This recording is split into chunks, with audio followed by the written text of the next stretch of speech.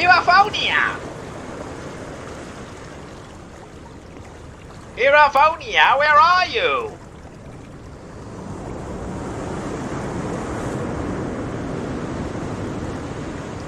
Chapter 3, People Long Forgotten.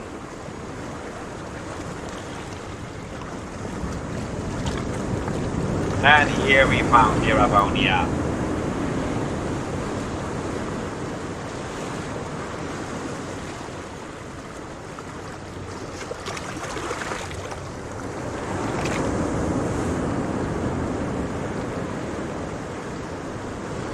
Of course, up until now, Iraphonia has behaved like a kind of a bully. But she was barely playing in order to get something else out. And here we see Iraphonia's true face. She was merely trying to bait Silagandra's true self out. Only that didn't work so well.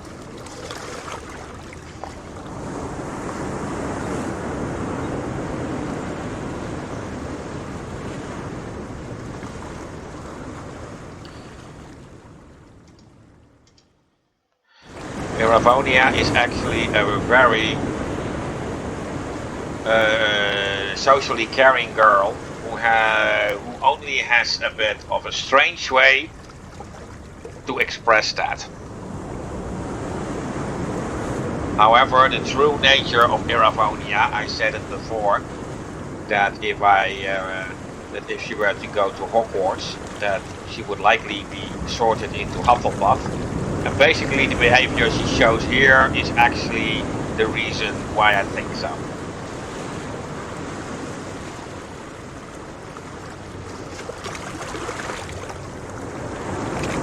I almost killed you, and yet I'm still alive, and that's all what matters now. She really doesn't care, does she? Well, basically she does. However, she knows that it was all an accident, and that is basically why she's not angry. There are only a few ways to really piss Iraphonia off. Touching children is one of them. Or being otherwise a threat to them. The other one is not really discussed in this game. But Iraphonia can also lose it when you use the really dangerous kinds of magic. But that is for good reasons.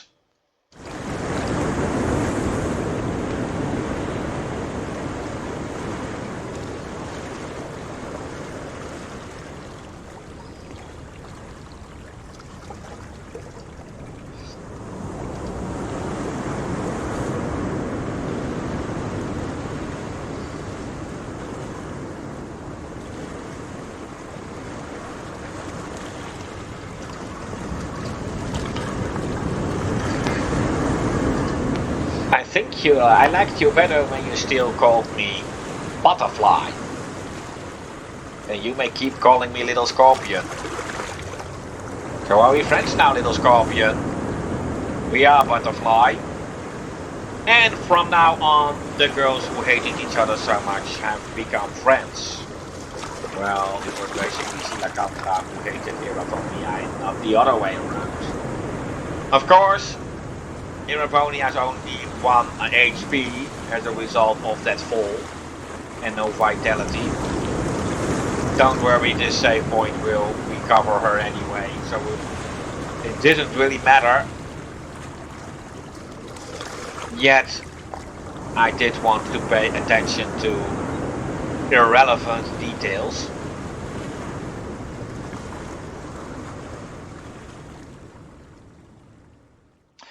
Of course, with only these 2 girls in your group, things can become a little bit harder, and that is where the Traveler's Emblem was hidden for this one. Well, the first task is to get out of here.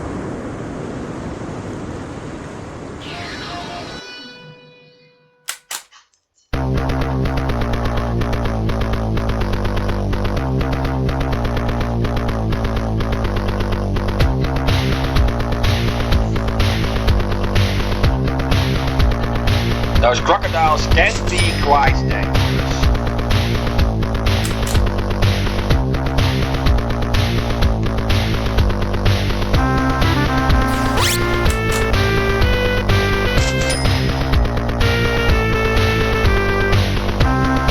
Yeah, I was already fearing something like that would happen.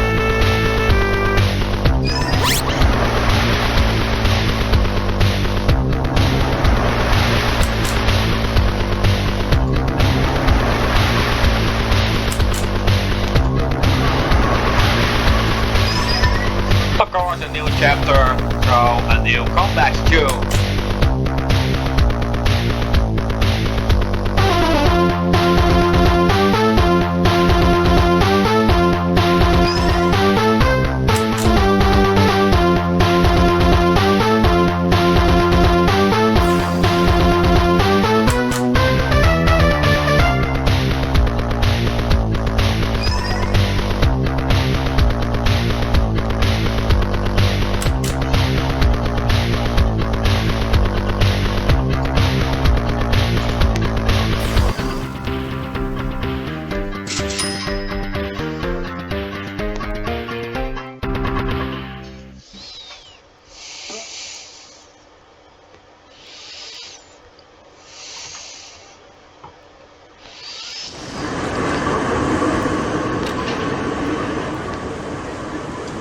Now those eels can be handy against those crocs.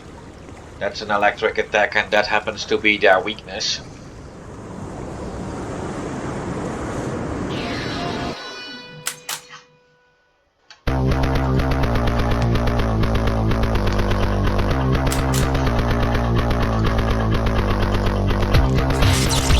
See?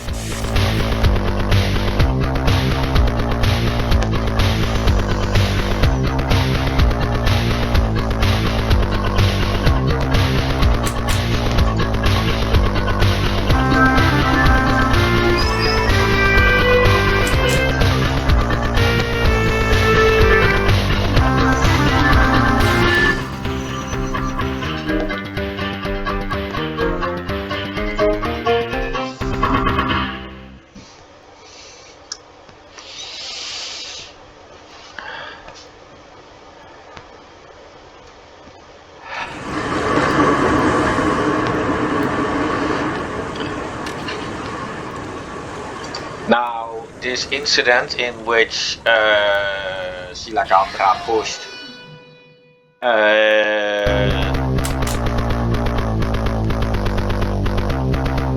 Iravonia off the cliff was actually put in for a few reasons. First of all, we were already speaking in Harry Potter terms.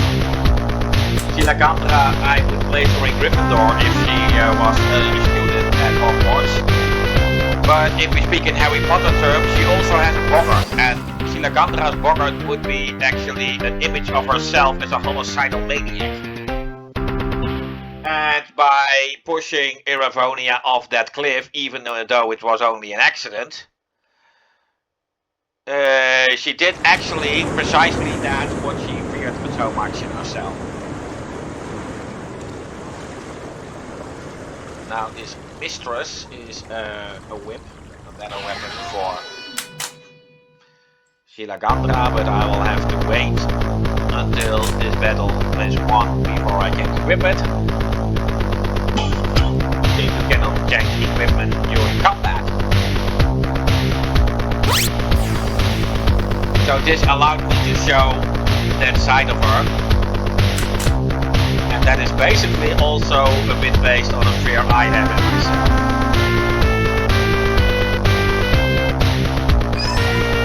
I'm pretty traumatized myself, and that has given me some habits that I'm not exactly proud of. The other reason that I made this all happen was, of course, the nature of Silagandra was as such that she would never fit in the group. always trying to get away, and I actually needed an event that would actually bind her to the group.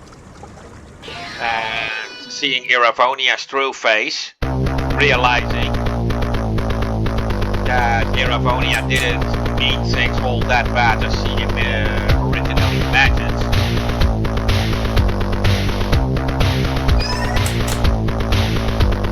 And therefore having someone she begins to trust,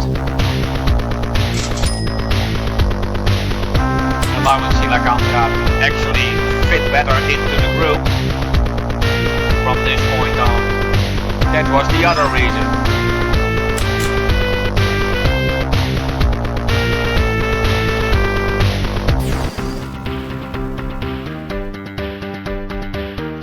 Sometimes it takes a bit of a tragedy to realize which people actually care about you.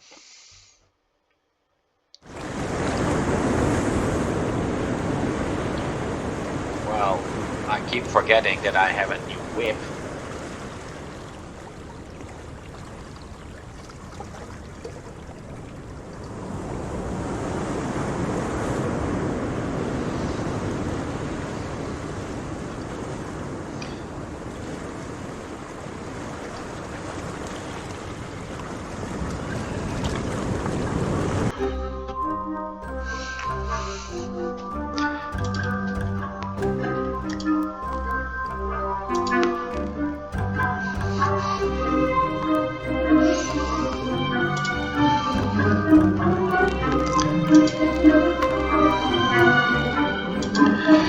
Of course, as these two girls are the only two characters available at this present time, it basically makes them also a bit dependent on each other.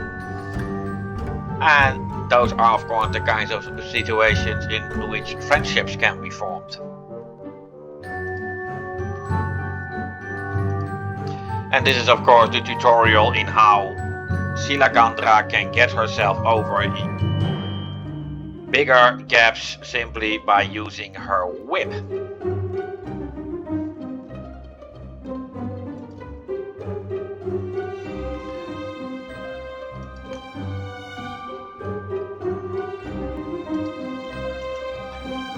Now I must also warn you, this will be the chapter in which not everything is going to be released or revealed.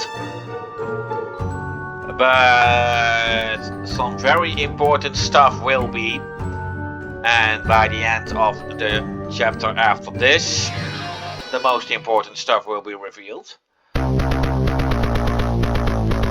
So it is of course the question now, if you want to know stuff or if you actually don't. Because if you actually don't, then, well, it's not yet that the important stuff is gonna pop up, but halfway this particular chapter, yes.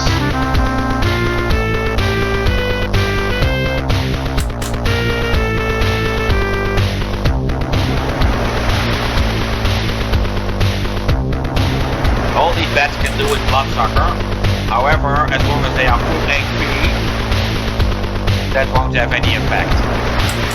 It's basically a life draining move, but they can never drain more than the actual need.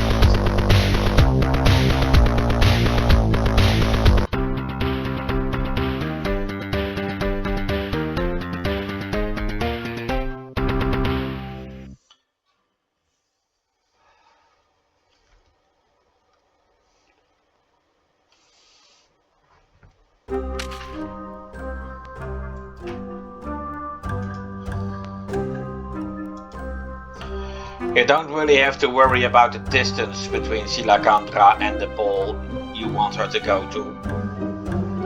As long as it's in a straight line, not blocked by any obstacles, she can get there.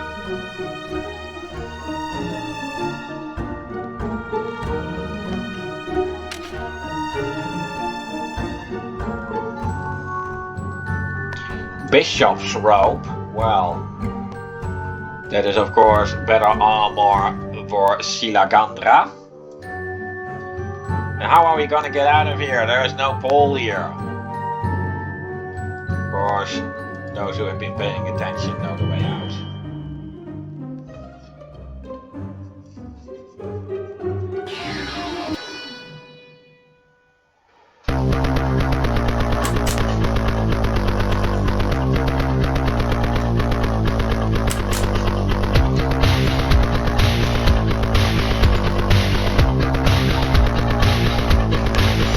Well, I said it before, this is actually the point where the story will actually get more and more interesting. And now some more mysteries are going to be shown, and a tiny few revelations and more hints about what will come later. Of course, the end of the last chapter, which Rondomo appeared. He was very extremely vague, and I made him to be. But of course he did already refer to things that were going to be revealed later.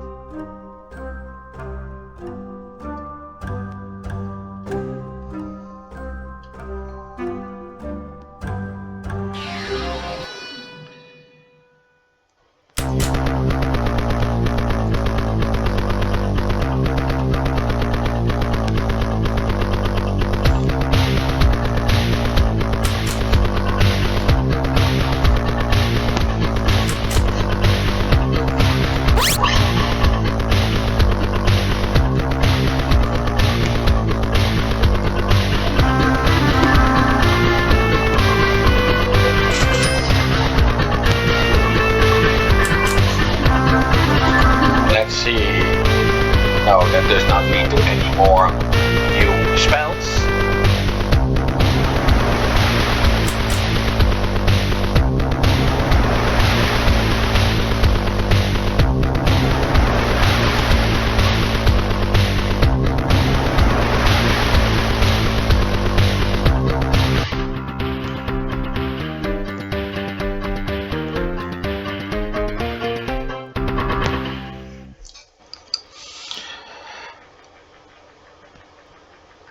Now, of course, the group has all been split up. Rebecca ran away in order to get help. And Brandor and Eric were taken by Rondomo. Of course, they are not dead. Rondomo was very clear about it, that he was ordered to bring Eric at least alive. But he didn't kill Brandor either.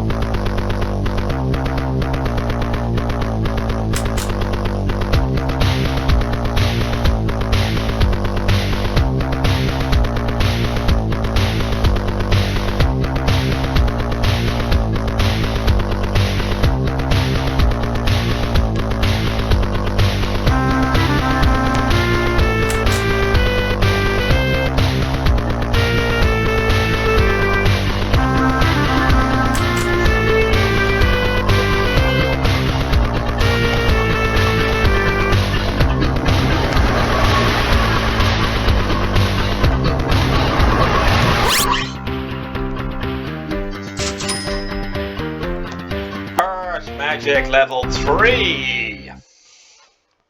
How nice!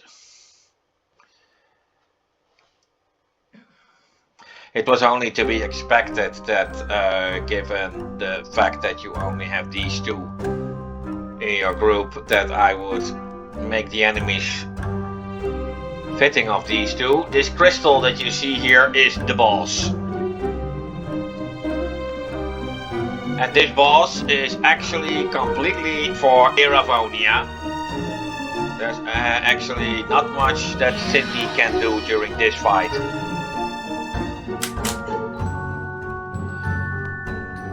And this is really a type of boss that I turned into something special.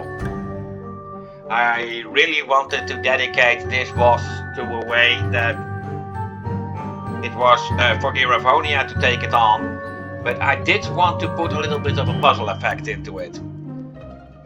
there's no point to charge it right away. You will have to make its first move.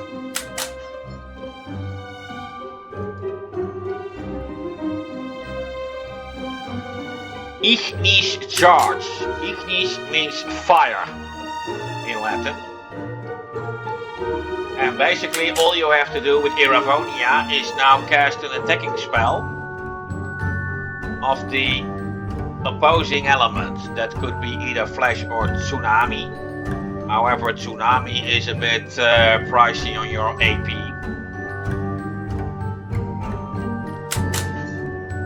That is therefore its weakness, and it lost its fire charge. So as a result, it has to charge again. You can already see it. It is once again going for Ignis.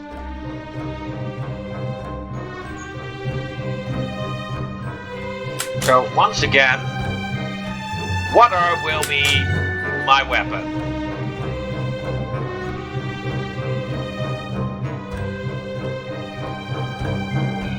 Aqua charge. Now fire is the opposing element.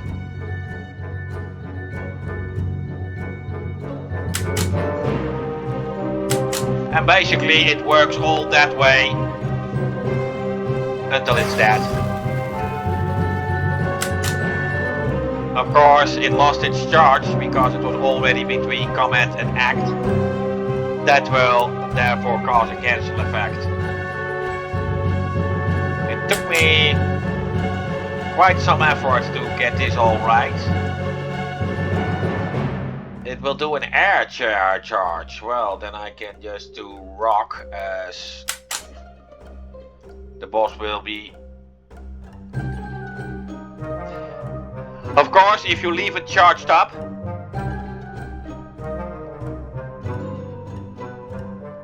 then it will perform a quite heavy spell of that element. So you don't want that to happen.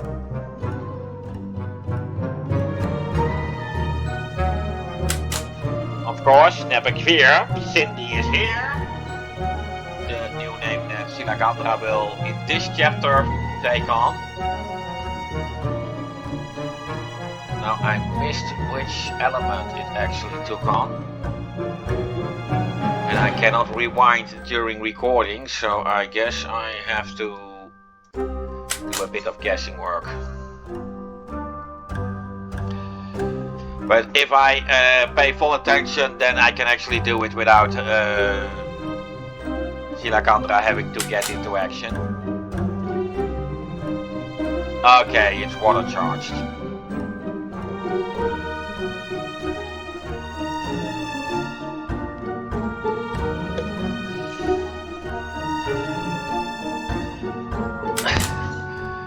However, since it has performed its move now, it will basically be uncharged now.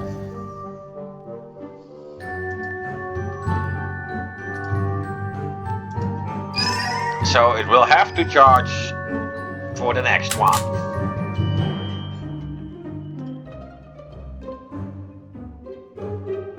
Ignis.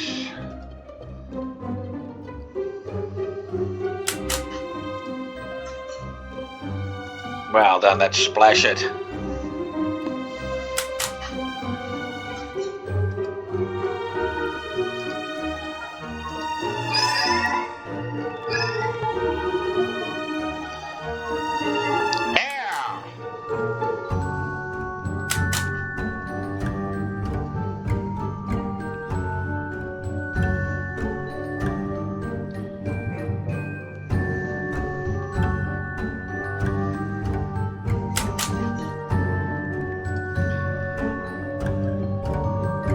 Aqua.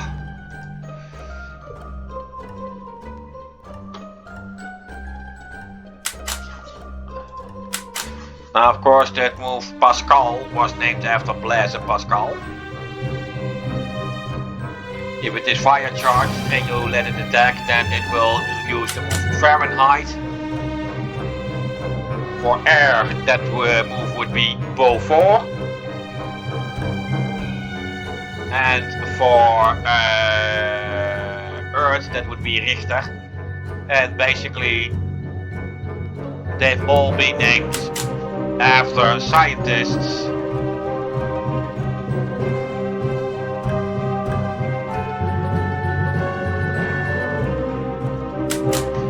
In a specific field.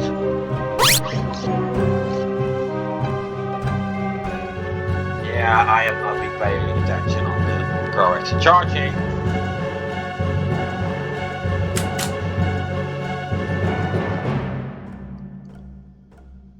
No matter.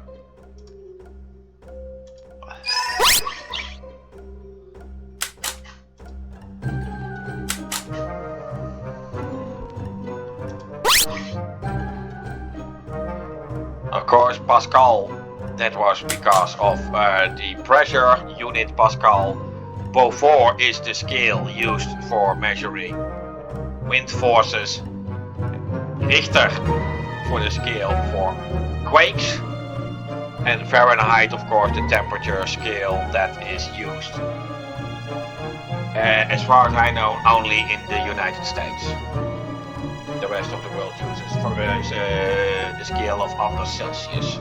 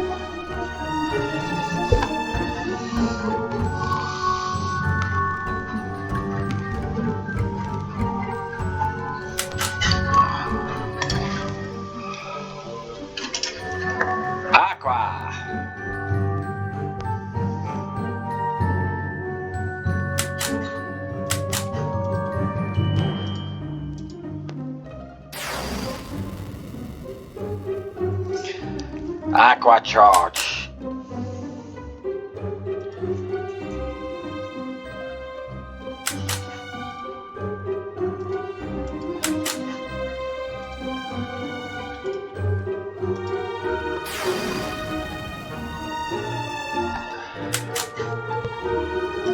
Basically, this is one of the easiest bosses in the game as long as you know the mechanic.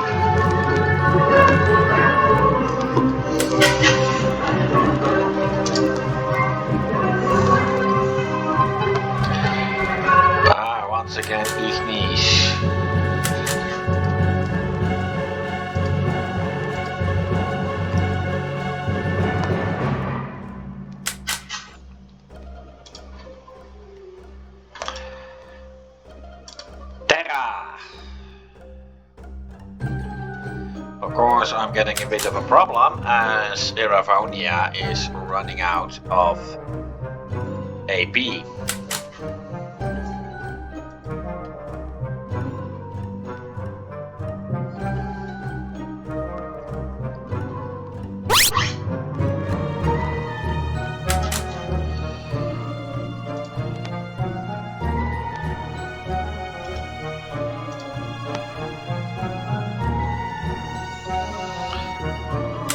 So I'm afraid I really will have to make this attack come through.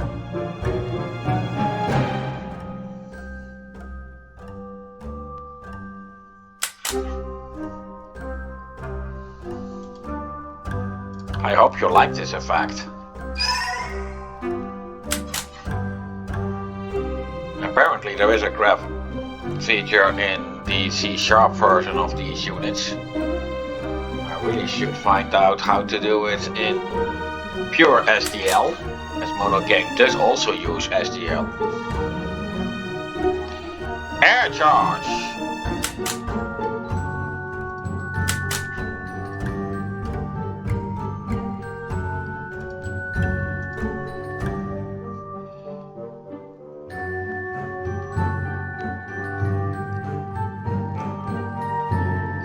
And well, that settles this one.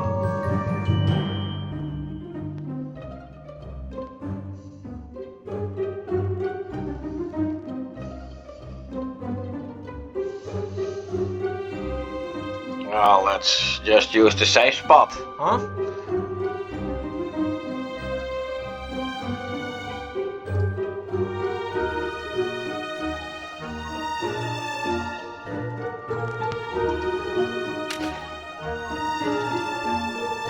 Crystal clear is of course the achievement for the boss, and that is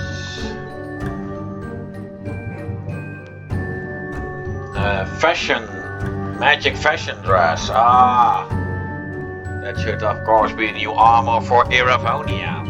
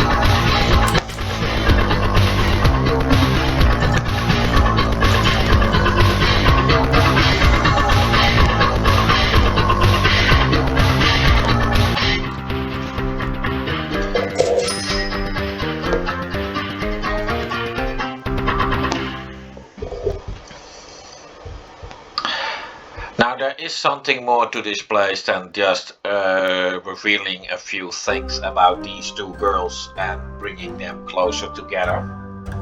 And as soon as I made it through this cave, you will see. Now I did do a little pestering thing here, but I will mention that again once this battle is over. Not that it's gonna be hard, and these are easy enemies that I put in to compensate for the fact that you only have the two girls at your disposal now.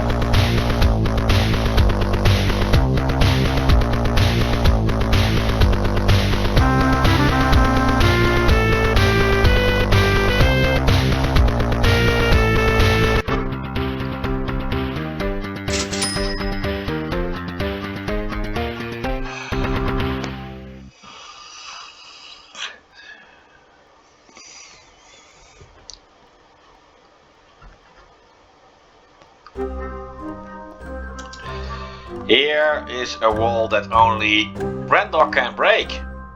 Unfortunately, he is not available at the present time. Of course, it was all obvious that you would have to free him. And then you will have to come back if you want what is behind that wall.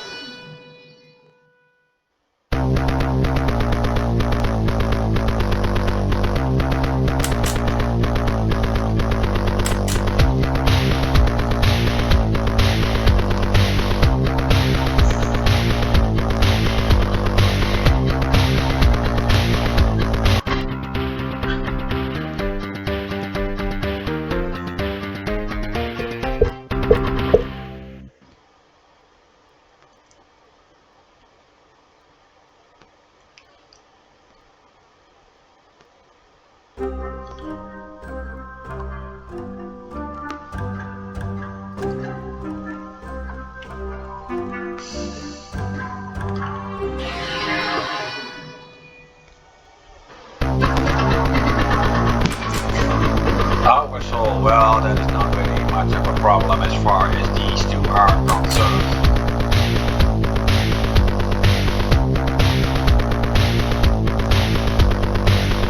Of course, as Oversoul is also a kind of a punishment for overgrinding,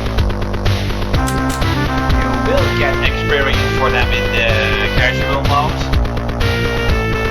but defeating Oversoul enemies in the hard mode will get you 0 experience as part of the punishment.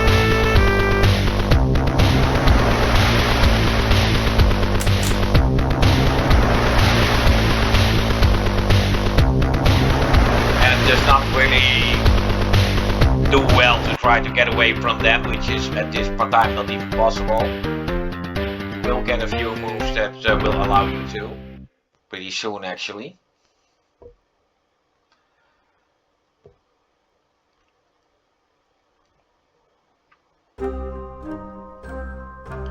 Because they will keep turning Oversoul until you defeat one in Oversoul mode.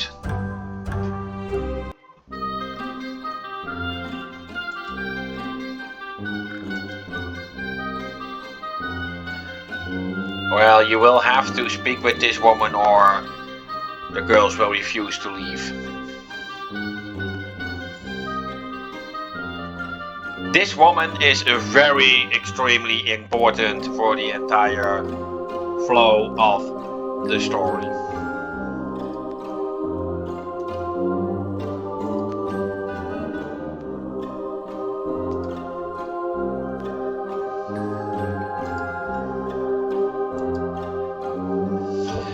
Yes, this woman is blind.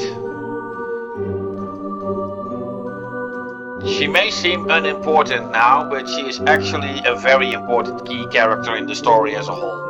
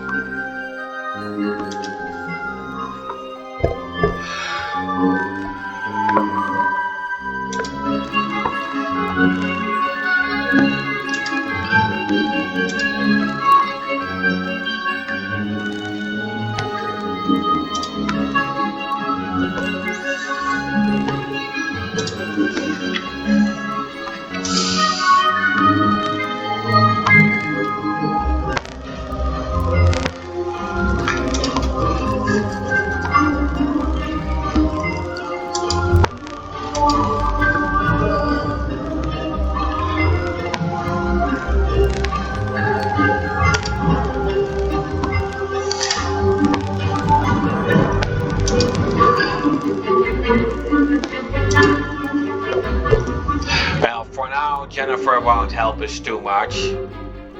We just had to speak with her. It shall be revealed later why she is so important.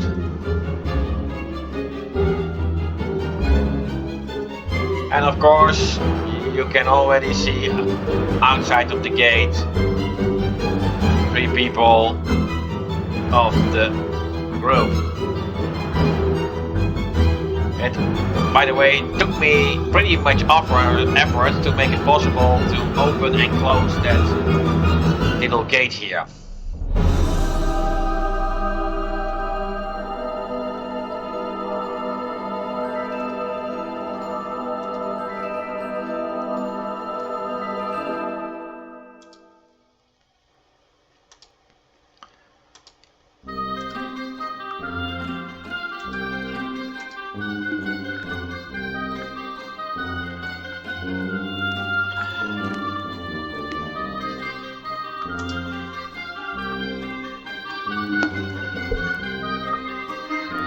Well, Asquakunda prison, that will be the next target then.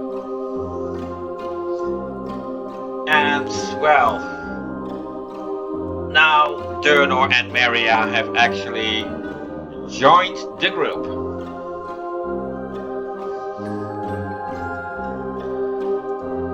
Durnor would actually be what Final Fantasy fans would call the Blue Mage. He can use his charm ability in order to try to charm animal or plant-based enemies in order to learn their abilities. And like this one, yeah, I do need nature level 30 and then to charm a croc. In order charm either a tiger, a cheetah or a polar bear. If I have any of these charmed, then I will gain this ability.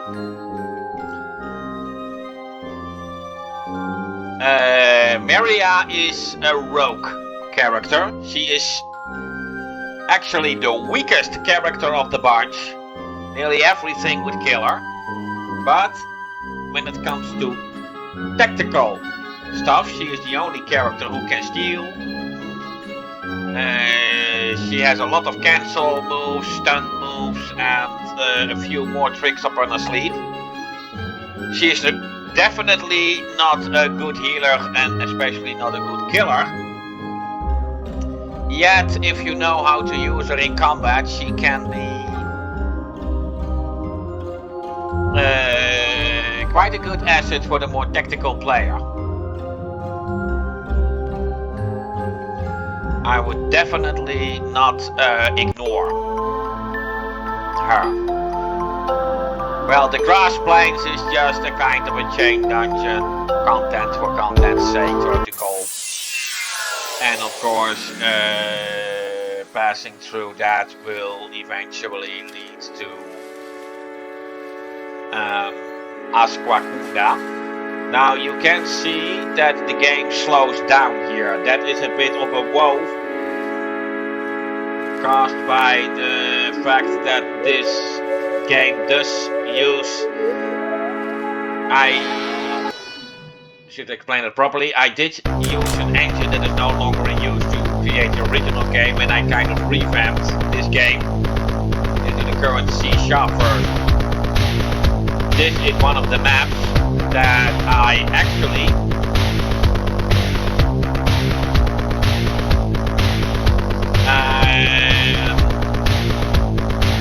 just copied from the original game. However, it was not a very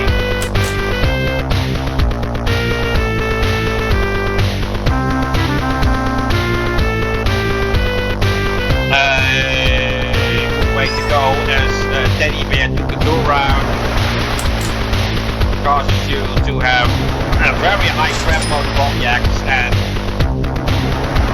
that was a bit too much for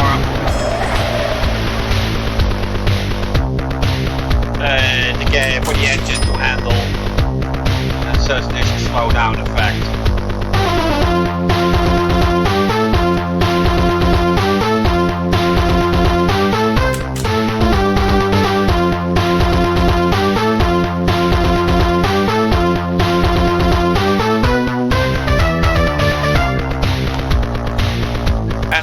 this is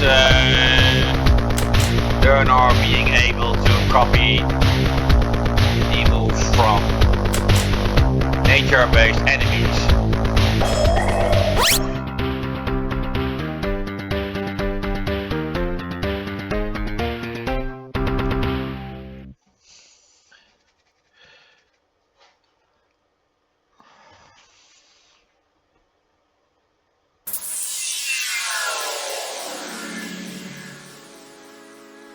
Now this is a pretty short dungeon, yet it does contain a traveler's emblem.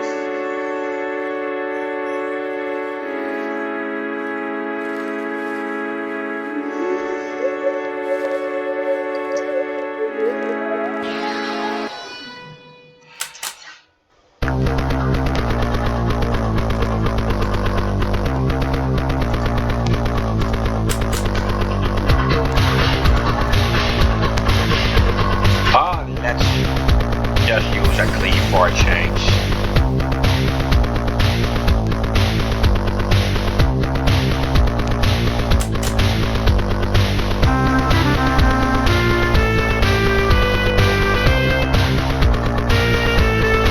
Ah, I see.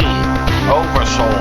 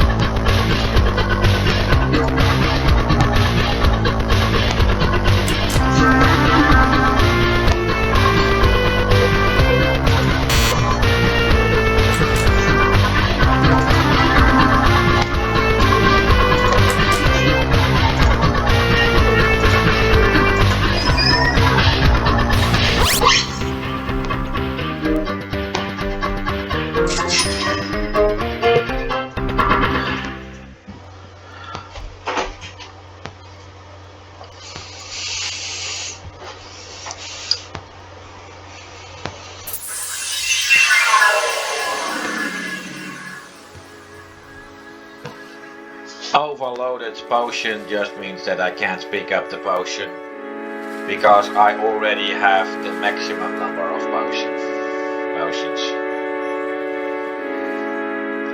And I told it at the start of the first video, how many of each item you may take is dependent on the chosen difficulty setting.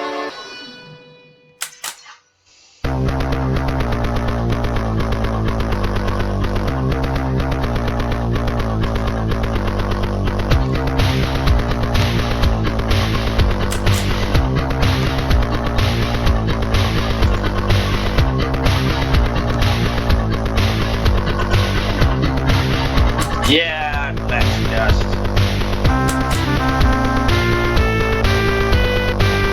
put everything underwater.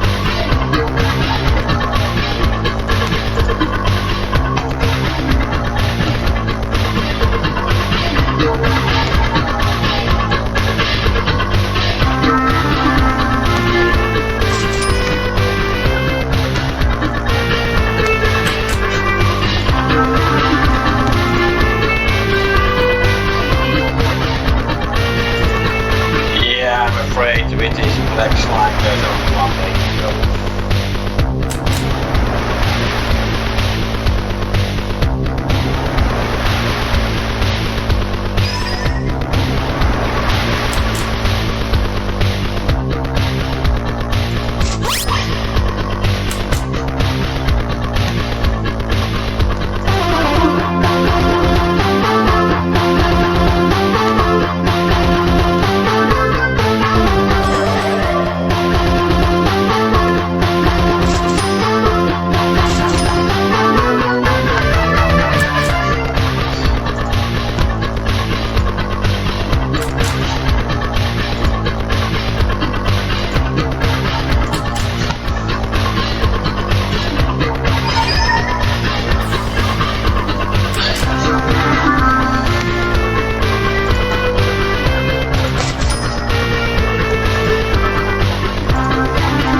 Yeah, I can do that.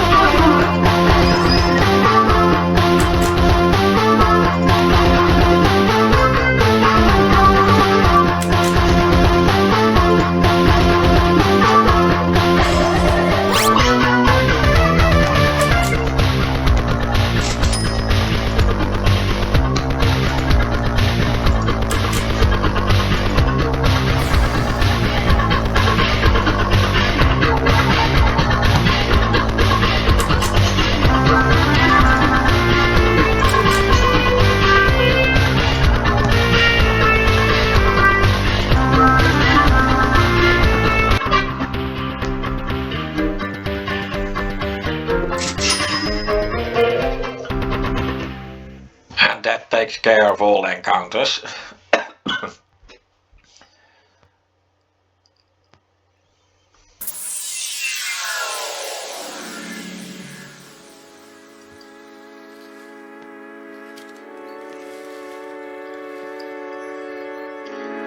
But I've already reached the end of the plains.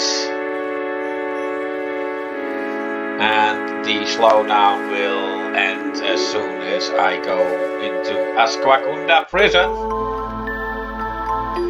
which will be the next dungeon, and that is of course where Eric and Brandor are being held.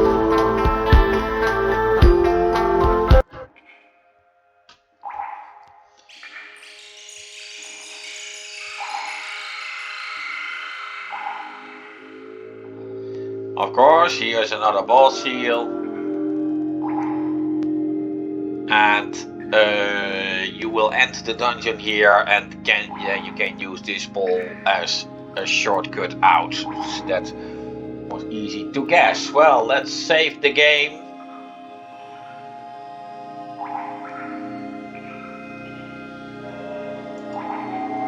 And let's get ready to rumble.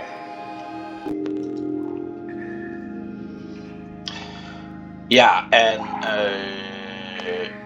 any players who said that the secret passages were unfindable will now have found out why, as this is the non-combat ability for Maria. So, if you really want to find all secrets, then perhaps it is an idea to put Maria in the lead and visit all the places you've been before in order to find their secret passages. Good luck on that one.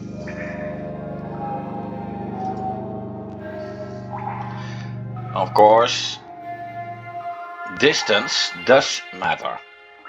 The further away the secret passage is, the less likely Maria will find it, and the shorter it's marked.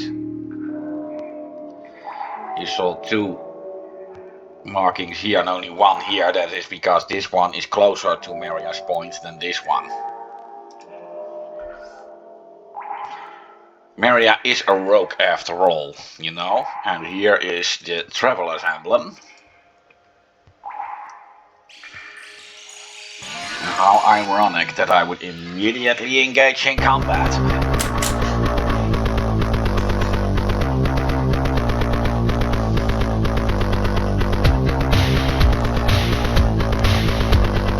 It's most of all these kind of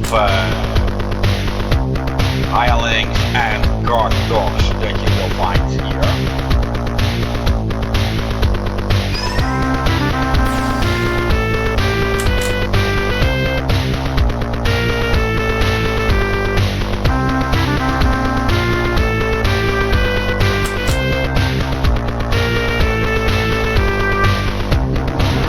Let's charm one of them.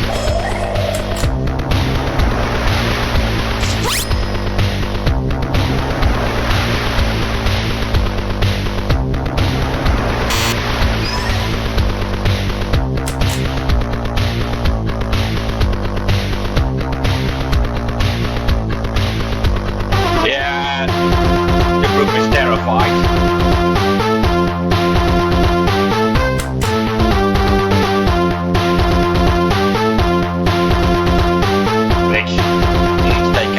Any physical attacks.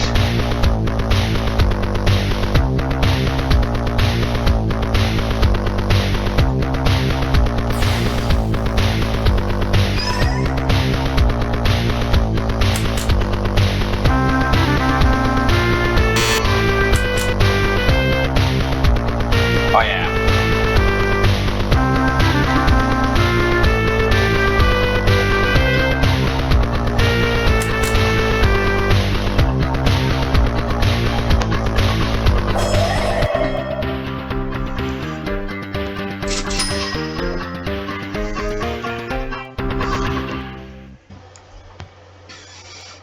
Now, the basis of Asquakunda prison is more or less the same as in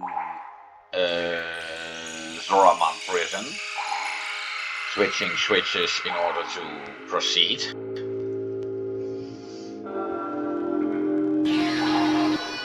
However, I did do a few things in some ways different, I guess.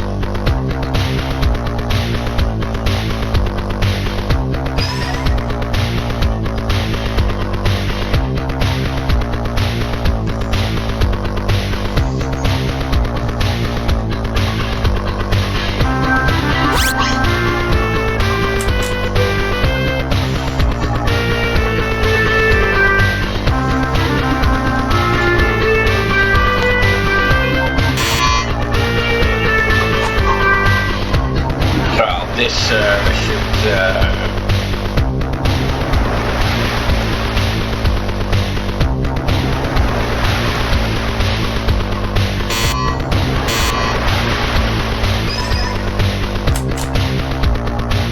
Do a few things.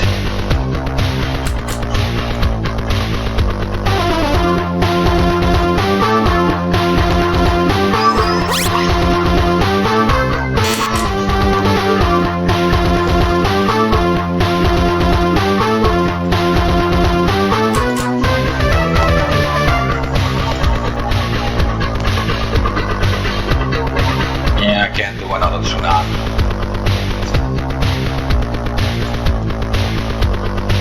Yeah, these are not your regular ninjas, these are assassins. We bit stronger.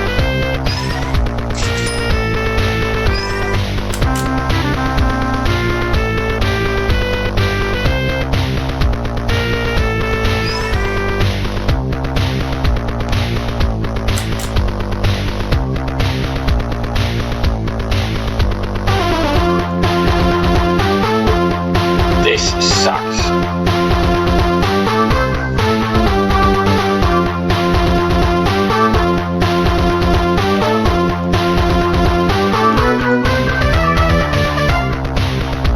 I think I should still try it though.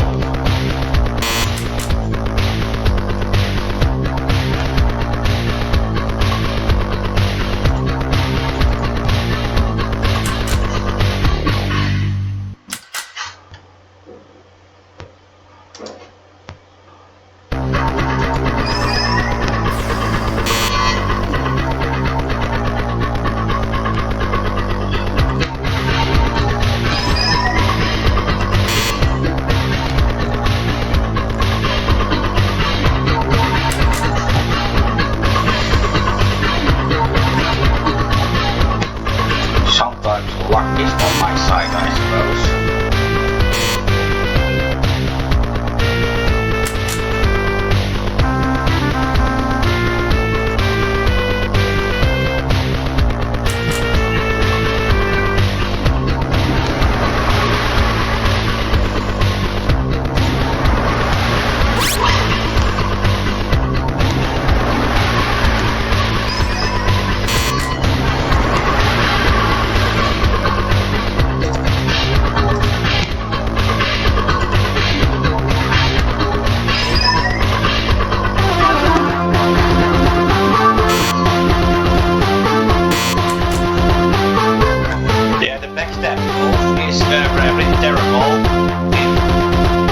The progress of the time gauge to a negative number.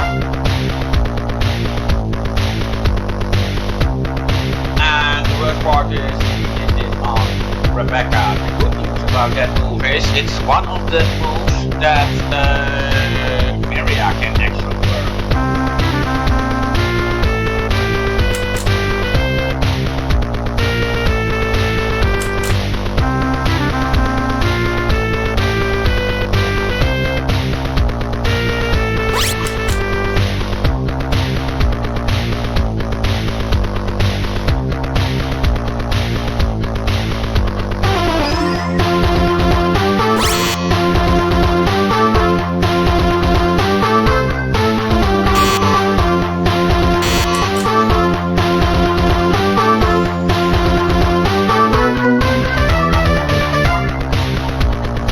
That assassin is getting on my nerves.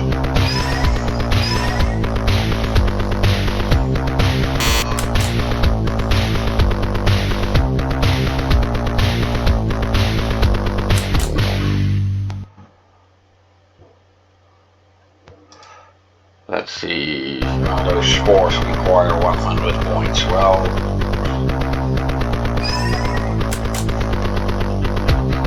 at last. Let's get rid of that assassin.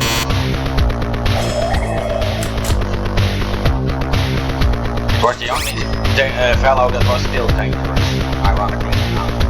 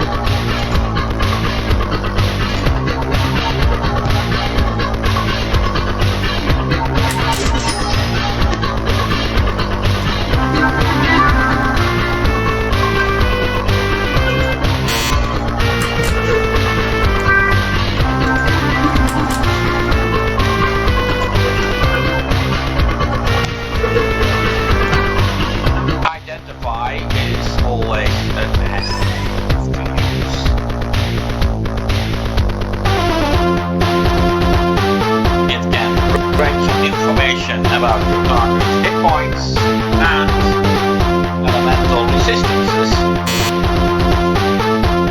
Can be very helpful information, especially with people like Iravonia picking you up.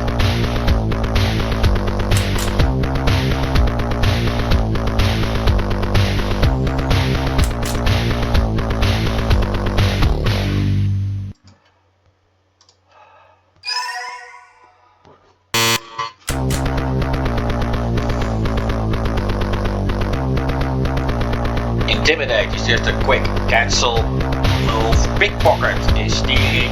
Smoke bomb will send all enemies away, and that is actually your escape feature. Now Maria is not the only one with like that.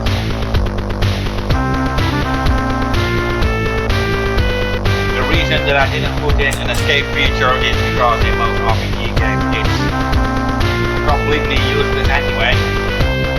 It never works when you need it most.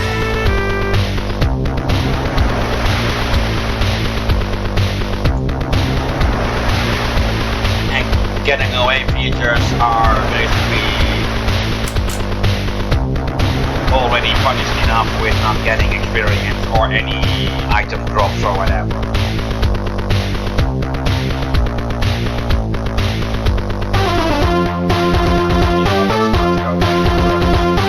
See if I can see something.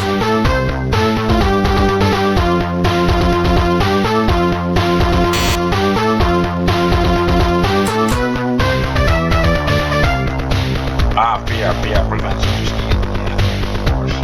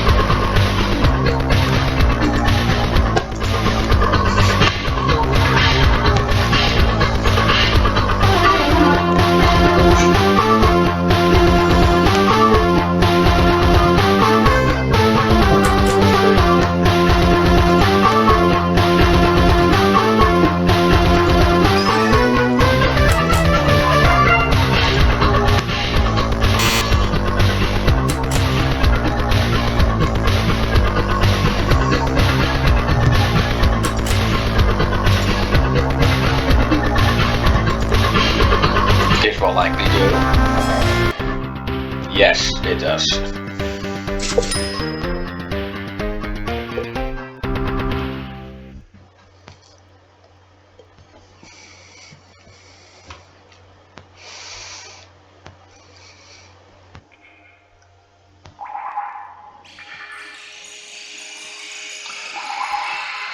Occasionally you see magic stones dropping. It's actually a feature that I never managed to balance out properly, which I really regret.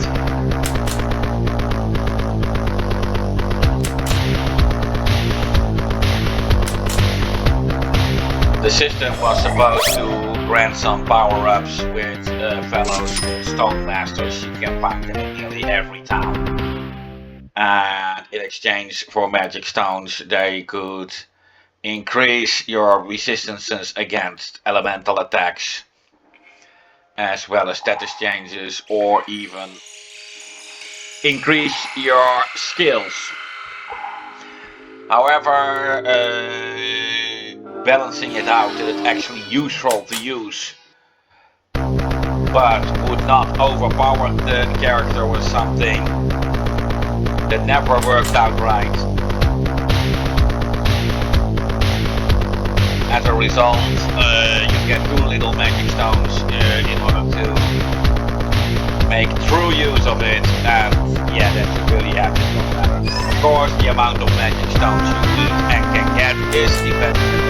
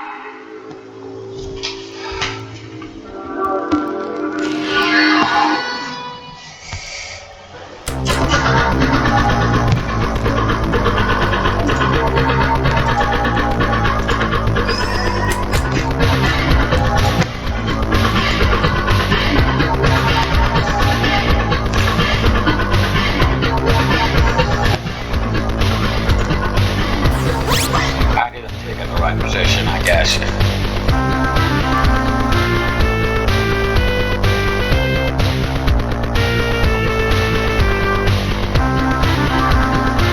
Well,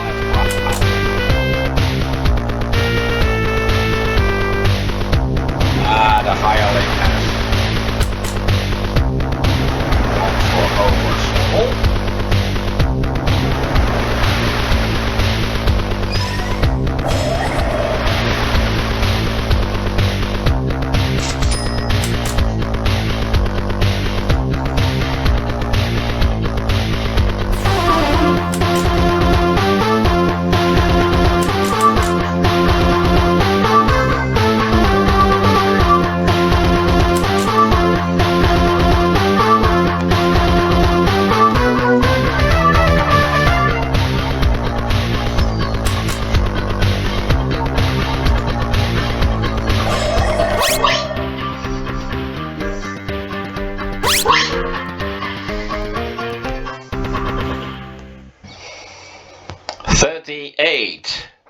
For Iravonia.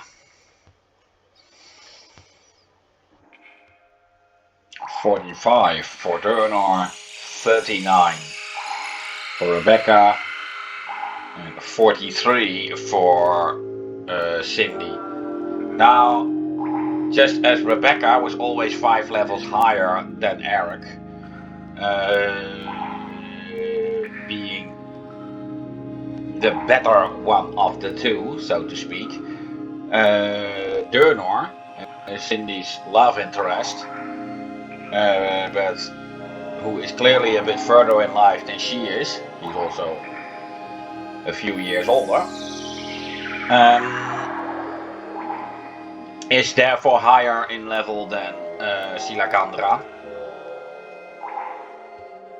We are almost at the point, well, almost. It will happen in this chapter that she changes her name to Cindy, as I always get confused by that decision of hers. But of course, that's all part of the story and even the entire Fantasal lore.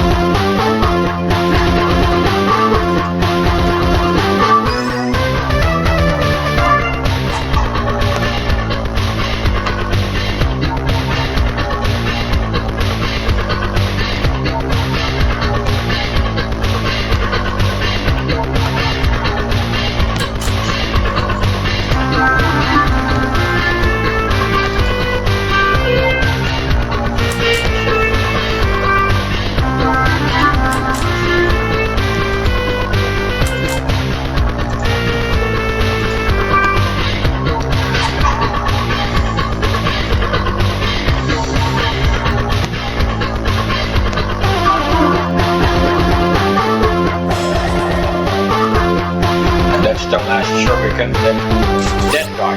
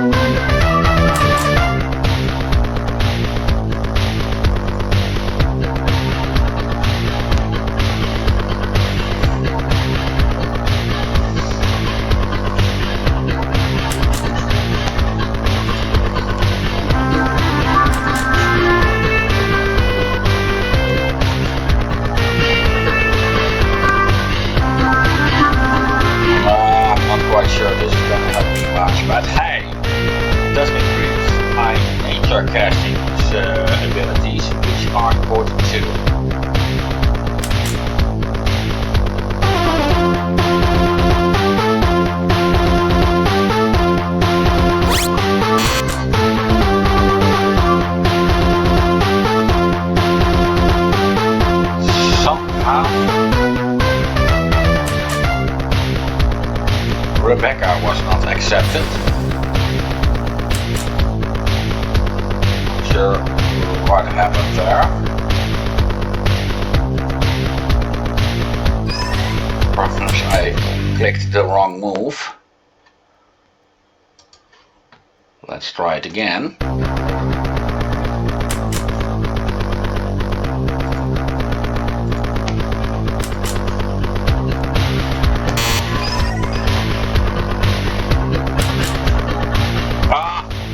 Status, of course. I prefer the big swap trick is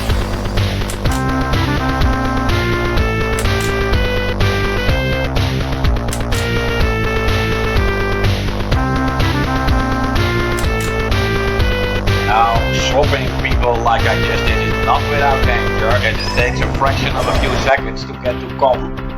And that can just be enough for the enemy to do something really terrible. And you easily overlook that. So it's not that this alone makes the game too easy. And where is the switch? And of course you see that here is a point of no return. Let's get into the deep of that one later.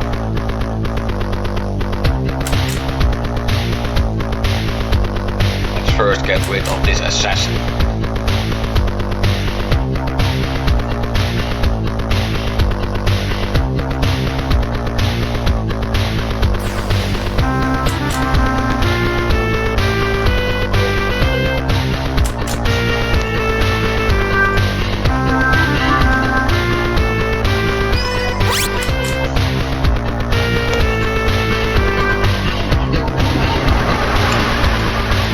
Nothing I can do against that backstab, but it misses anyway.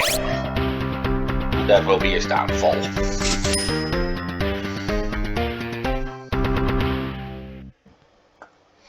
Playing RPGs is a bit of gambling. It's always the roll of a dice. Of a die. Of the dice, yeah. Strange words in English. Of course.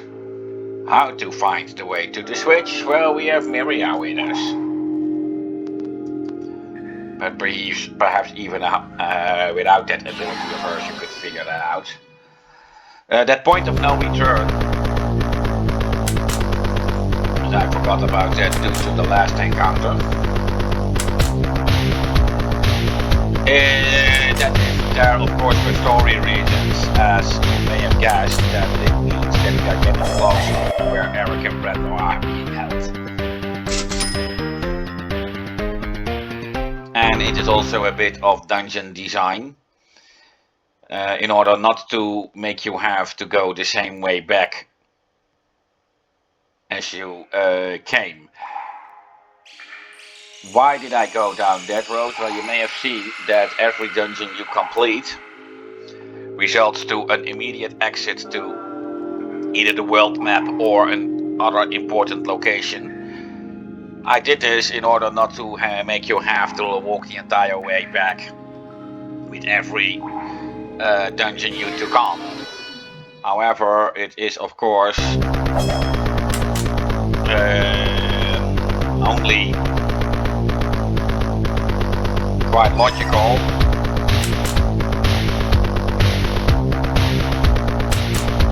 that this was not entirely possible in this particular dungeon due to having a little surprise at the exit once you managed to get rid of Eric's and Brender's confinement.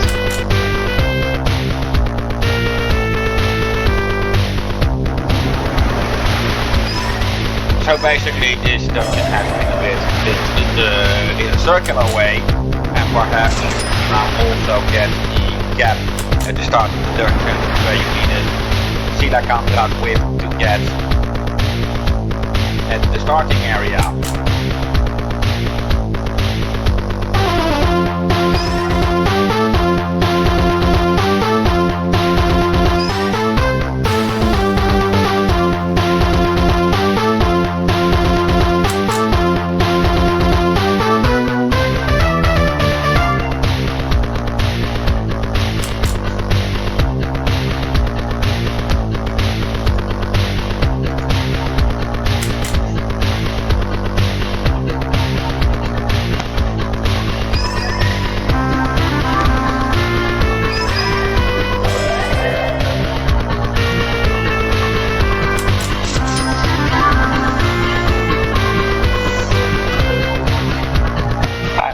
this happens.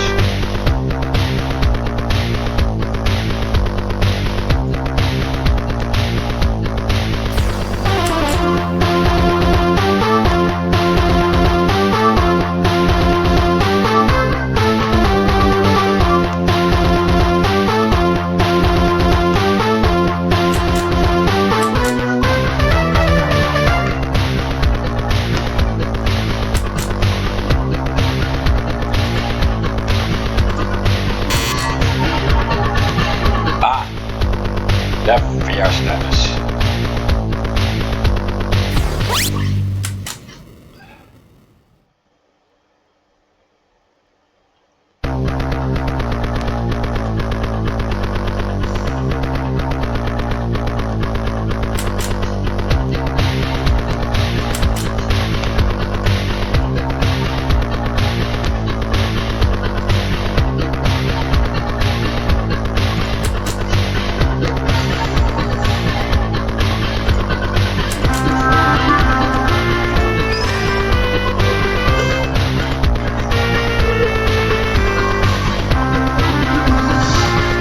Yeah, well, I guess this information about the hireling was not that surprising.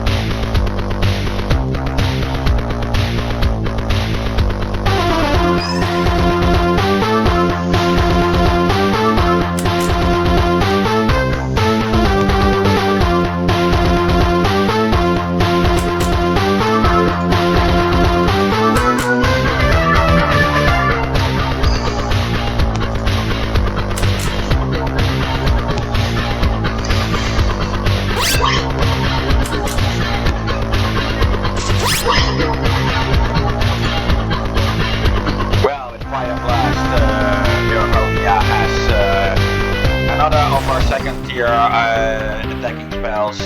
We already had Tsunami, now we have Fire Blast. It is of course only obvious that she has similar spells in the wind and earth elements. You just need to unlock them.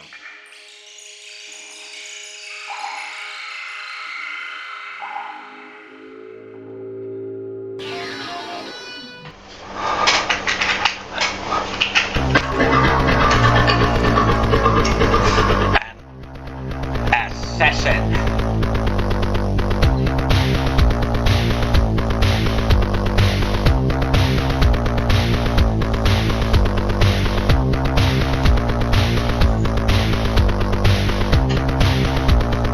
Which will be the last encounter for this particular room.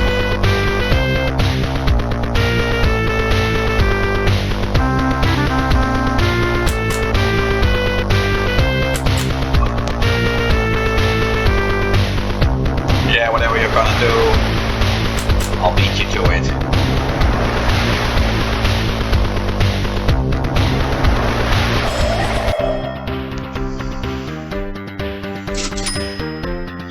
Like I said, Maria is the more tactical character. So I really hope you guys find a good use for her, because she was one of the hardest characters for me to set up due to her tactical nature. Let's see, are there any secret passages here?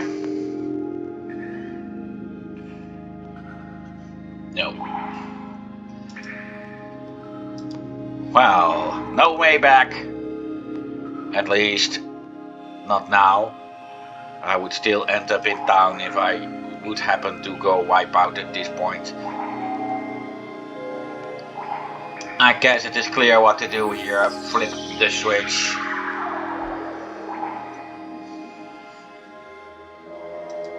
And inside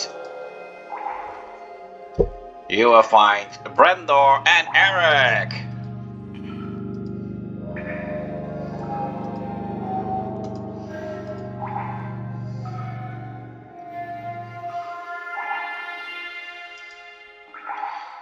Well, you see a blue safe spot here. Before you think, let's not hit it because I would respawn here when I die. Well, that will happen anyway, due to scenario reasons. So,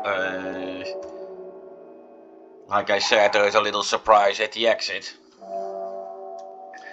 So for that, let's use a different slot. I mean, this stuff has been thought through before I started on it.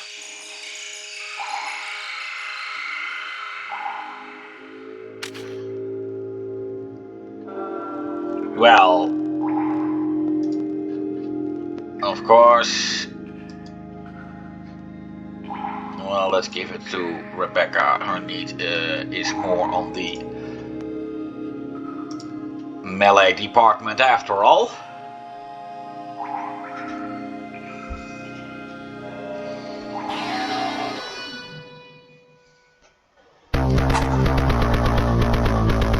And of course, Eric and Brandor are now available.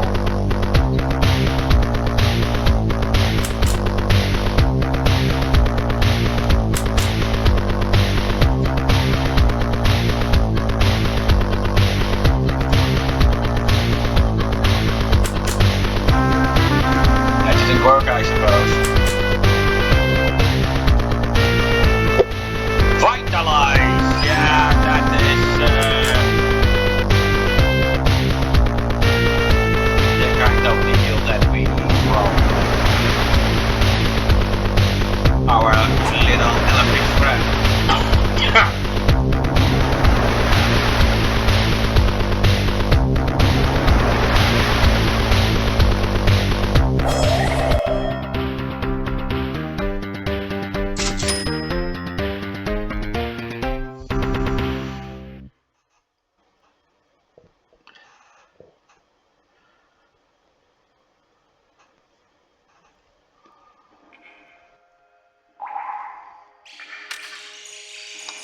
And another Knight's Sword. Well, let's give that one to Eric then.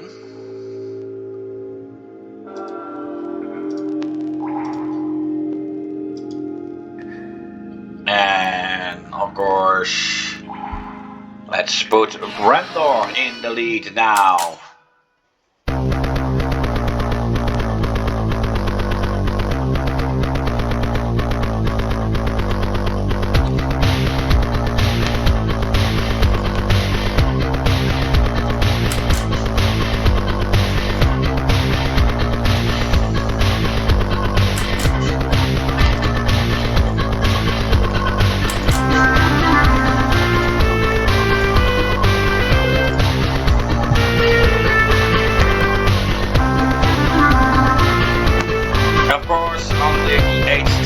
Is now missing.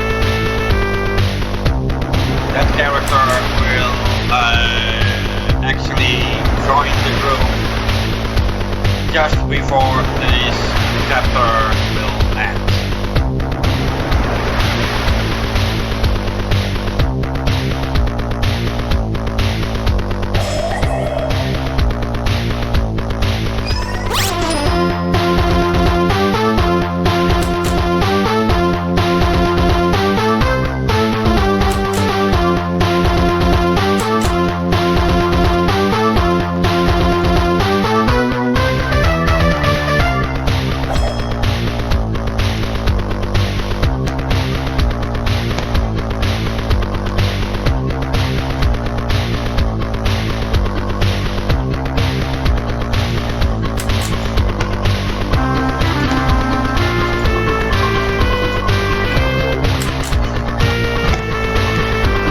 Yeah, she will never make it in time.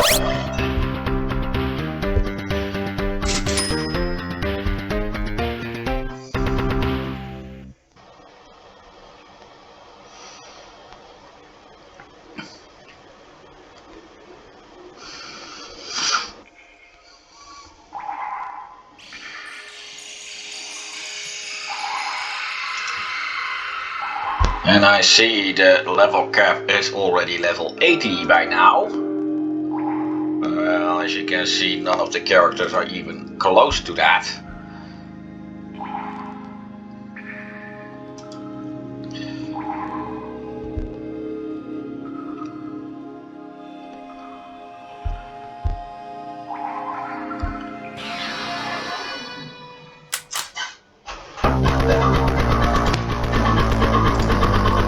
Well, let's get rid of that dog first.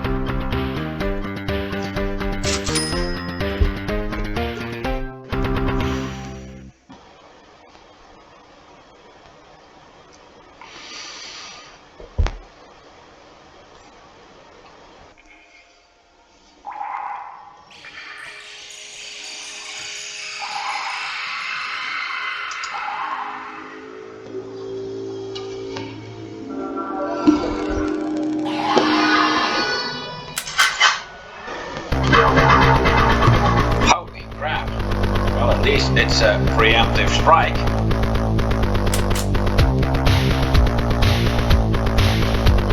Still, this is not really something that I like to see.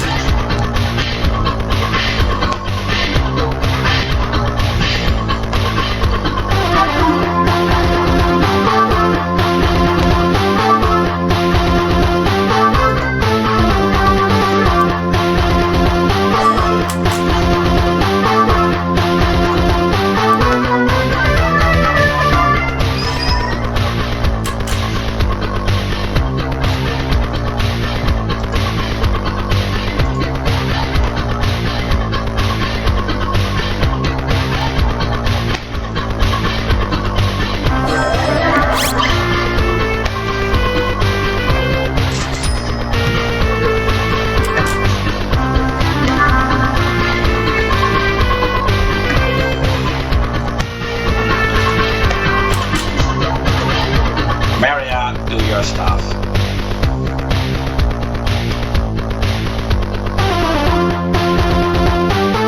Always a very nice thing to do in emergency situations. Please remember, they don't give me any experience. It does count as a one encounter when it comes to the encounter gauge. Of course, this move does not work on enemies. I think that one was obvious.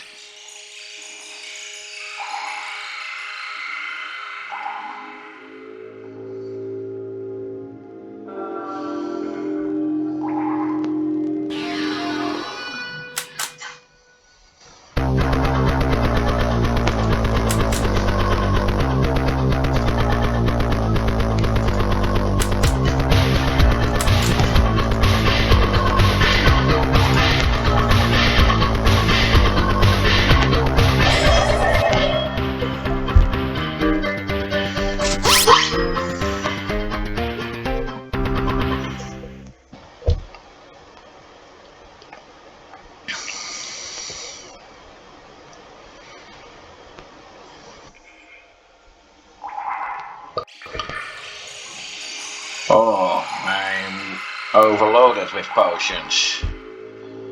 Well, at least I have some healing with me when Silacandra isn't available, I guess.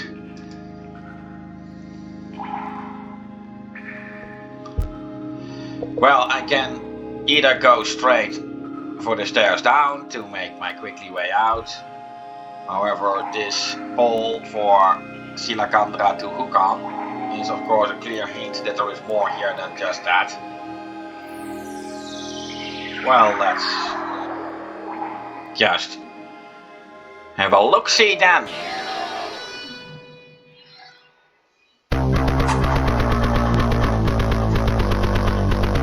I hate using smoke bomb, but I do fear it's the only realistic option at this point. Unless, of course, Miria was the target of that shuriken.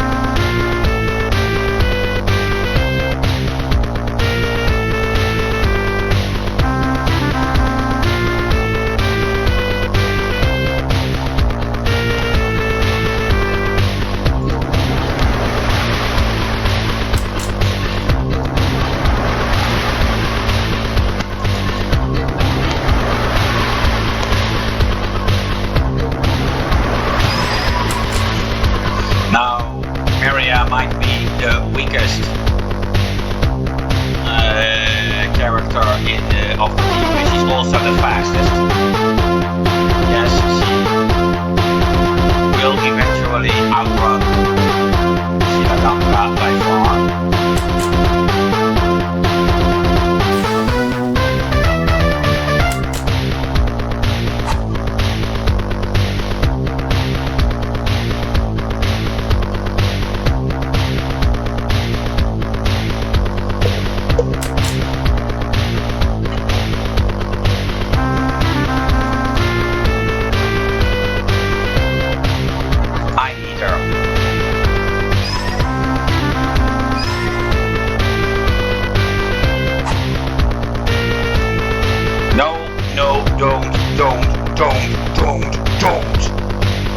Don't, Rebecca.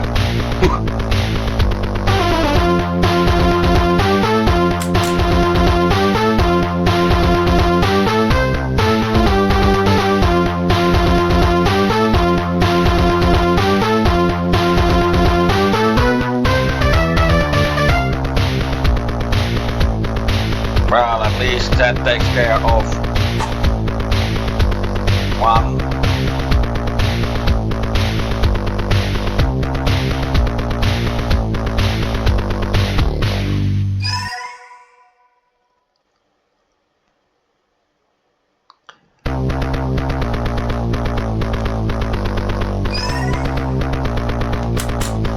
Well, that I can live with.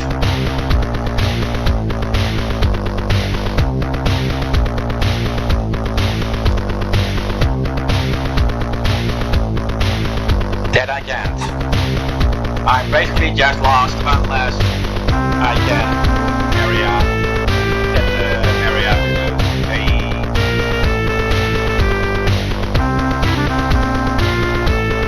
do a smoke bomb. But they are very clever not to let me. So the best thing I can do is just wipe this.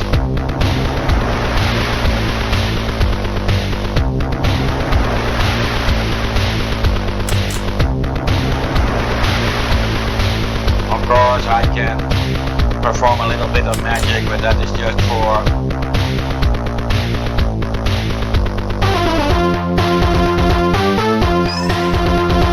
extra experience points, perhaps it's enough to even gain a level, but even that is not given to me anymore.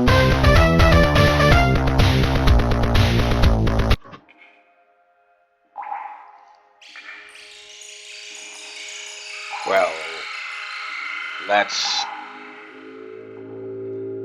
not lament over this one. However, since this was a wipeout, the encounter gauges have been reset over the whole dungeon.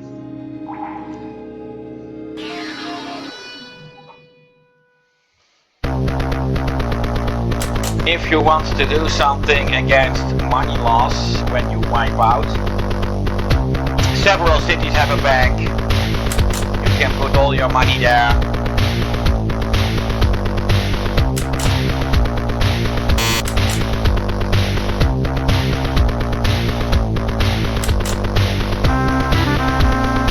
all the money that is on the bank won't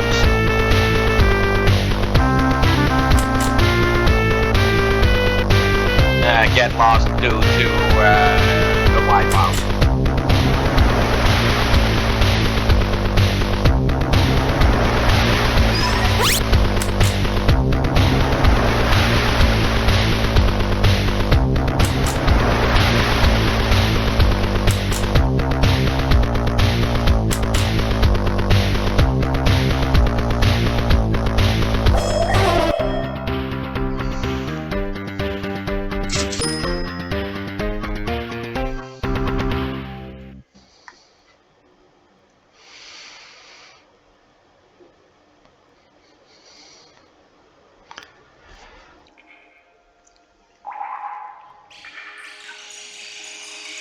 Of course, I don't have to go after the switch anymore.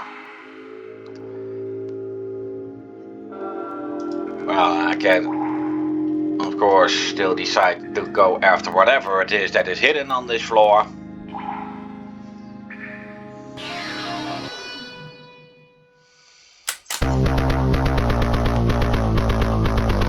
Well, I guess this is not really what I have to fear for.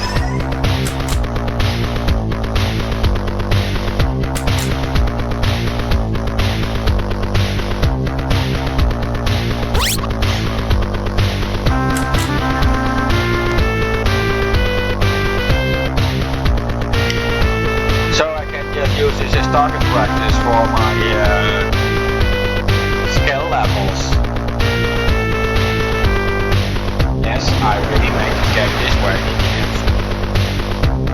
Certain choices about this matter. Can't stress it enough.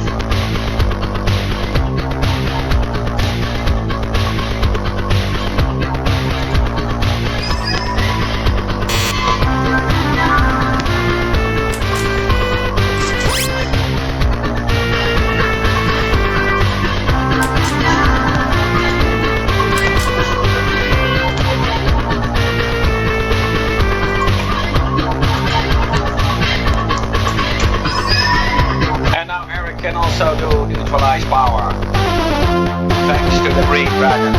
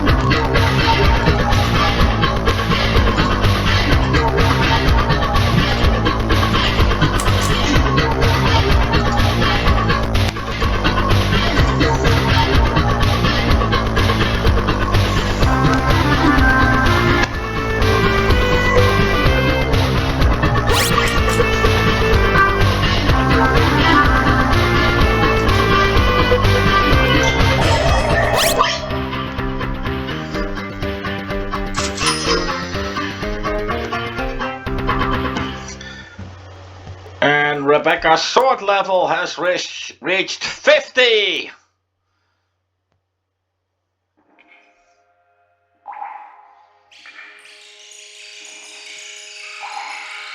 Well, I guess it was only obvious that there would be treasures here, huh?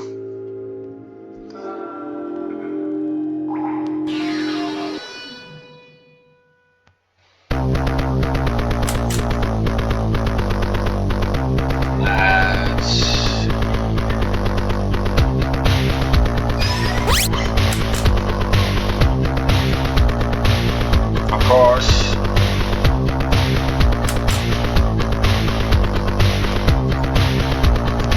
Only I did get an art level, but it was not enough to learn anything new. But you can always try if you don't want to check a repetitive list or to see what you need for.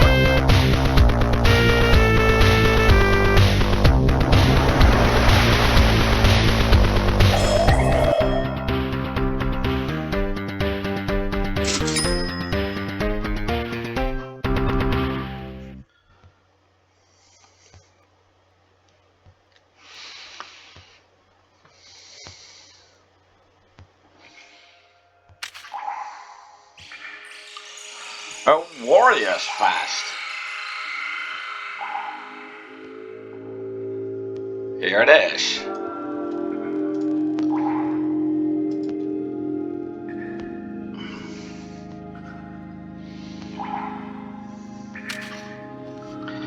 Another warrior's fast. And another warrior's fast.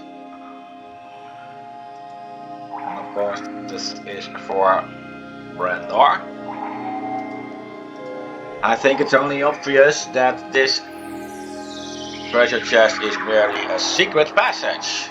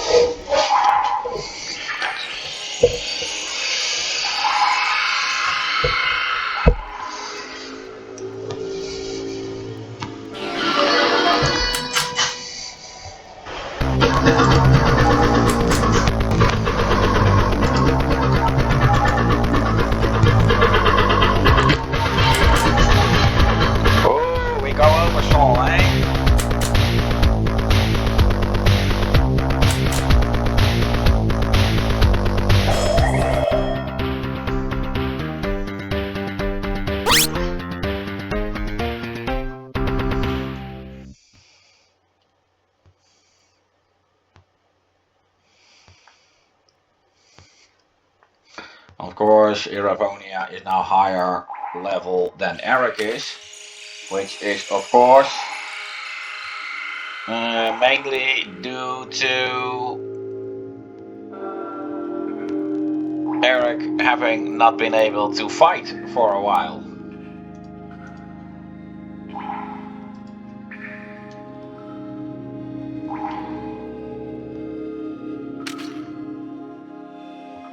And healing herb.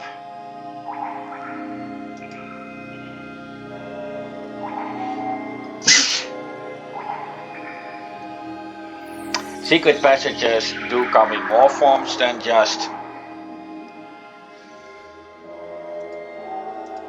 walls that you can walk through. In this case, it marks from where Cindy can take her way back. I'm sorry.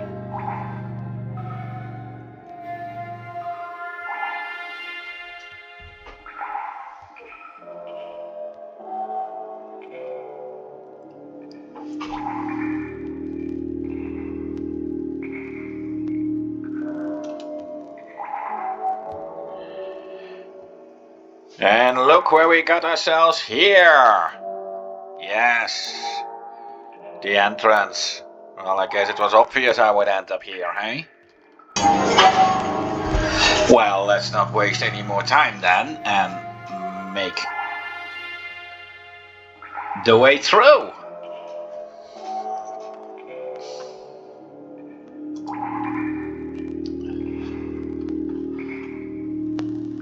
Well, let's have a new slot, since I am out of the confined zone now.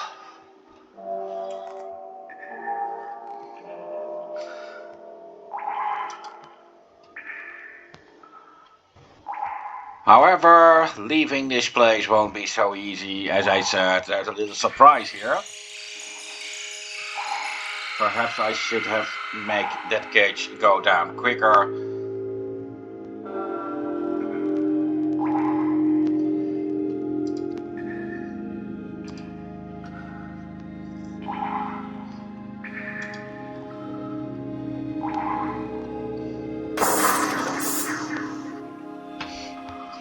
Meet Aldarus. His introduction always makes it clear when you have to deal with a warrior of the Order of Onyx, or a member. Aldarus Serenio. His name may only ring a bell if you actually read the novels of the Vantasar Chronicles. He is actually, among the Order of Onyx, one of the most interesting characters, as he has, well, how should I put that properly, the most interesting reasons to be a member of the Order of Onyx. Of course, this story will later on cut it short. However, the prequel novels will actually go into the deep in how he ended up as a member of the Order of Onyx.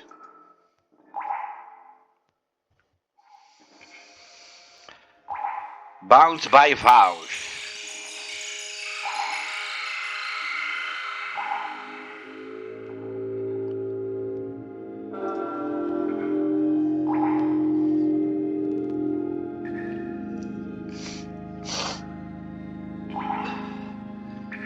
Both Rondamo and Jericho already suspected that you don't know your own secret. Yeah, well, this is of course a very important hint to a revelation that will come later.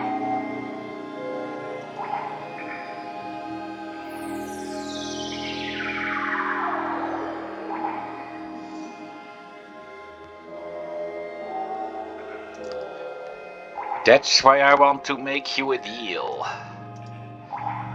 The way of the warrior is holy for a warrior like me. Sometimes even more holy than any vow. That's why I challenge you to a duel. If you win, I let you and your friends go, and I'll pretend I never met you. If you lose, however, you are all ours, and then you agree to serve us the way we want, and that your friends will not interfere no matter how much they love you. And if I refuse, I hate doing this as I think it's the act of a coward and I hate cowards. But then I'll have to open the hatch under your friends' feet and they will fall into a pit filled with first-class acid. Well, Come on, Eric. I know you can do it. It was never your ability with the blade that made you fail. It was your lack of confidence. Be confident, and you can beat him. This man is a true warrior. I know he can. He'll set up a fair fight. Yeah, this is a boring man with dignity. Well, that's your advantage, actually. Give him the pounding of a lifetime. Yeah, turn that guy into first-class mince. Very good then, Eric. En garde! May the masked man win. Of course, this boss fight is a solo fight.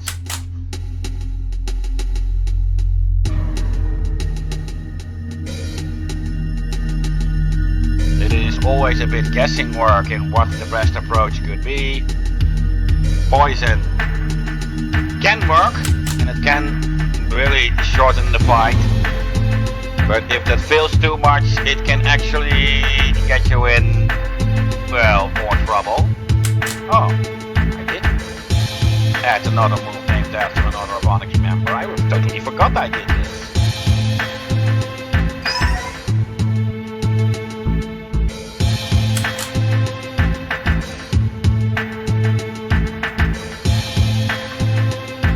Hey, he's poisoned.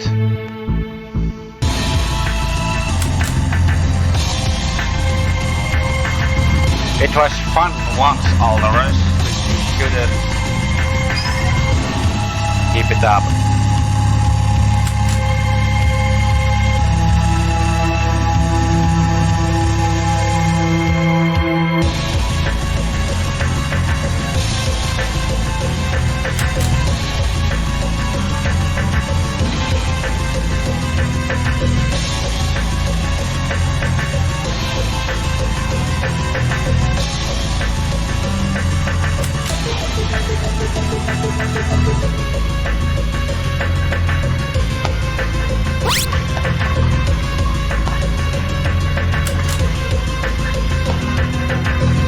Now the reason why Aldous fights Eric here, he was actually really wanting to do so, is never officially revealed in the storyline.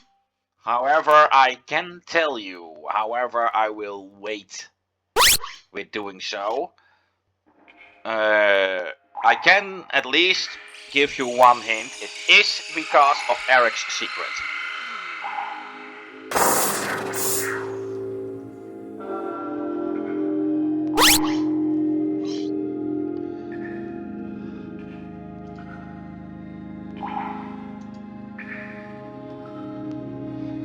This man is a true warrior, a man of honor. I wonder what he is doing on the enemy side. Yeah, that's a very good question, Bernard.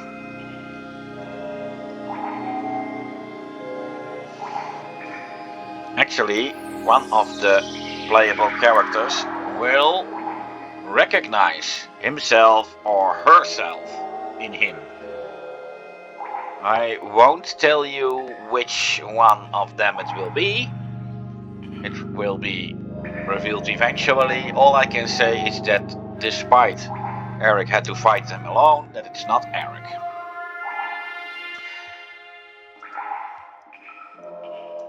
Actually, Aldous and Rondemo were the most interesting characters to work with on the enemy side. Rondemo is, of course, a swindler, one who is very, very clever. But the point is, he claims that he never lies, but that he just doesn't tell everything and that people fill in the lies themselves. And that is actually the point of view in which I created them, making him a very difficult character to make, as I must really watch out that I don't make him lie, and that you as the audience would fill out the lies yourself that he didn't tell. So, but it did make him really challenging and interesting. And Aldorus, yeah, because he is an honorable man, yet he is a villain, which is a very strange combination. But once he tells a short version of the full story, yes, we will meet him again, and then he will reveal his part of the story, at least a short version of it. Then you may understand why he was so interesting to me, and he was also quite the philosophical character for me, the character that I intended to make people think about what they are doing. Of course, the philosophy lies most of all in his vows. His vows are holy to him, but upholding your vows blindly can sometimes do more damage than actually breaking your vows. That is a bit of the philosophy behind Aldorus. And of course, before you decide if Aldorus should have broken his vows or not, I think it is wise to first play on and let him tell his part of the story before you judge. But that won't happen in this video, as we will only meet him again in the next chapter and thus in the next video. For now, let's just walk out of this place. Well, before I go anywhere, let's go to a random town.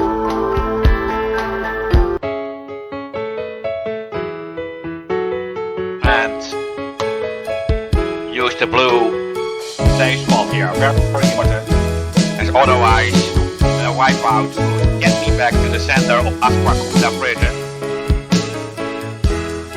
I don't know if you like that idea, but I certainly don't.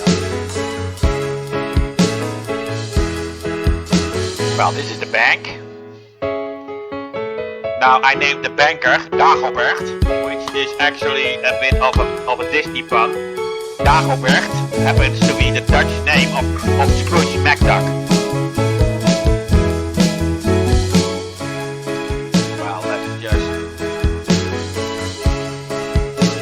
deposit everything I have.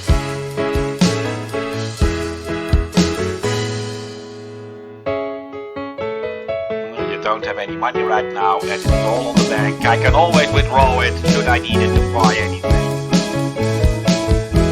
But it will actually take a while before I meet other merchants with interesting stuff. There was a reason that I placed new equipment in Asquakunda prison.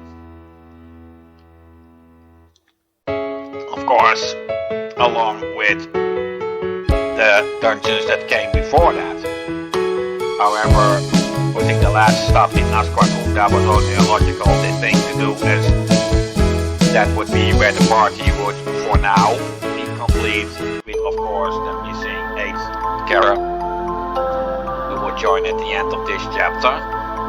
Well, Yassatar's temple is not much. You can say that's a bit of laziness, but I never intended it to be too much.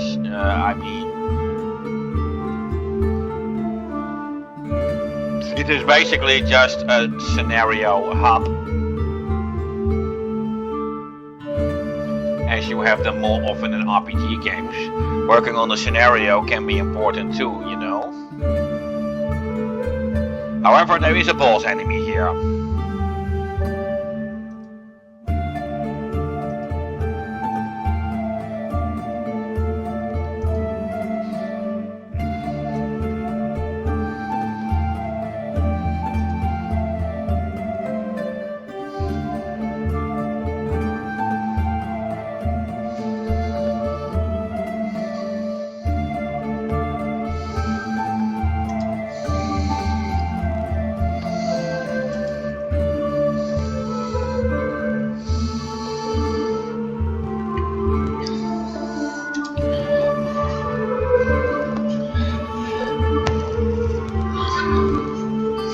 course, the day that Durno mentioned, you will eventually find out who they are. As a matter of fact, the final character to join the group is one of them.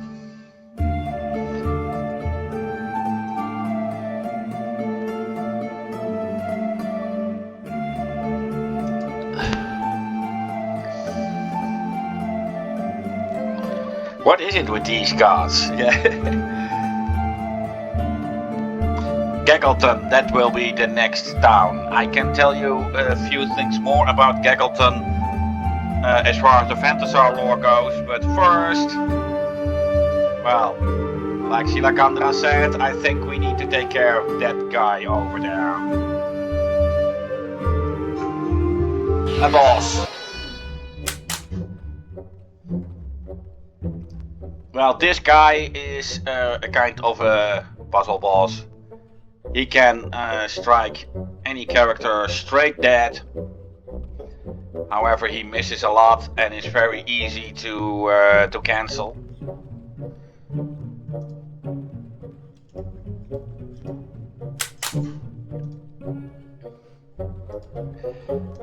However, he has tons of HP, is nearly invincible. However, he does have a weakness. Of course, the music that I chose for this particular boss, well, of course it's only obvious that he would be weak to wind, but Mountain King. The music that you hear is of course the very famous classical song, The Hall of the Mountain King. I actually need to look up to see who the actual composer was, as I really don't remember.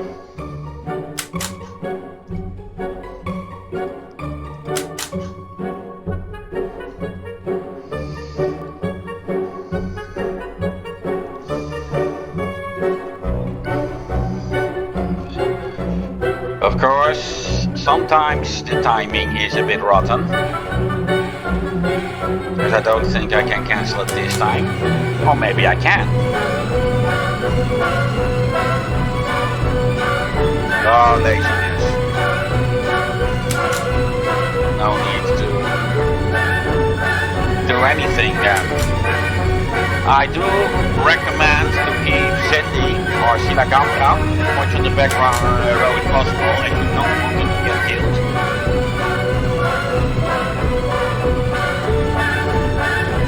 Basically,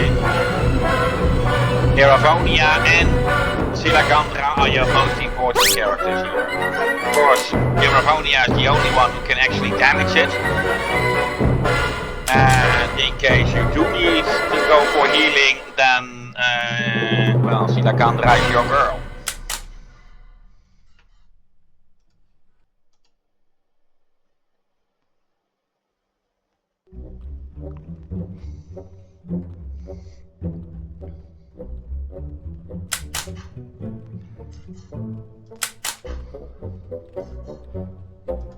Let's hope that this is just timed right. Yes, it is.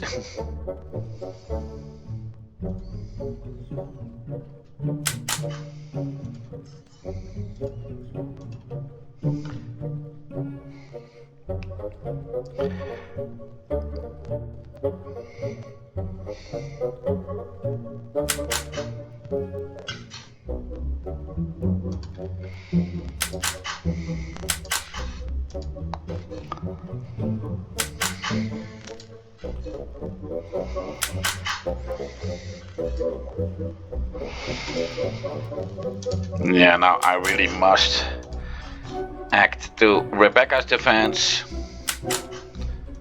Of course, I can always put Iravonia back in time.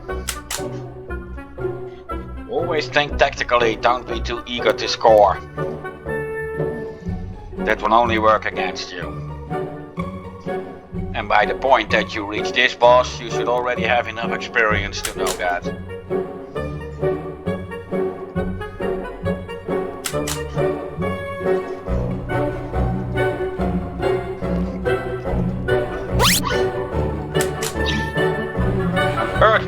stolen. That is of course a weapon that Iravonia can use.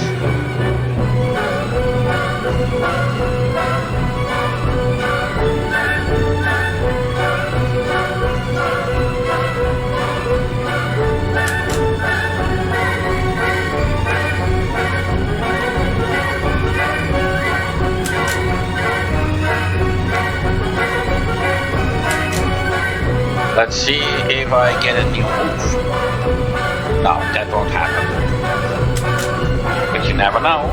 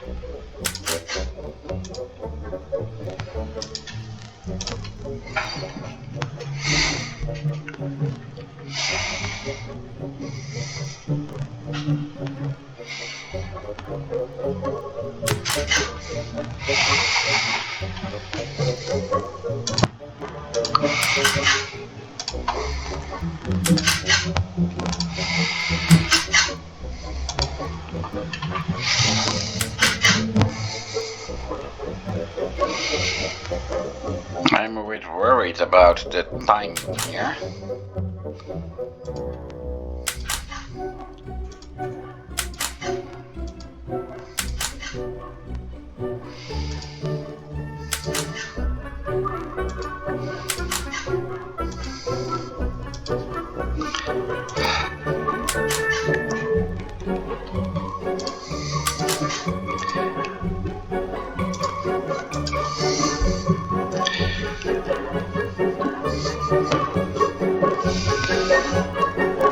Know how to abuse the system. That is basically how stuff works. I must say that I'm really proud of how the Mountain King turned out to be. Of course, this fight takes a little long and can get boring over time, although I got it now. But it was all, yeah, well, should I say, very cleverly thought through, if I may say so myself.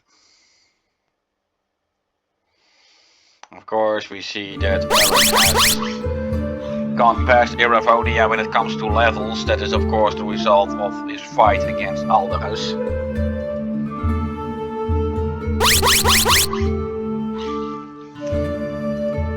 Now, I already said it, Geggleton is a very interesting town from the lore behind Phantasar, of which the story of this game is actually also a very important part of the lore as far as the town of Geggleton is concerned, and you will find out soon enough why.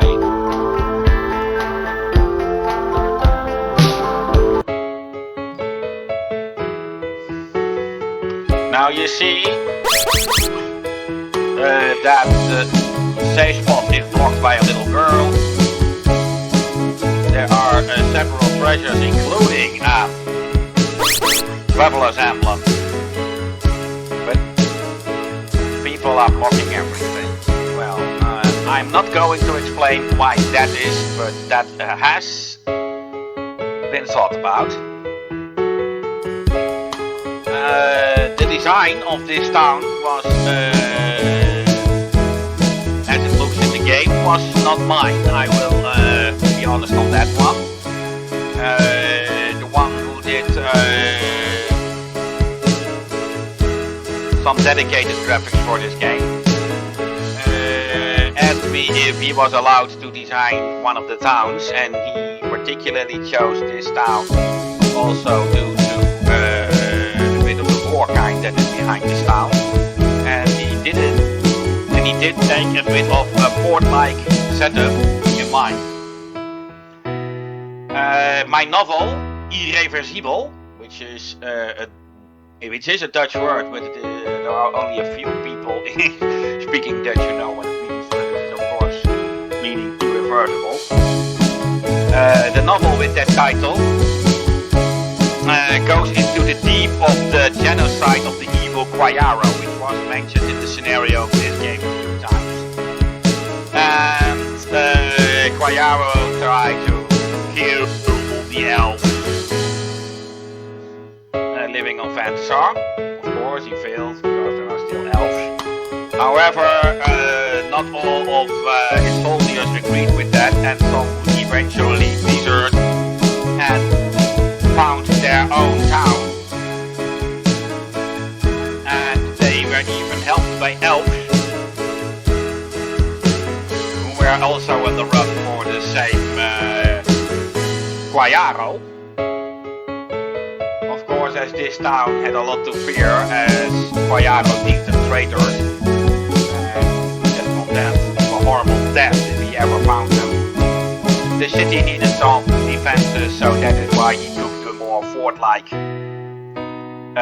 design in mind. And of course, I was about to tell this story anyway, as I already said, this town plays a very important part in the lore surrounding the story in this game. It is a pretty deep lore. Now, this is a merchant selling items. The story will go on when I speak to this big-haired woman. Hey, which way you're going, you numbskulls? Oh, I'm sorry. My name is Carol. Pleased to meet you. Do I know you? Huh? Why do you ask? Well, you just said, oh, it's you. You implied you know me. Ah, I just mistook you for someone else. Anyway, now that you guys are here, you may help me. I hope you understand. We are very careful with the people we offer help to, Sarah. If you're trying to trick us, you may be in for a little pleasant surprise. I can promise you that. No threat intended, but we are just implying we are careful. Naturally, Miss Silverton, Rebecca Silverton, very well, Miss Silverton. I understand you want to be careful. I even would deem that a very right thing.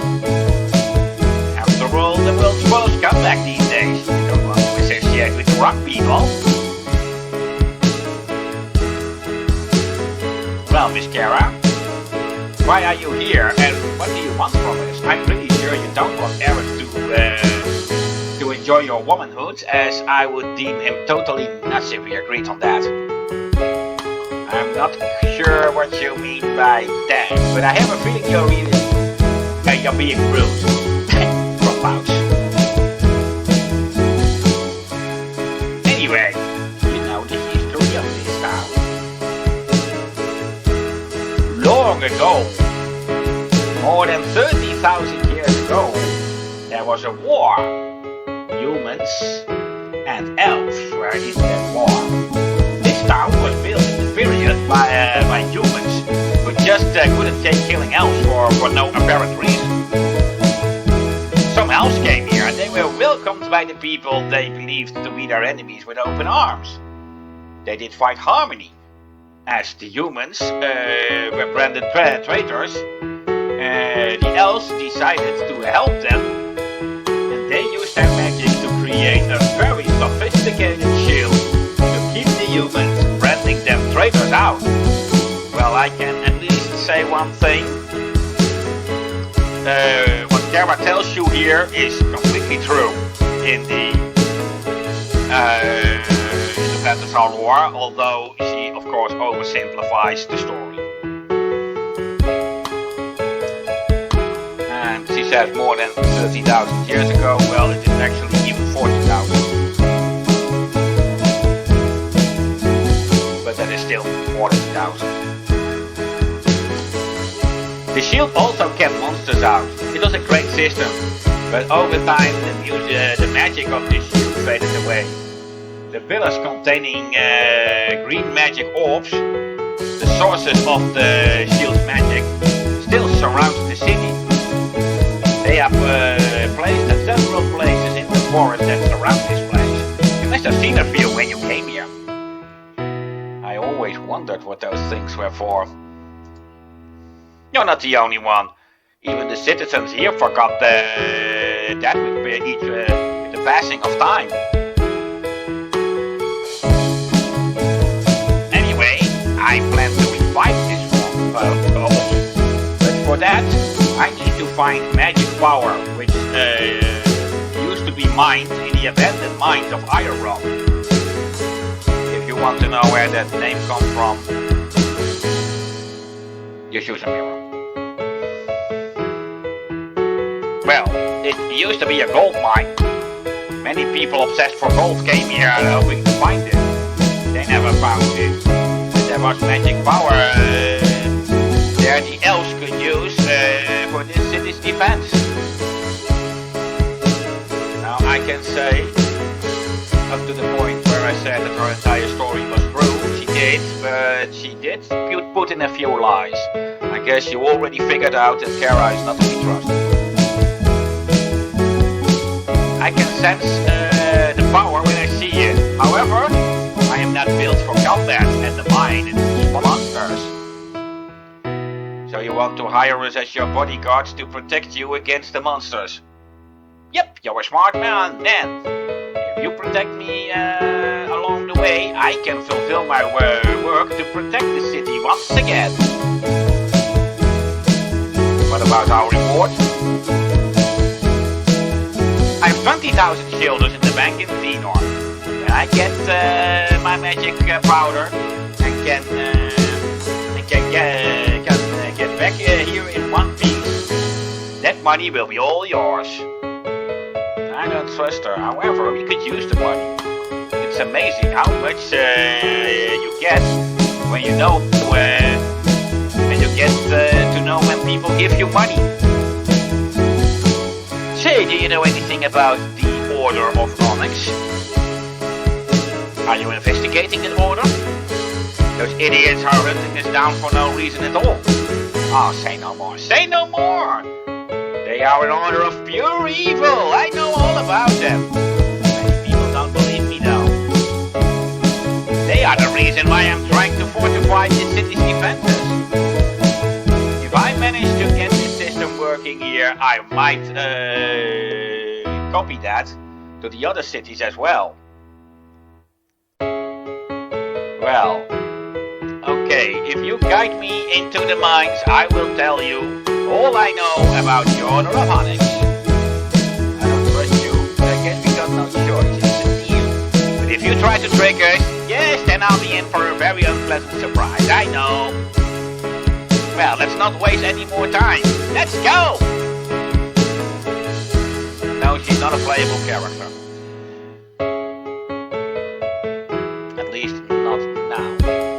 Yes, she will join the party for a short while. She's the second guest character. I can already reveal that. It's kind of a spoiler. But when her true role is revealed, it may actually surprise you that she will be a playable character and why. Now, the fun part in towns is there are often dogs and cats who will say nothing more than meow or those kind of things. Of course, you remember that Silacandra has the ability to understand animal language. What? You understand what I'm saying? And tell that Kara bitch on my behalf that if she steps one step too close to me, I'll rip her to shreds. Well, it's clear that the dog doesn't like her.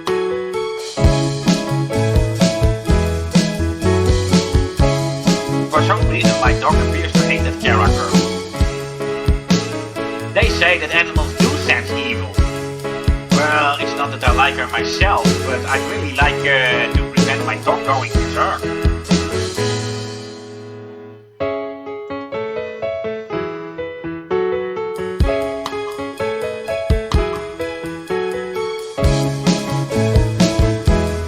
I've always had a natural talent to sense when a woman is trouble. But this garage chick who recently came to town, something deep inside me tells me that girl is more than trouble. In fact, I think she's a total disaster. Usually my bad feelings about bad women come true. But unfortunately, I need more than just bad feelings to justify kicking her out of town. Now this woman here is also an interesting one. Rosetta. She is an elf of the first generation, blessed with eternal youth. She was there when Squire tried to eradicate the elves. And as a matter of fact, she is the great sorceress behind the shield that Kara spoke of.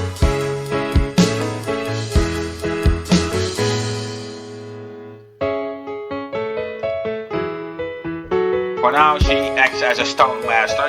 You can, like I said, for magic stones, increase some resistances with her. In the Star Story games, where the heroes of Star Story can get to Phantasar and are able to speak the language of Phantasar, she can help you on that. She plays a very major role in the novel Irreversible, just because she is able to learn new languages. They're very extremely good.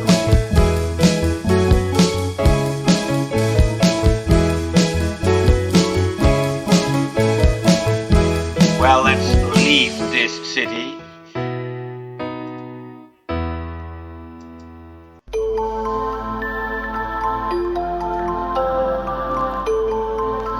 Now, these mines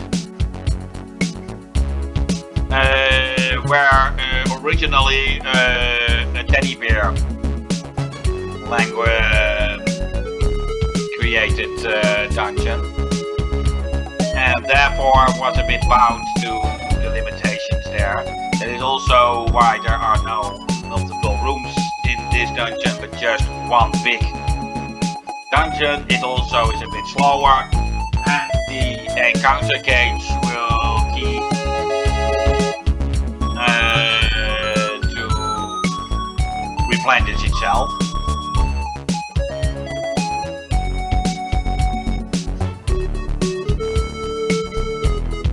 Now there is, of course, Marvelous Emblem in a secret passage somewhere here.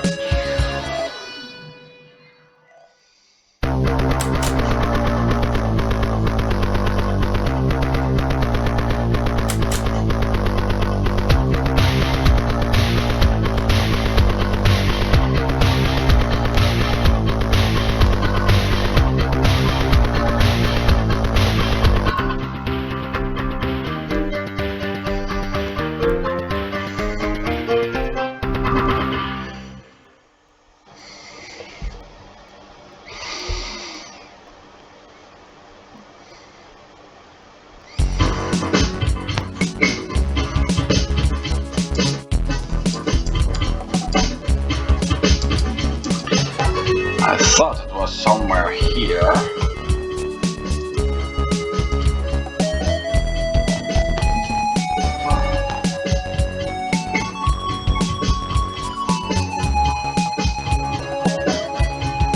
Yes, there it was.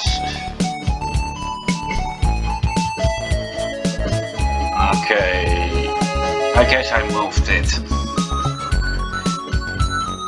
Now, in the original version of the Secrets of Dyrt, the remake it was removed. The game would ask you for manual page XXX paragraph YYY word ZZZ. Any word that you would enter would actually have worked.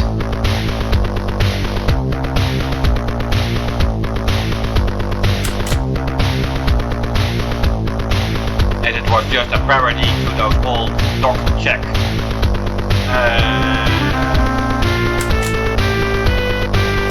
copy protections that we have in the 1980s and the 1990s.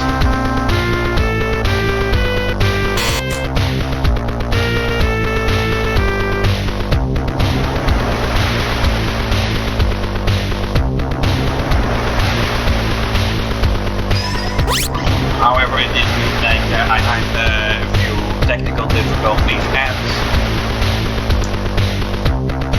due to my partnership with a few other people, I was much more tied to the deadline. All the more reasons to have it removed.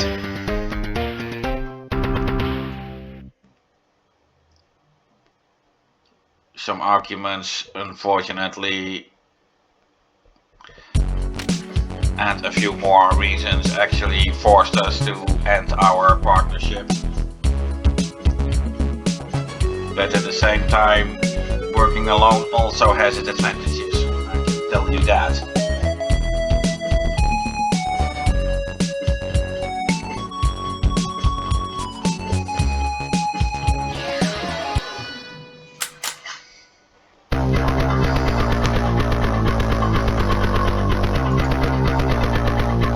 Those gremlins who have pretty little HP, but they are damn fast. And can hit pretty hard. So don't underestimate them. They are a pretty nasty piece of work for my part.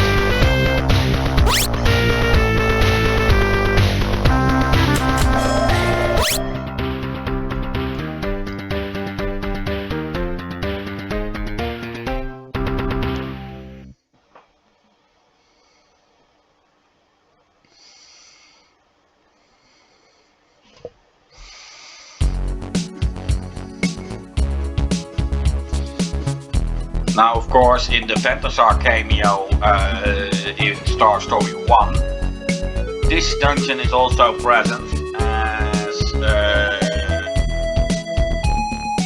when Crystal has all her arms, you can meet Rachel in the town of Frendor,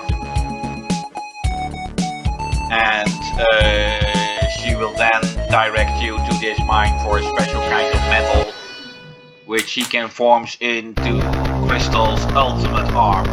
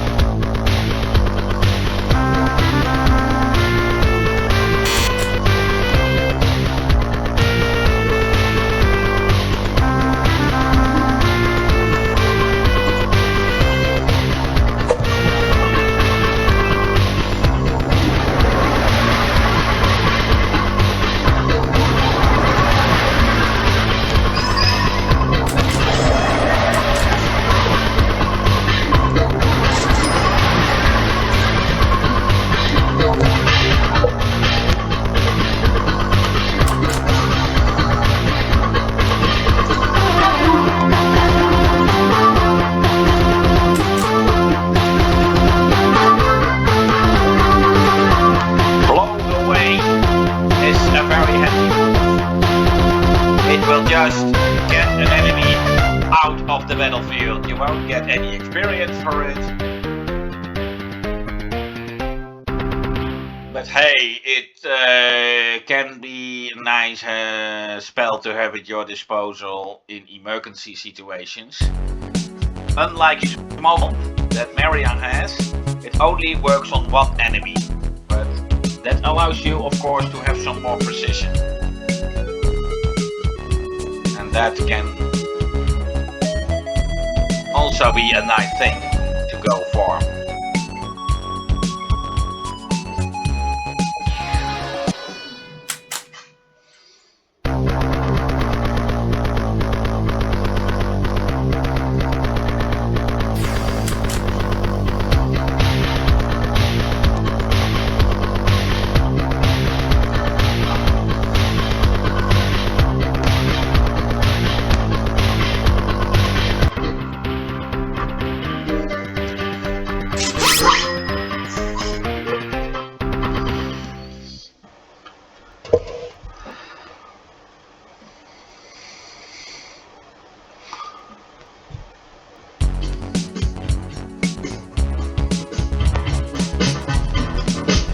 In the original game there were some blocks here that Randor could push. In the remake I removed that feature. It was already buggy in the original game. And yeah, then you come eventually to the point that you realize that you have to make some choices.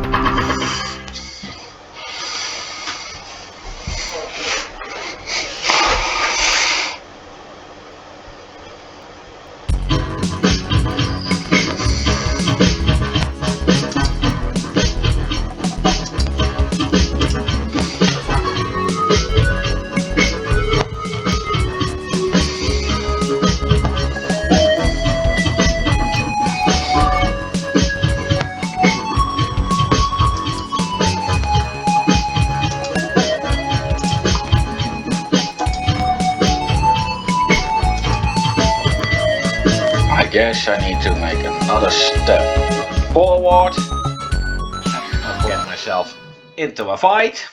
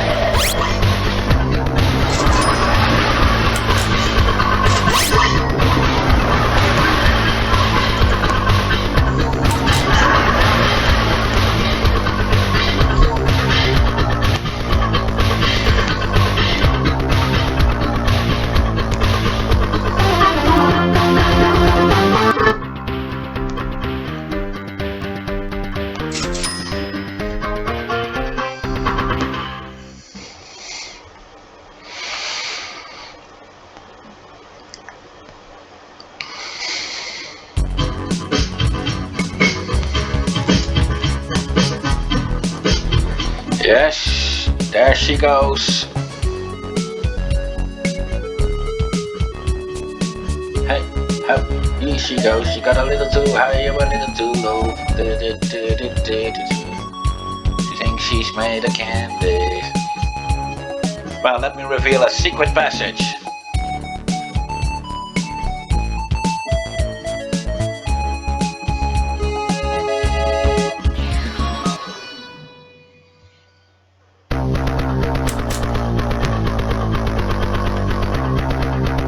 Well, let's put Turner on the field.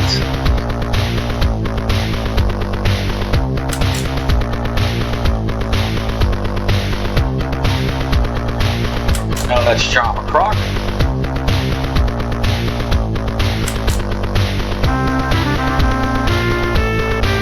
Yeah, let's still put that snake out of business.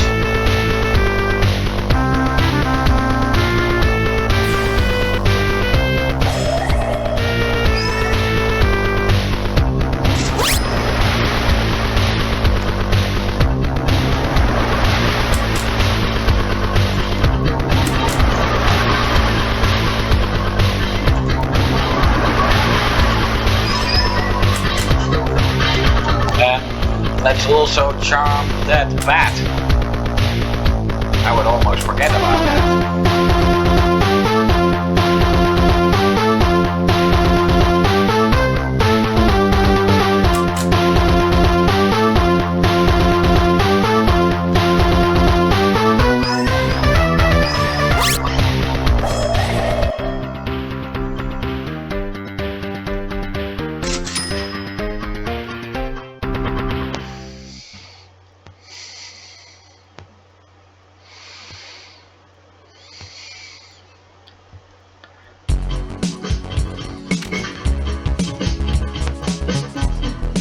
A pearl, which is of course an accessory you can equip.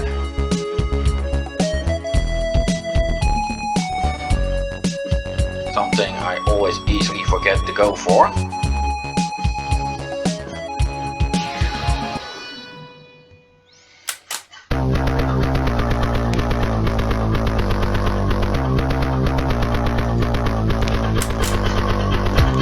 Well, let's also try to charm that snake.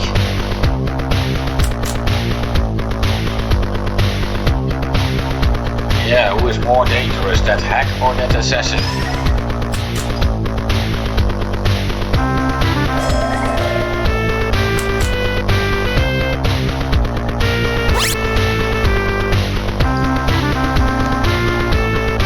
Now, of course, the croc requires also a bit of a higher nature casting level in order to get the actual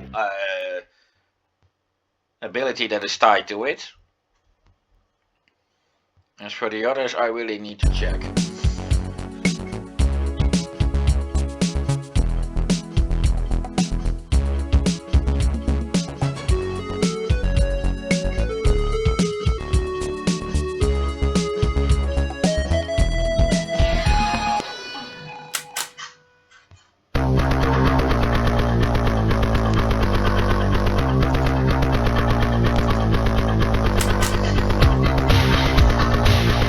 Well, the bloodsucker at least works.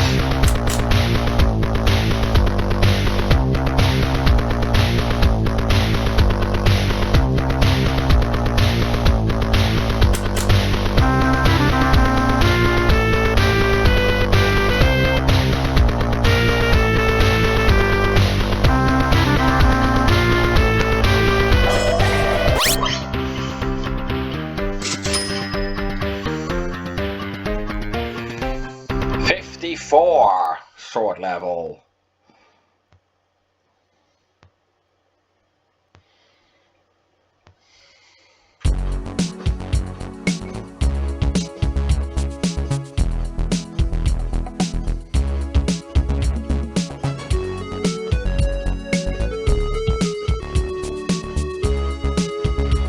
And this place over here is the target spot.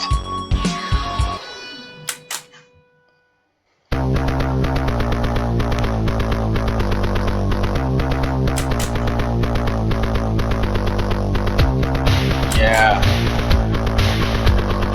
they are both dangerous.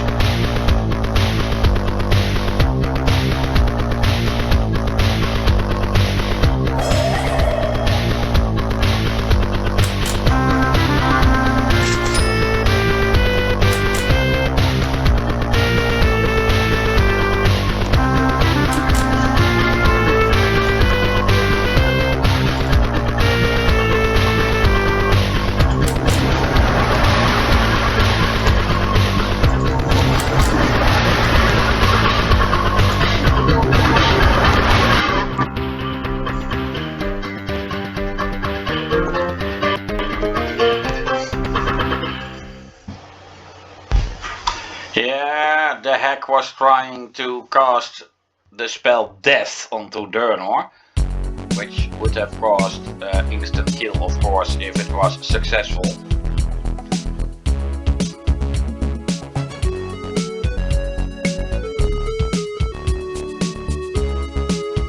Now I'd like to check something about Rebecca. Yeah, this one. To defeat Sharon.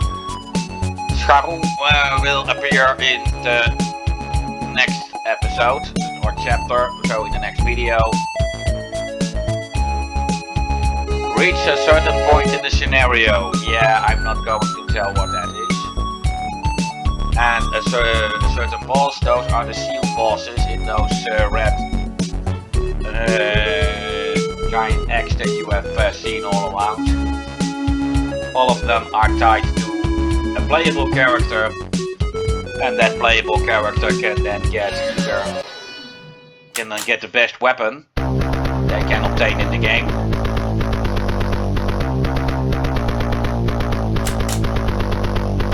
And defeating them will also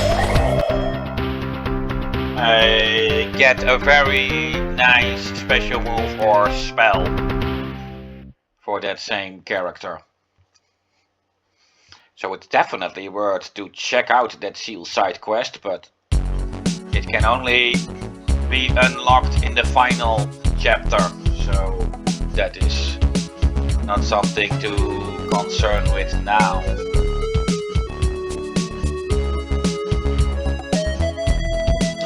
Well, I really must look up where I hit the Traveler's Emblem in this particular dungeon, as I really forgot about it. Or did I already get it? My short-term memory is not really that good.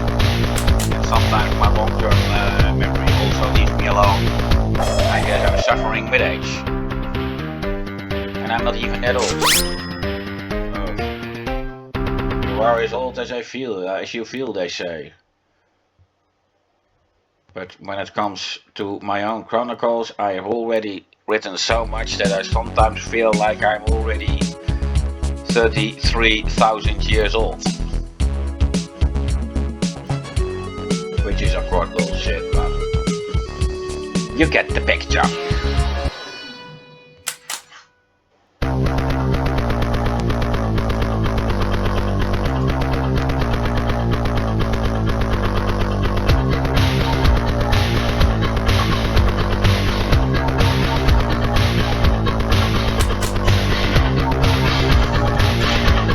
Let's check. I should now have all.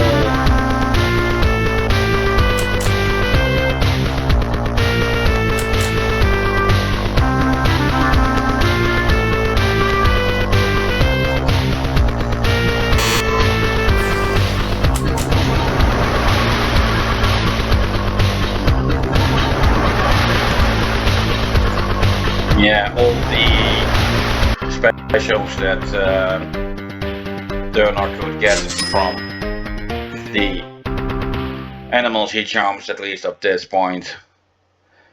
Have by now be given, with the exception of the special move of the crocodile, as that requires also a minimum nature casting level.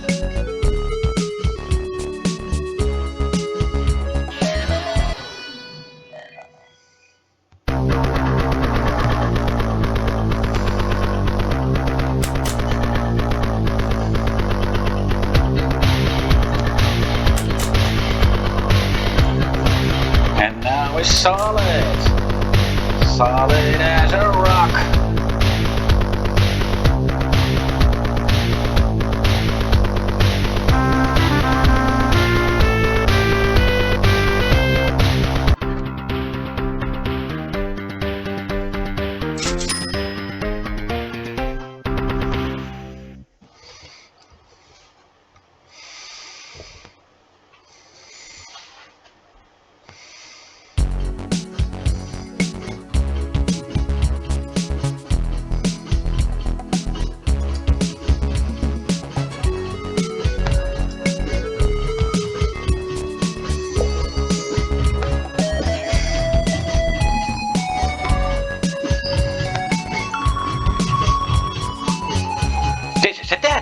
Isn't it? Well, I guess that Kara girl will reveal to us why she wanted us to come here with her. Kara.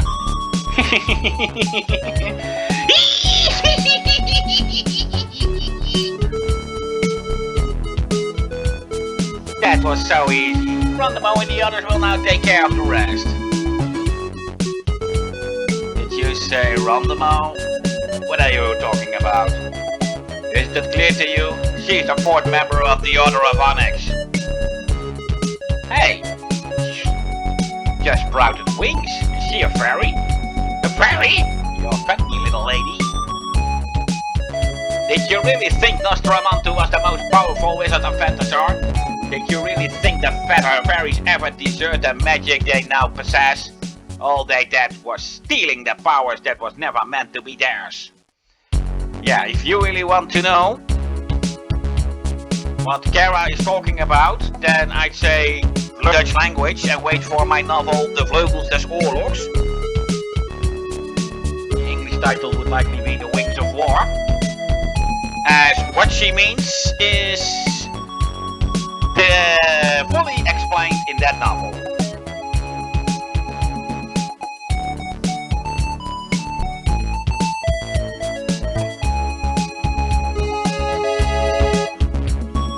Now, the true power belongs to none other than Lord Jimza!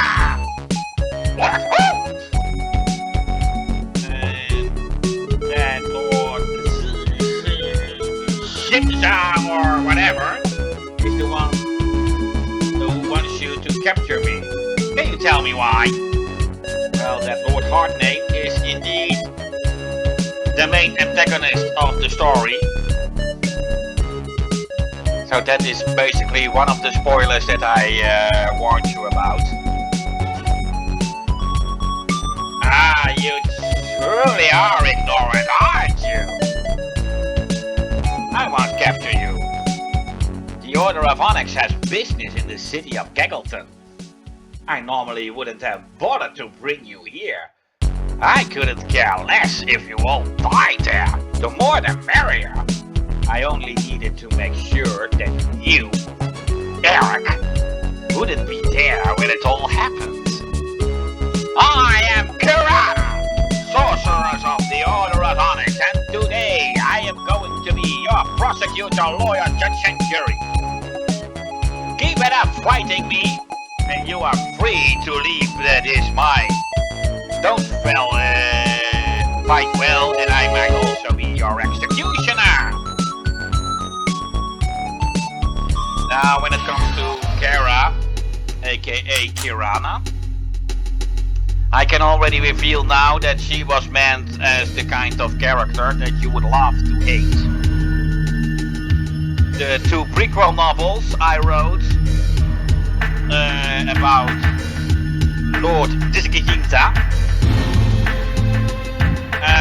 already depict her as a completely spoiled brat, as she already was that way as a child. She is the daughter of what we call in Dutch a schout. I really have to look up the English word, but I don't think anything right now. But it is in old towns, they were kind of the police. And this guy really abused the power that came with his possession.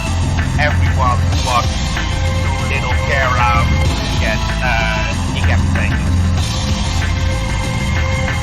So she really grew up as a spoiled brat with no regard for anyone and anything. Only thinks of herself, thinks she is beautiful, thinks she is wonderful, thinks she is the greatest being on earth, the most beautiful, the most wonderful, well, you name it, anything possible, she thinks she is it. But of course you can already imagine anything that is despicable actually describe her best. However, she is also the kind of character that would always be karma, but suffering from cognitive dissonance, she would never learn her lessons from that. Now, when it comes to the boss fight, I actually intended this to be the easiest boss fight in when it, as far as the Order of Onyx is concerned.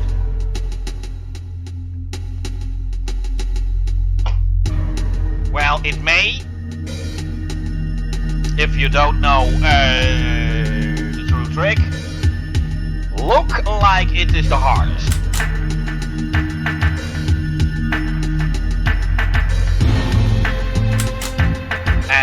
it may soon be clear how come.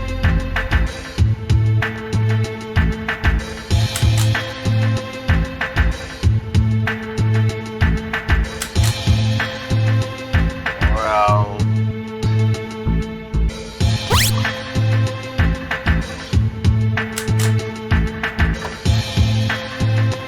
the poison mist, although the chance that it hits is not that high, but if it hits, it will speed up this fight. Well, of course, intimidate can already help a lot here. But if you did see that the move she's planning to do, Demon Soulbreaker, what does it do? That makes her so frightening, or at least appear frightening.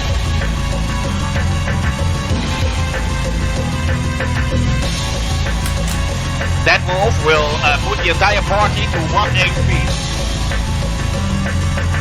And she will use it always if only one character on the front row has full HP. So basically, you must always make sure that one character is full HP, as that will keep her from using any other spell. And although Demon Soulbreaker will put you to 1 HP, it is never lethal. So as long as you force her to use it, you are basically in the safe way to go.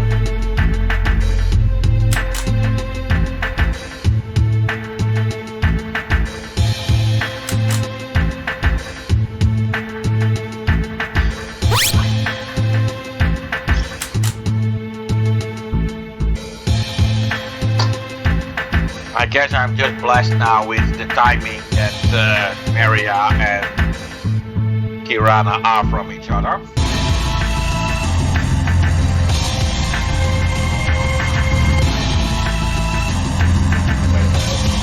Yes, of course.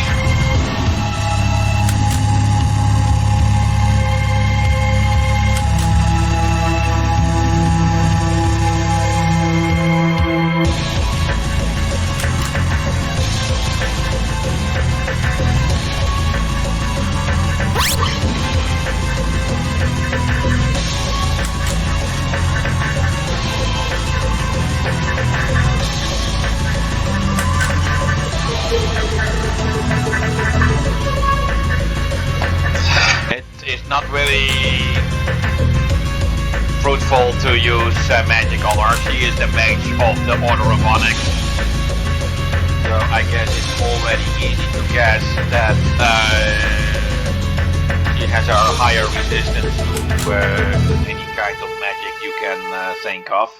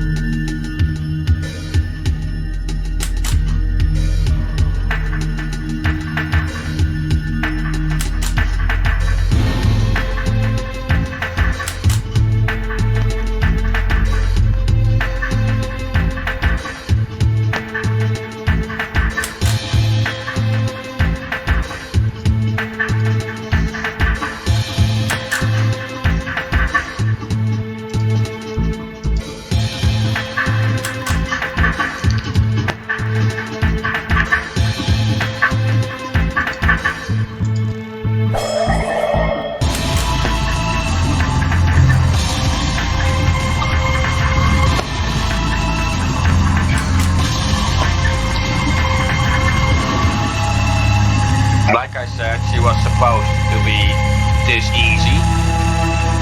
It was just a matter of trying if you could see the trick. That would make it as easy, because if you don't know what you are doing, then she may turn out to be very hard.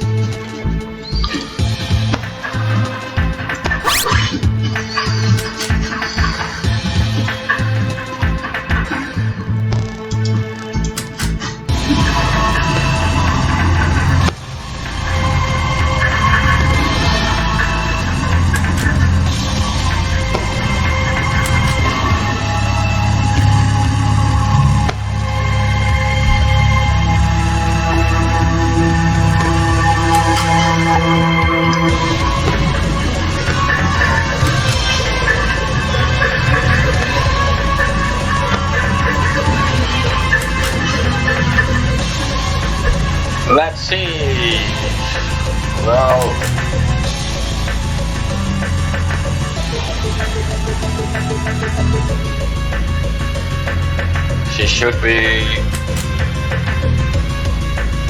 pretty far through her HP by now.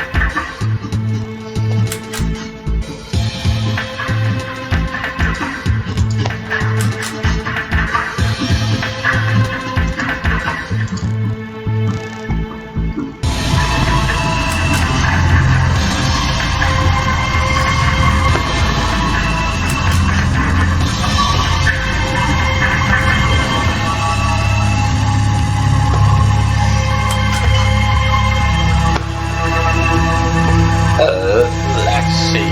Yeah, let's just hit it.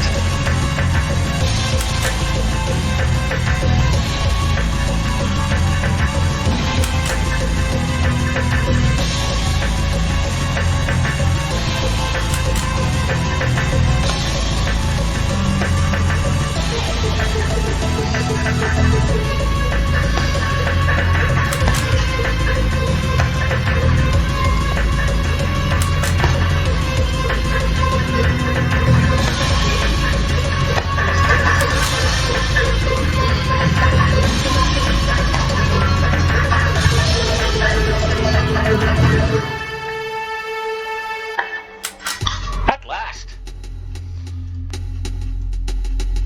I would already have defeated her if the poison had kicked in earlier.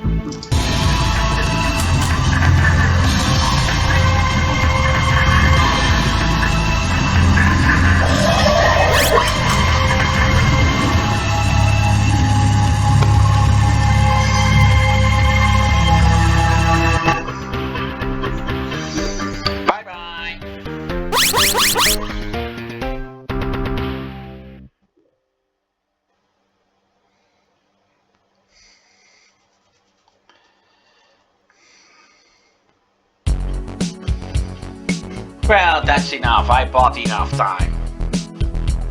Leave this mine if you please. No one will stop you. But the others will capture you soon enough. You can count on that.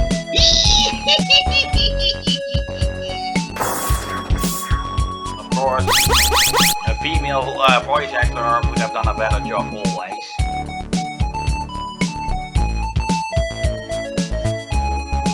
That gal's really full of herself. Let's check out the city. I'm worried about what's happening there.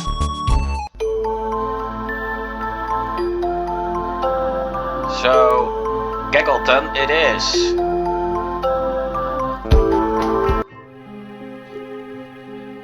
It's too quiet here.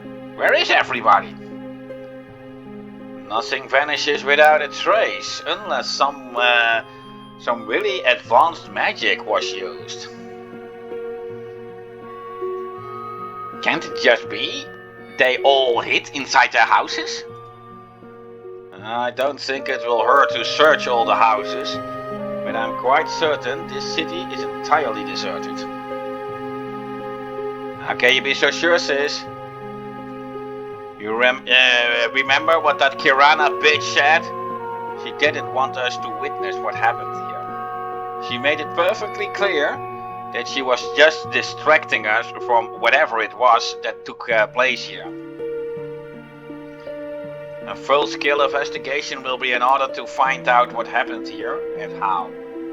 We can search the city if we want, but it'll be better to go to Independence now, which is the hometown of the Remeria. Kara or Kirana mentioned Lord hard name.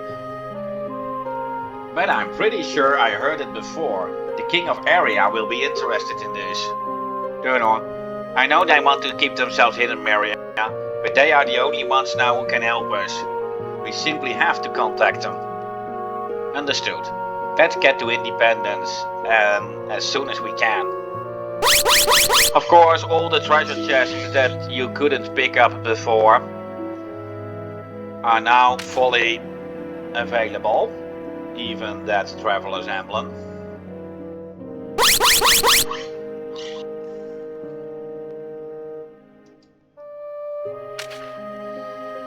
An ambrosia, which is of course one of the ultimate healing items.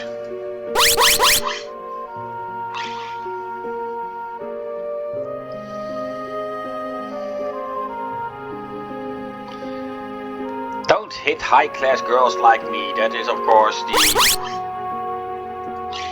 achievement for defeating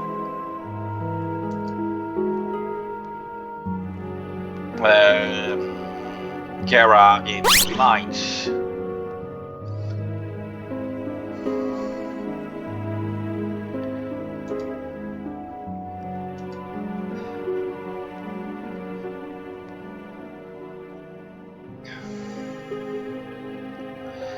Now there's nothing here that you can do for now except for gather some bonuses, as the story is of course continuing in the city of Independence. Yet there are a few things to show.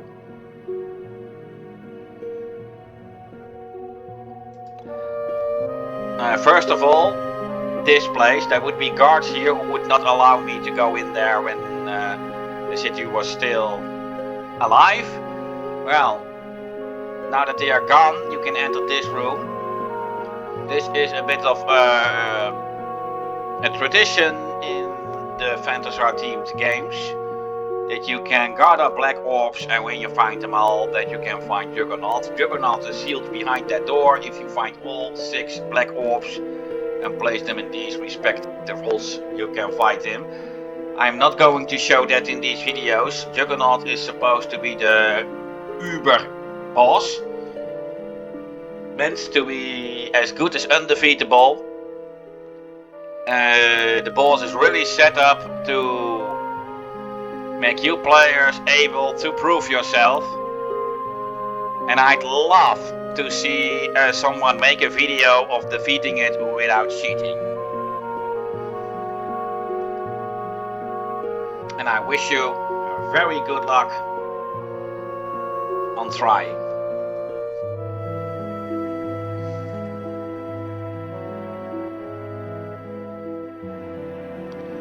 Well, yet this house is still interesting.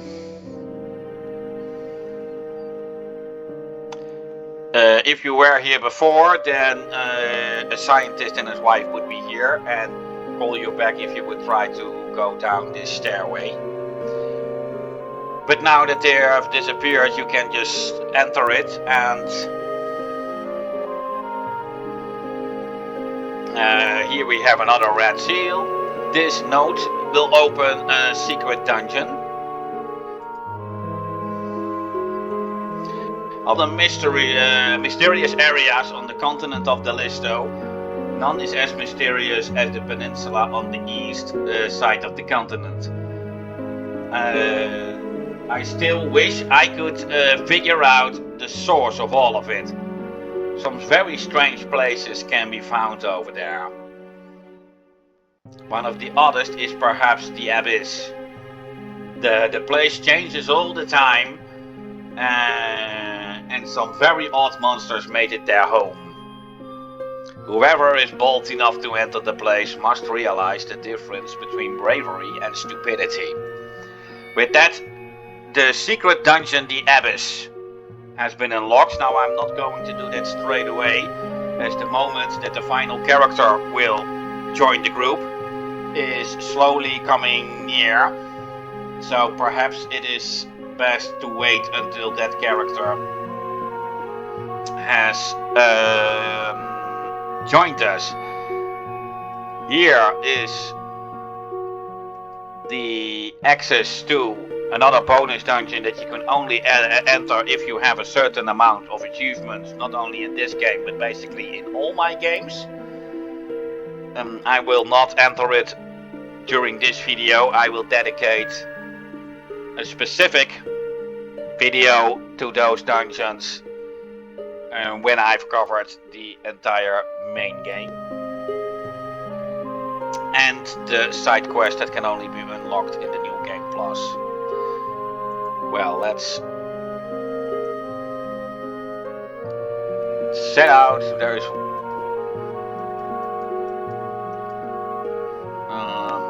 oh yeah, that's no longer the case in the remake. In the original game I hit a treasure being that guard tower. Anyway, let's head out for Independence.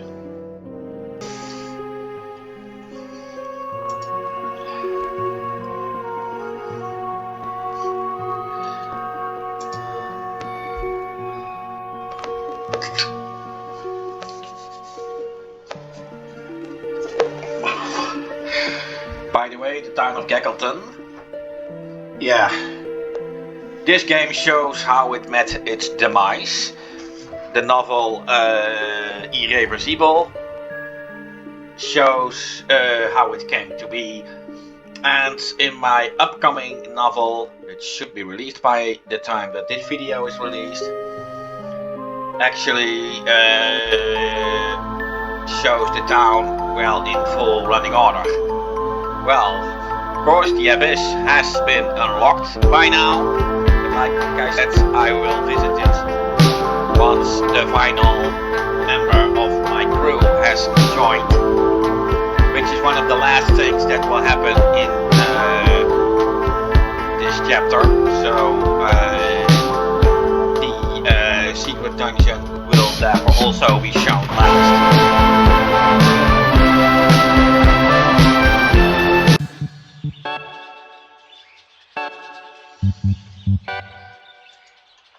Now, we have seen this little girl in town before, where she blocked the safe spot. Perhaps it is a relief for you to know that at least she survived whatever happened there. Not that she is a big source of information.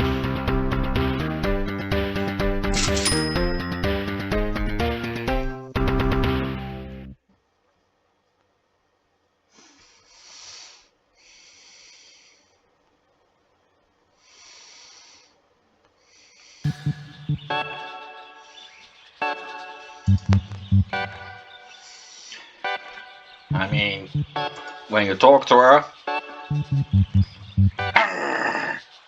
Roundabout, Alvarez, Jericho, Kirana, could you please keep it down? I'm praying.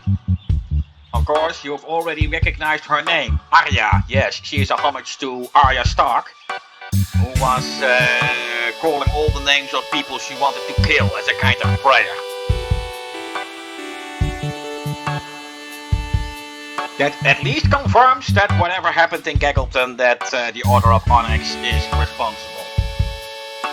And that is all the information you get out of her. Well, this secret passage shows the Traveler's Emblem, of course, if you had... that was not what I wanted to do. Maria in the lead and scan the area. It should have been marked as a secret passage. Okay.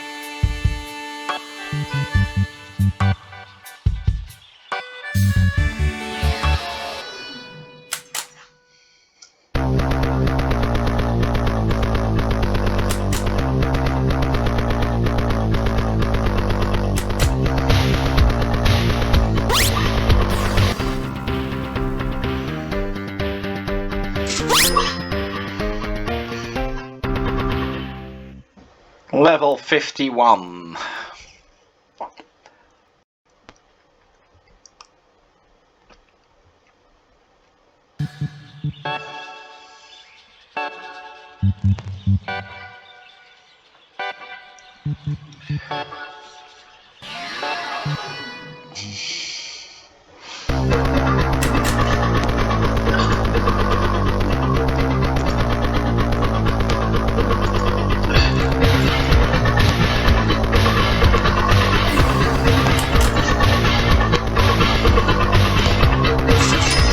Well, let's see if I can charm a wolf.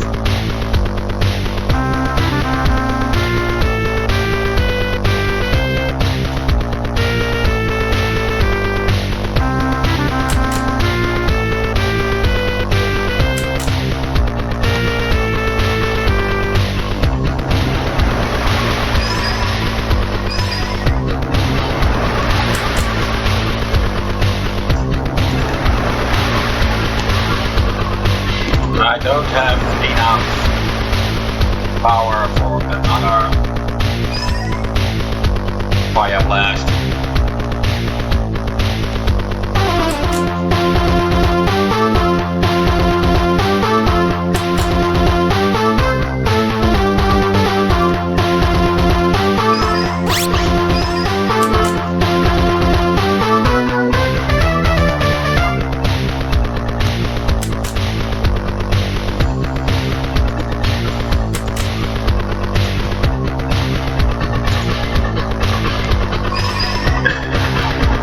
The reason why Eric was not even targeted for his howling was, of course, because he was not on the front row and didn't move fast. Come. That was not a bug. That was actually a feature. It was intended to be that way. In order to give you more strategic possibilities.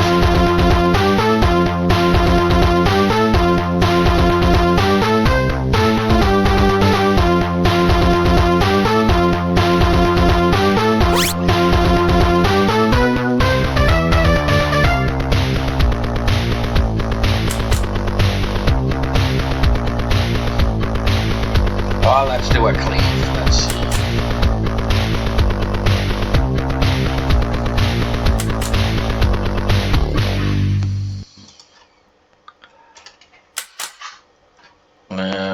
Well.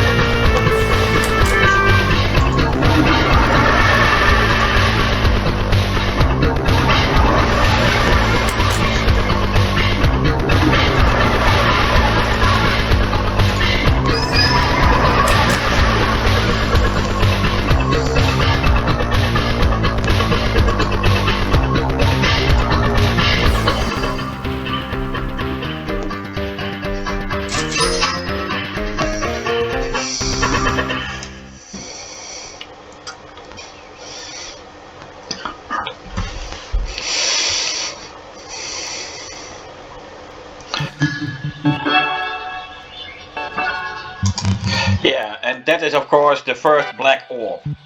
Since there are only 6 in this game, instead of 250 like in the fairy tale, it is only quite logical that the first one is introduced at a pretty late stadium of the game.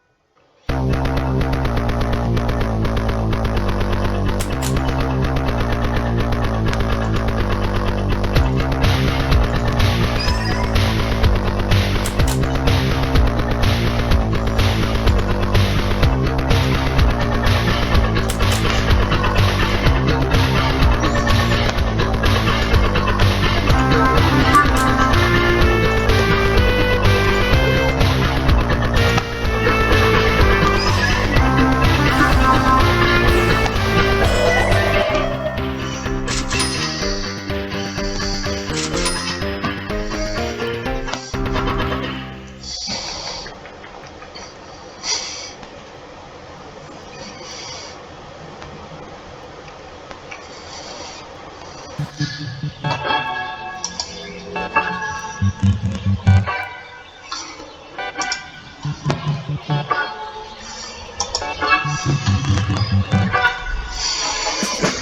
now followed in apples. Of course, to be expected.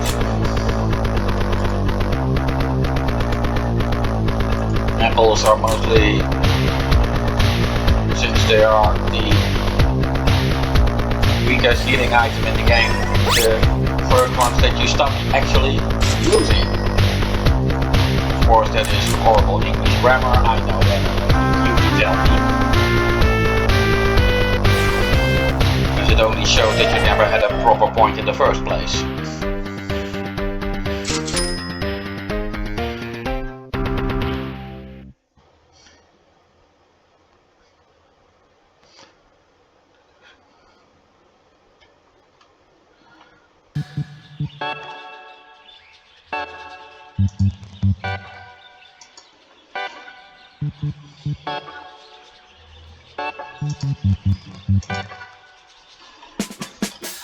Only apple that I can't use. I think I told you in other videos of mine in which I played other people's games or even professionally developed games,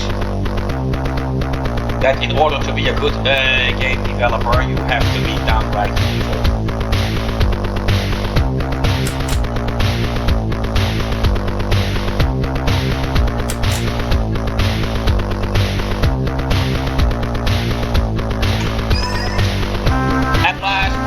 Race there, now Sydney or Silakamka, actually the point where the change the name will happen soon.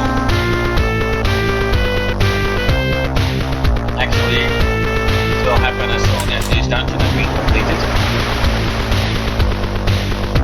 But at least her revive spell is now in early, so we can now start reviving fallen comrades.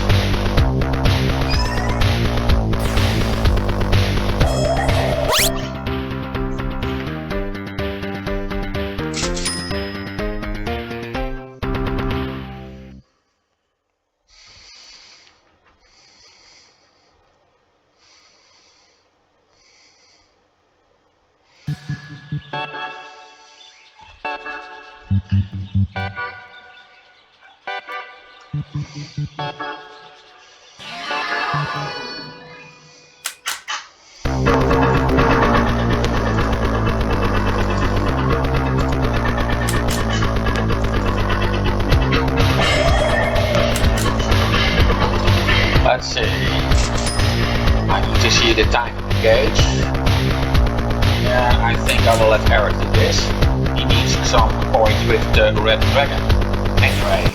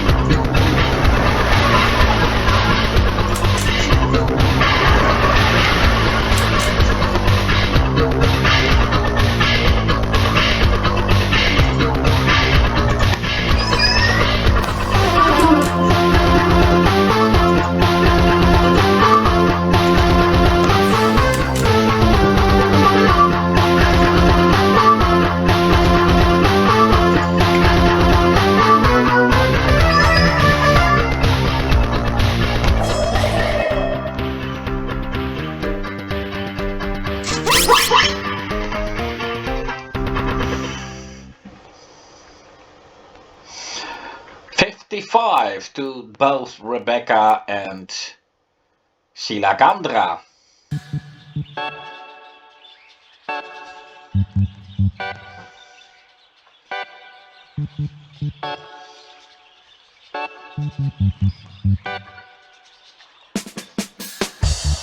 In case you've missed it, but the lowest level character at this moment appears to be Brandor, who was actually way ahead of everyone else. This to show how endless grinding is pretty much useless on the longer run, as you will have to keep on doing it, will you, if you really want to actually benefit from it at all.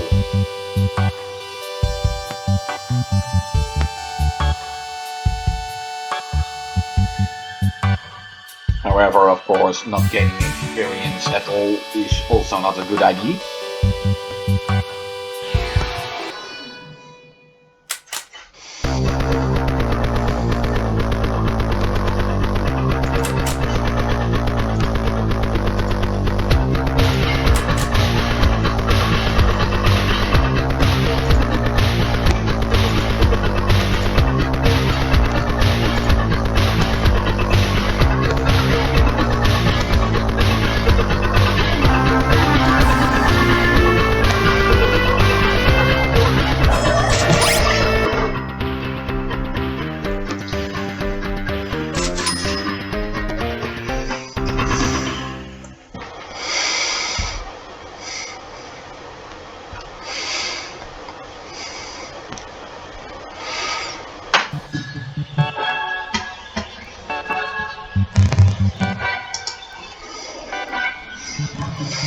Let's see, is there anything interesting in that treasure chest?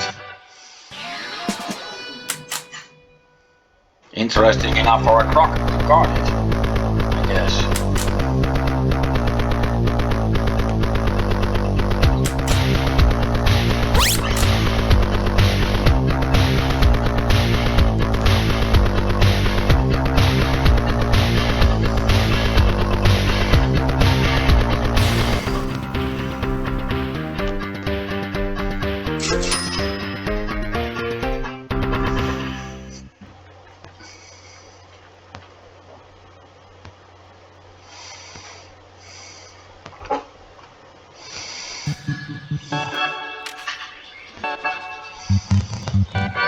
Healing herb. Yeah, that's...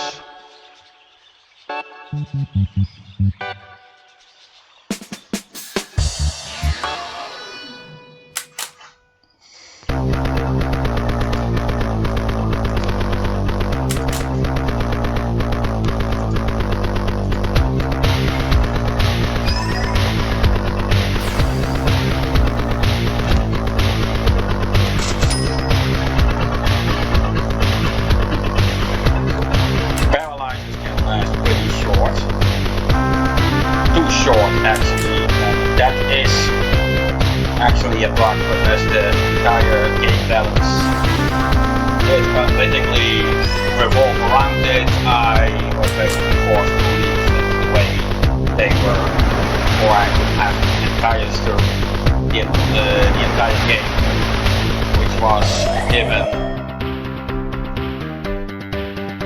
the fact that I was dealing with kind of deadlines. Yeah, something that slipped past me and was also undoable.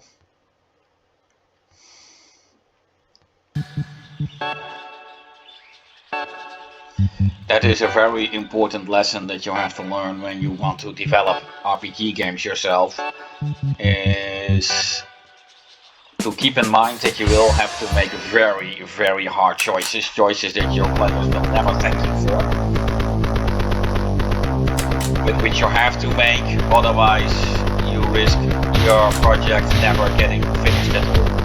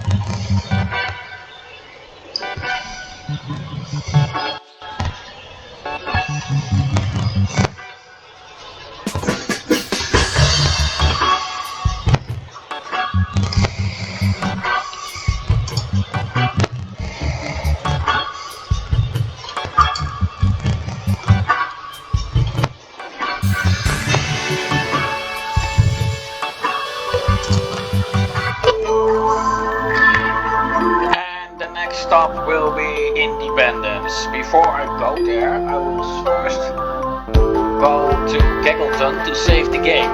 That is because a very huge portion of a scenario will take place there. And I really don't want to risk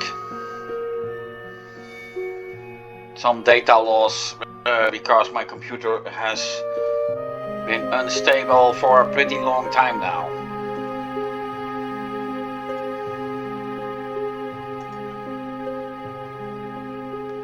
So let's go to Independence.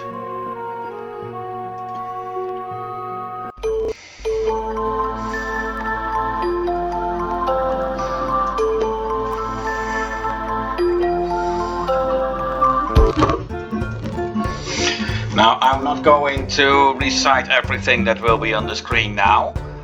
Let me suffice it to say that the girl over here, Trixia, is immediately seeing that Silagandra is a potential new citizen of Independence as a dropout.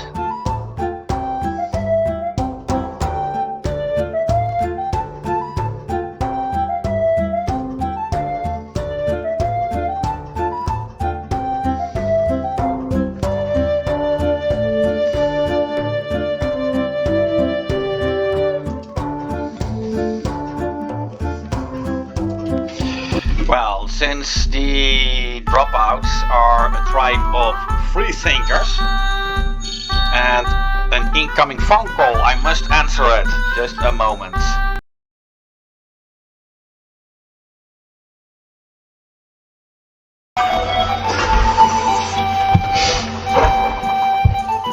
Well, forgive me about that one. It was actually a very vital phone call.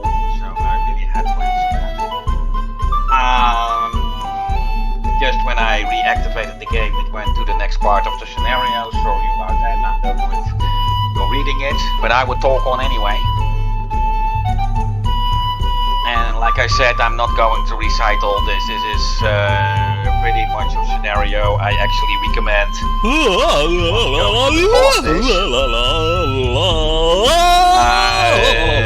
play the game. The singing that you hear, that's me. And before you say that I can't sing, I deliberately make this as terrible as possible. Of course, and sterner statements, let's suffice to say that his cooking is better than his singing. Now, Maria's remark here, he can sing 2 notes after all, loud and out of key. That is a little anecdote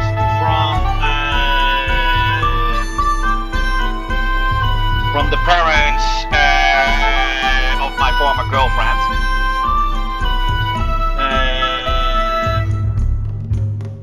Her father used to sing a lot, but it was absolutely terrible. So my girlfriend's mother, in other words his wife, always said that he could sing 2 notes, and in Dutch that would be hard en vals, which translates to English as loud and out of key. So basically Maria's joke is based on that anecdote. And indeed, the closing remark of that joke, you've got to give him credit that he can sing those tones both at once. That was also something that they used to say, hij kan ze nog allebei tegelijk ook, would that be in the Dutch language.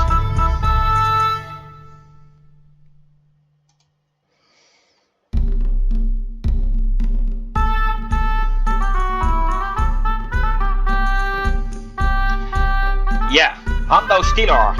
That's a good thing that I see that name. Sila Gandra happens to be the great-great-granddaughter of Hando Stilor, the same guy that you see in the fairy tale. I was really thinking whether or not I would make her related to him or not. In the end, I decided to. And although Sila Gandra was originally meant to be anything that he was not, irony wants it that she's more like him than anyone could ever imagine. And Turner will reveal that in the upcoming scenario.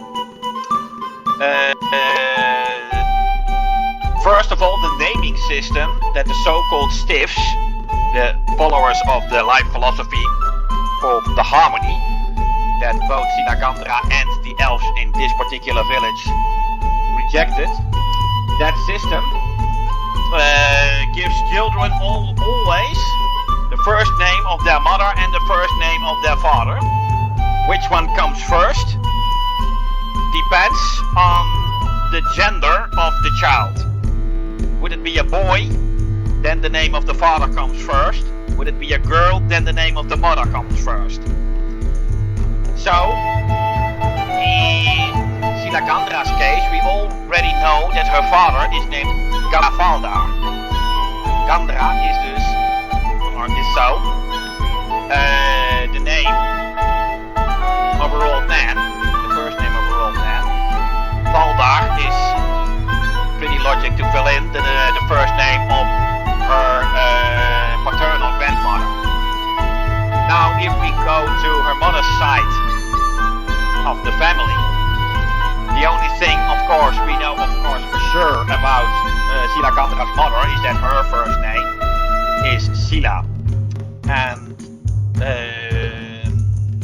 Hando Stilor's girlfriend having Sila for her first name, which is actually correct. The name of Hando Stilor's girlfriend was actually Sila Dandria.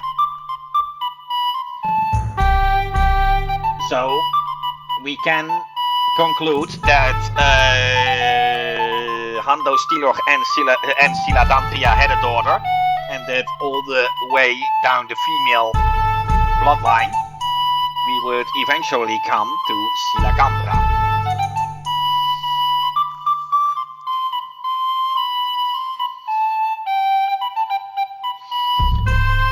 And of course, that is a bit of the irony that it was actually her father who always stressed that she was a descendant from Hando Stilor. Well, actually a descendant from her mother's side of the family.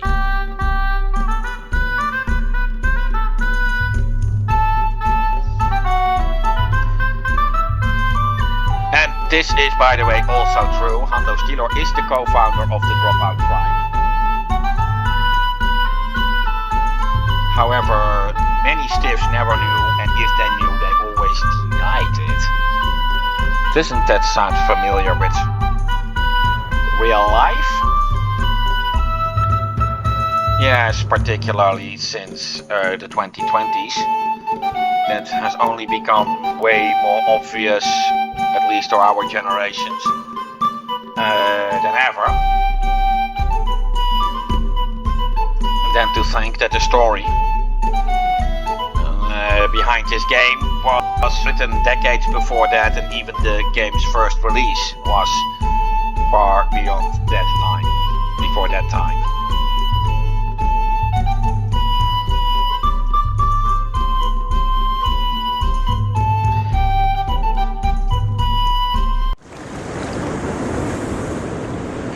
And well, this is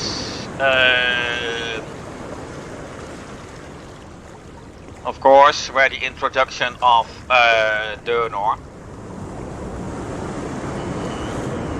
turned out to be a very good idea by giving Silakandra a boyfriend who would actually have a very relaxed kind of character, who is really truly not very judgmental type, but yet a man who knows how the world works and will not easily take nonsense. That was actually precisely the kind of guy that Silakandra needed.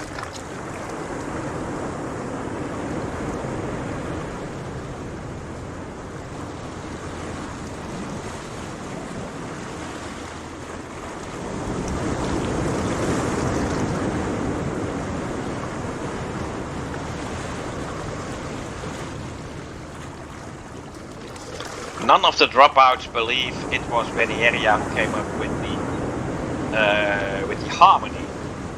Now, let's say this. All I can say about that is that indeed she did it. And my novel, The Waanzin die Liefde heet, The Madness Called Love, as an English translation to that title, does make a very strong implication who the people were who came up with the harmony. And if you are able to find out who they were, you might actually have found the inventors of the harmony. What I can say is that Lauren Shadow Girl, who has been mentioned in this game but who won't make a physical appearance in this game. She does make a physical appearance in my novel De Wraak van Juleria. Lauren Shadow Girl claimed that the inventors of the harmony were actually the first dropouts. The dropout clan was only founded recently, but before they became a clan they have been shattered over the entire continent, already bearing the name Dropout. And according to Lauren Shadow Girls, the founders of the harmony were actually the first dropouts, to make it very obvious that their teachings have been completely taken out of context. Now, how you have to fill that in, I'm not going to explain in this video. And the reasons I have for that I will also not reveal. Perhaps you can figure it out yourself. But I can say that what Lauren Shadow Girl deducted on that point is completely true. The inventors of the harmony were actually the first dropout. And that was my way to make a very big middle finger gesture to reality. And I'll leave it to you to figure it out what my message behind that was.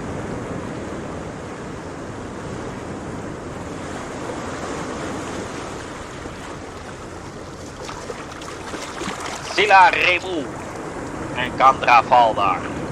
Those are Scylla Gandra's parents. Scylla, the first name of her mother, Gandra, the first name of her father.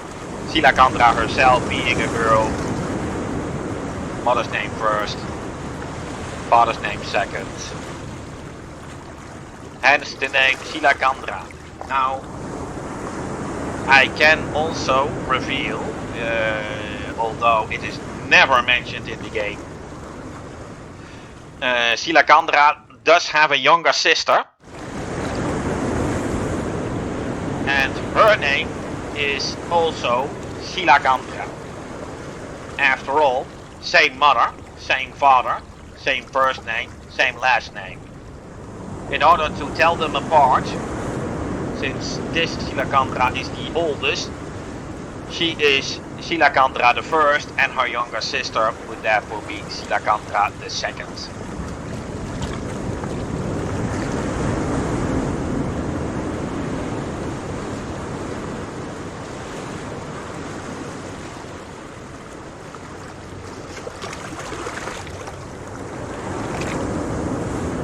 And here Dyrt now reveals that he is actually the son of Emperor Gadrio Fula. Gadrio is therefore his first name when he still was among the stiffs. The Emperor's wife is called Sasha Funda. Well, there we have it.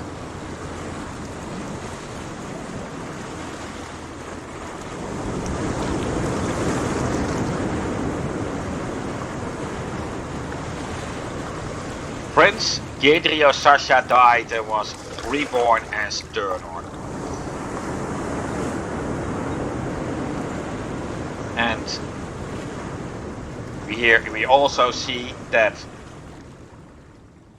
Meria was also among the stiffs, and he's actually Dyrt's cousin. She is the daughter of his mother's brother.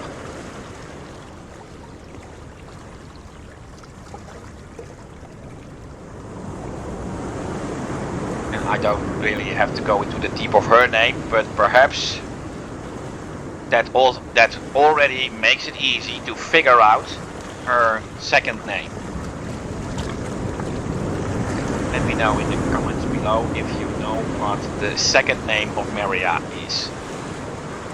I say it once again, she is the daughter of Dyrt's mother's brother. And Dyrt's mother is called Sasha Funda. Yes, it's the same Sasha Funda, by the way, who is seen in the fairy tale.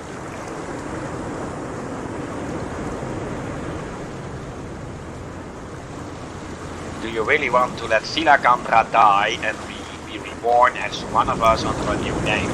Of course, if you, in the first version of the game where you could still name all the characters, this was also the point where you could finally enter Scylla Gandra's name. By the way, that version of the game was protected in trying to keep her name Scylla Gandra intact, and multiple spellings the game was also protected against. And if you try to insist to let her keep that name, she would eventually break the fourth wall and use the default name Cindy anyway. And yeah, if you really have that original version, don't try lead speak. I took that possibility also into account.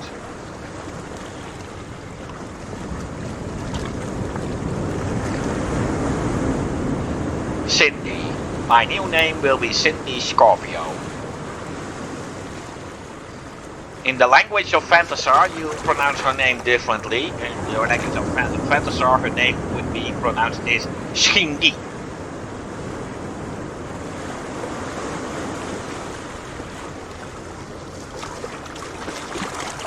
Yeah, the second name among the dropouts, you have to earn it. Dyrnor Woodlock, he is completely one with nature.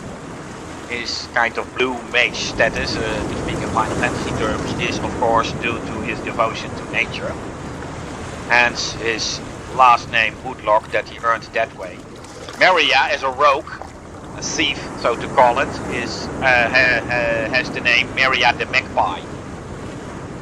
course, it is a fairy tale that magpies would actually be stealing everything that is shiny. Because it doesn't seem to be the case, but the fable is also known among the people in Fantasar, hence her second name.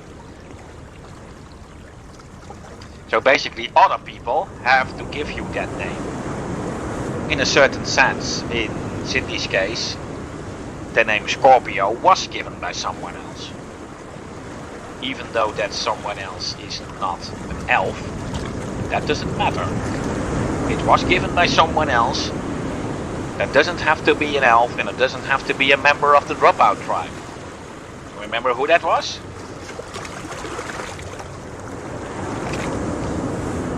Yes, that was Iravonia, daughter of Defondar.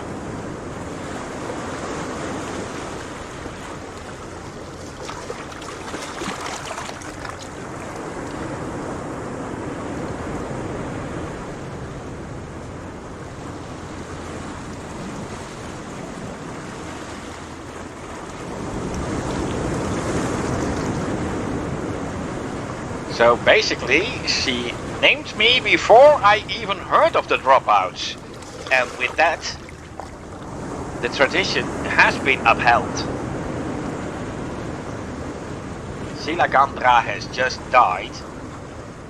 Cindy Scorpio has been born.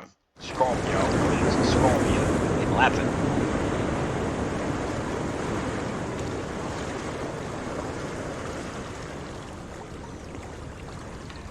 Ah.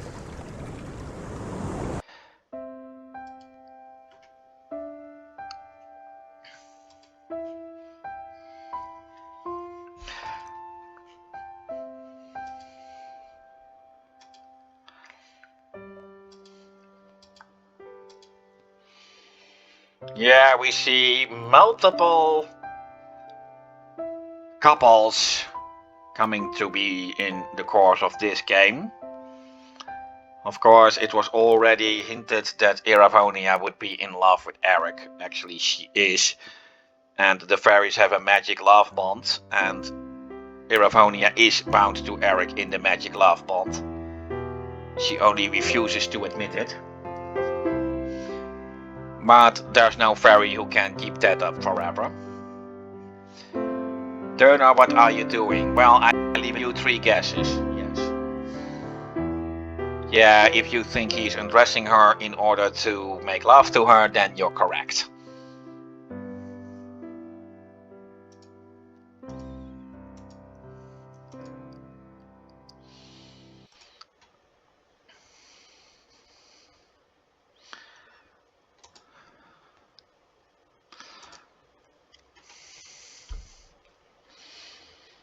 Yes, this statement by Maria, everyone knows that on Fantasar the sun rises on the west and not the east, which is, of course, the other way around as it is on Earth.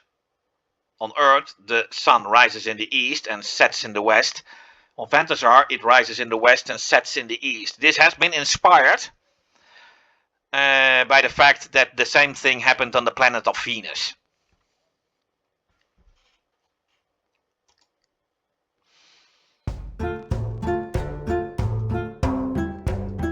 Yeah, here I made a little mistake with the camera. I tried to fix it, but it didn't work out so well.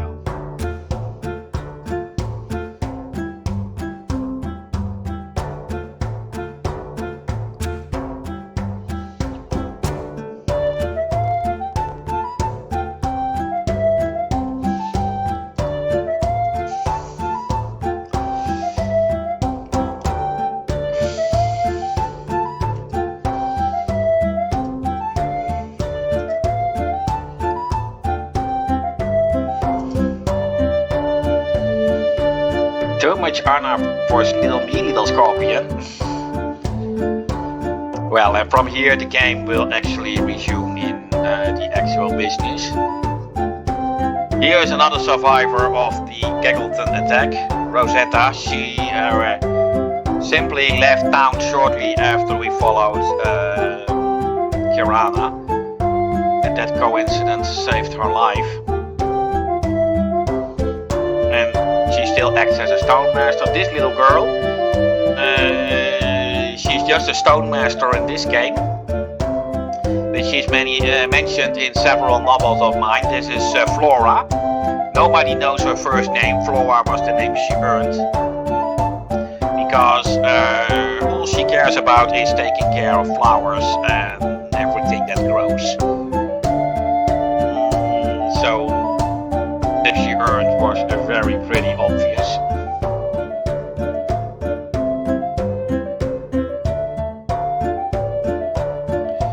Well, let's save the game here.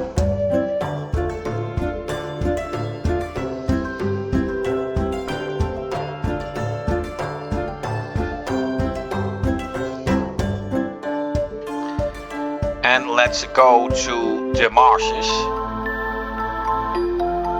The marshes has been pretty much of a disaster to develop. Now it doesn't look so strange. I will go into the technical difficulties that I had designing this particular place. As soon as I took care of the Shekel who is waiting for me here. I told you he'd be back.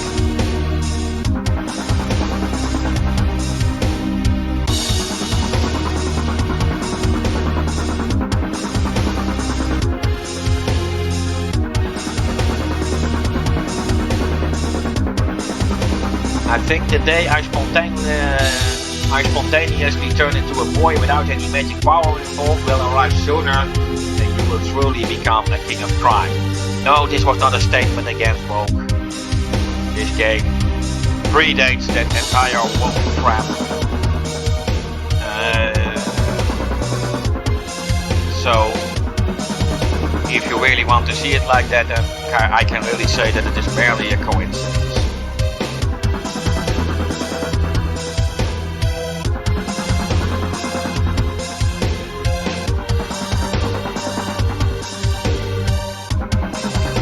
Today's lesson is that a hunter must always be careful.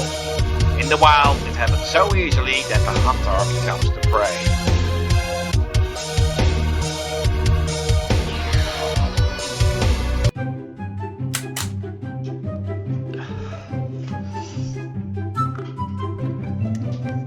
Well, basically, the fight is more or less the same as before, of course. I have two extra characters at my disposal that I didn't have at the previous encounter.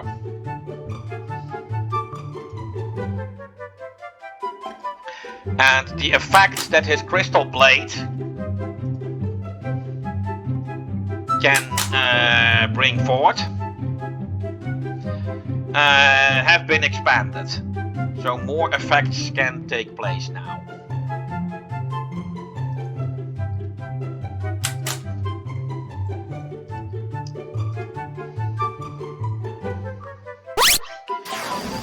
There's a reason why I removed Cindy from the front row, and that is basically because I want to try to keep the status changes on her to a minimum, and this way I can replace any character who is at the con at any time in order to perform healing if needed. I managed to poison that guy. The reason why Iravonia is now completely in a red palette is because she's been cursed. Curse can do anything, both good and bad, completely random every time Iravonia hits the con. So it is always pretty risky to have cursed party members. Of course, when putting it in the background. Well, let's just cancel this attempt to attack Rebecca.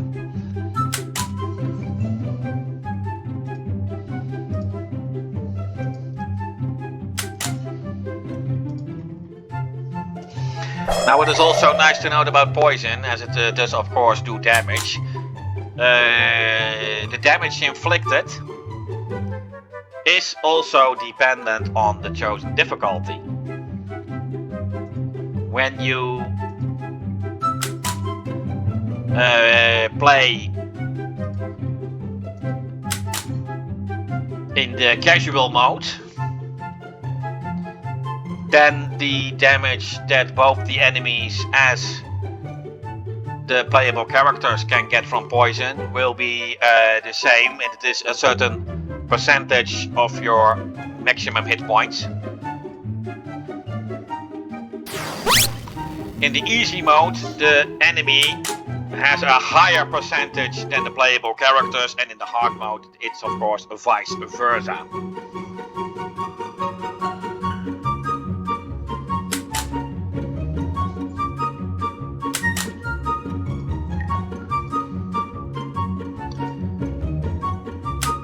Clever switching is key.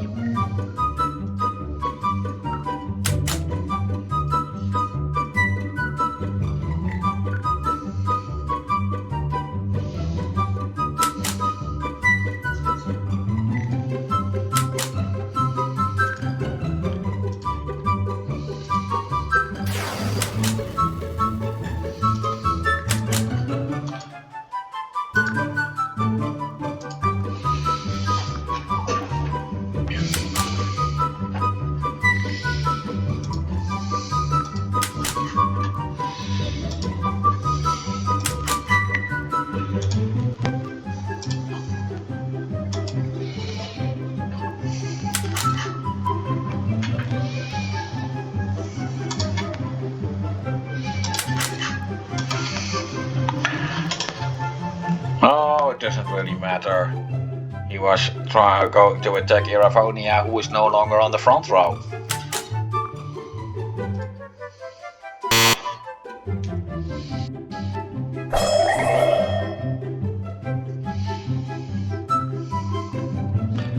And I'm in bedlock this time. But all the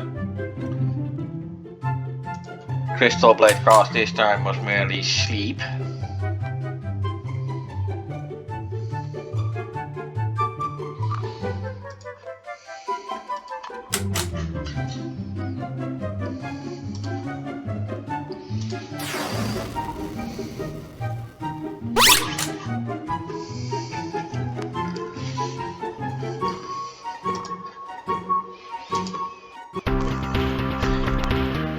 And the poison got the better of him.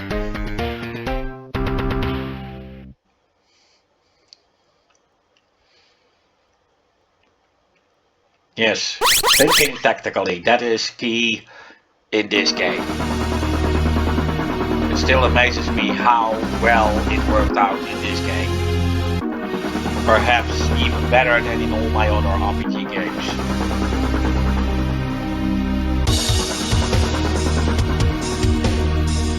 I swear to any area, next time he bothers us, you won't get off that. Yeah, you can see that everything Silacandra has to say is now being headlined with Cindy for UK. She's also under the name Cindy in the combat menus and in the field menus. And of course she will carry his name for the remainder of the game. Well, this is basically where the disaster truly started. It was already a disaster to design the tiles. I didn't do that myself. My graphic designer did, and I am really grateful for that, especially since I could reuse them in other productions of mine. Here, Durner's non-compatibility will surface. However, this was due to technical issues. Only dungeon in which I used that. It really gave a lot of extra programming work to make it work at all. I also had to work things out to the finest, as the game had serious slowdown issues in the first setup. In short, it was to do that in any other dungeon would have doubled the production time of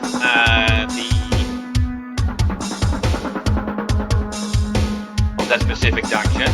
But of course, the thing is, these platforms are there, but when you have Eric in the lead, or Iravonia, or anyone else, you cannot see them. However, if you put Durnor in the lead, then you can see them.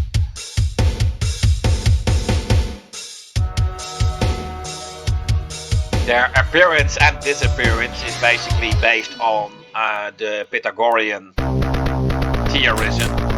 However, as it works with empowering and square roots, that is where the trouble comes in. Well, these toads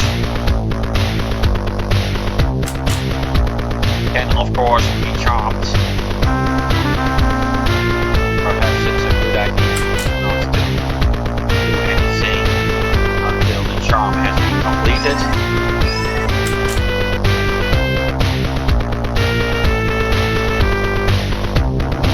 Yes, the charm has been completed, I see.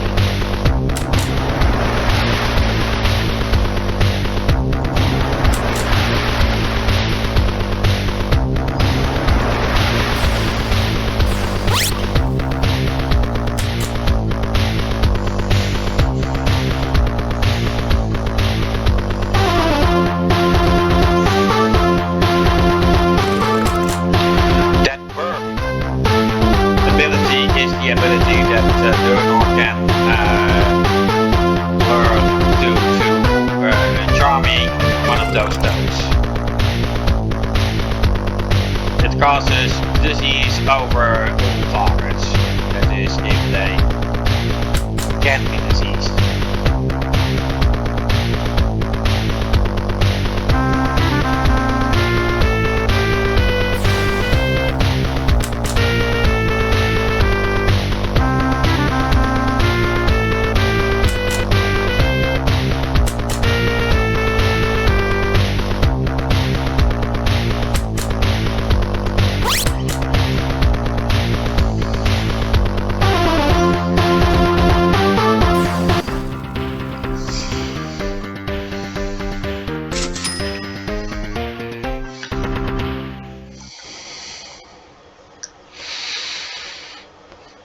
Now, what was also revealed is that Mosquito is dead by now.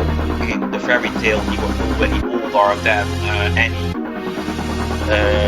elf would ever become.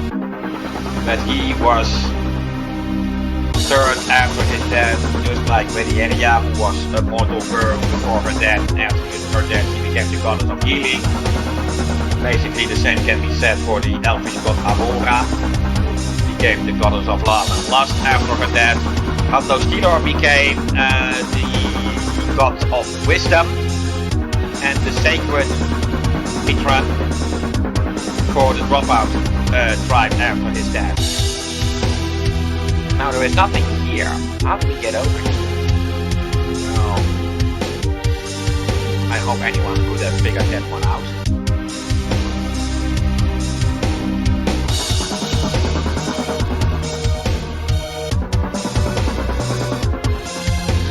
Now there is more to this place than it may seem.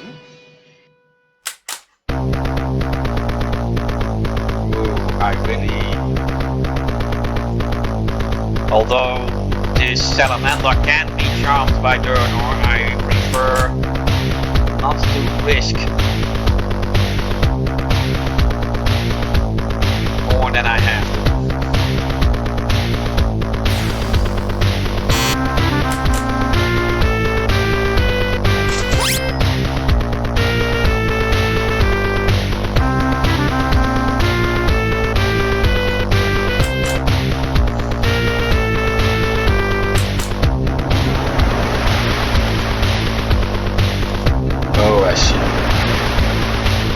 Eric has been deceased.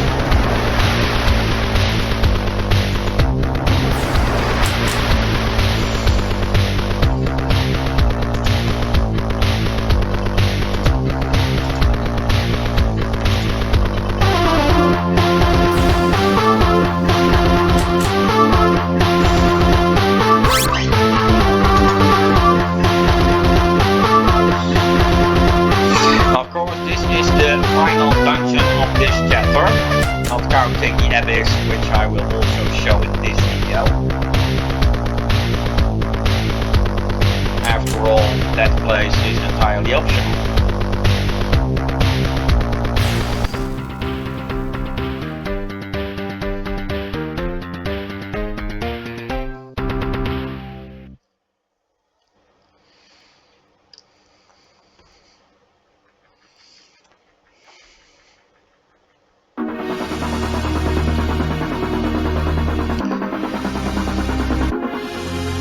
Of course, Dyrt may be the friend of the forest, but he cannot detect everything. There are a few secrets detectable by other people.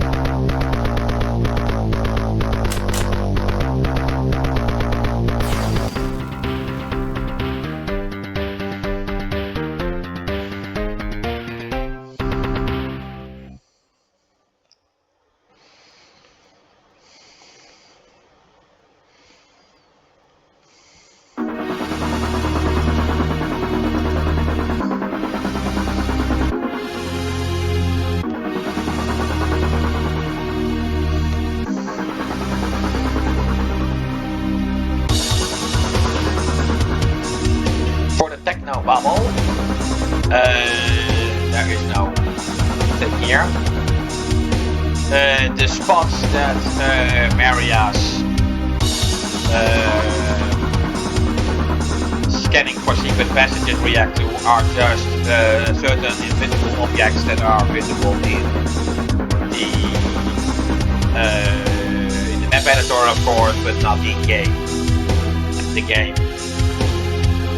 reacts on those. Now the secret passage this time is that from here I can use Cindy's whip in order to whip myself to a pole that is very far away. But as I said before, this ability is not bound to distance. Hey, this is a game, this is not reality.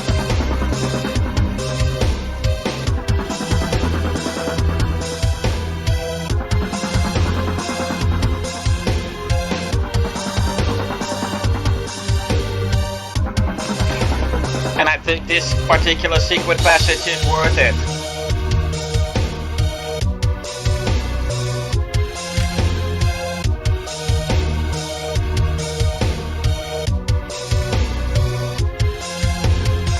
The level cap has been increased to 92.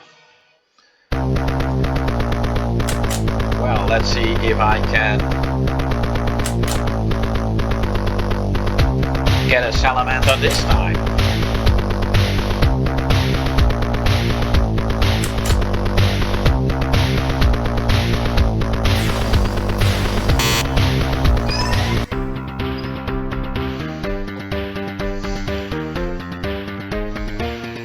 You can only charm animals or plants once, and only if you still have to obtain the spell or special ability that they will unlock.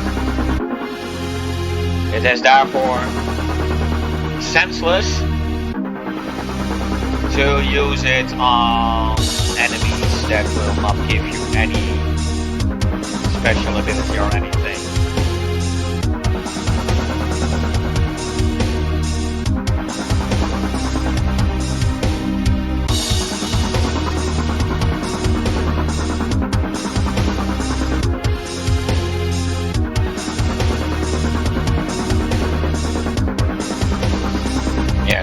I knew that this part was not the player from where you could go back. It was intended to be, but a few mistakes were made in this particular place's design, leading to this. I wouldn't really call it a bug, but it is, of course, an error nonetheless. Yeah, you couldn't see the hook spot. I did it on purpose. It is really there. If you play Journal in the lead, you will see it. Haha. Funny, huh?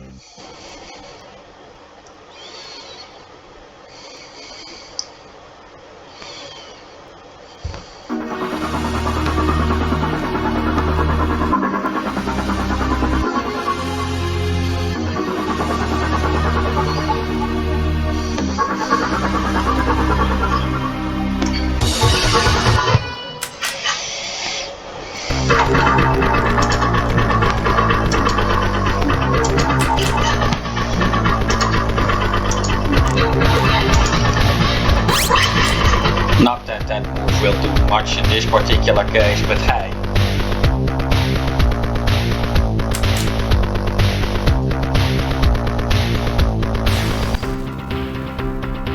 It's always nice to have a new move, right?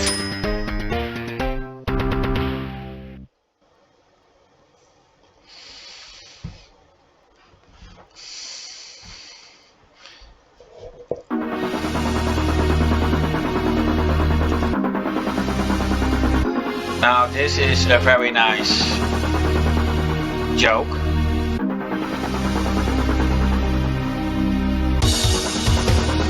The crocodile hunter is of course a reference to the same name, and you get it for killing a certain amount of cubic crocs. Something is here. Basically, if you get closer internal, you can see it, and then the boss fight actually activates and allows you to continue. This has, by the way, also be a kind of upgrade from the original version of the game. But this basically does give Dyrt a bit more of a purpose outside of combat.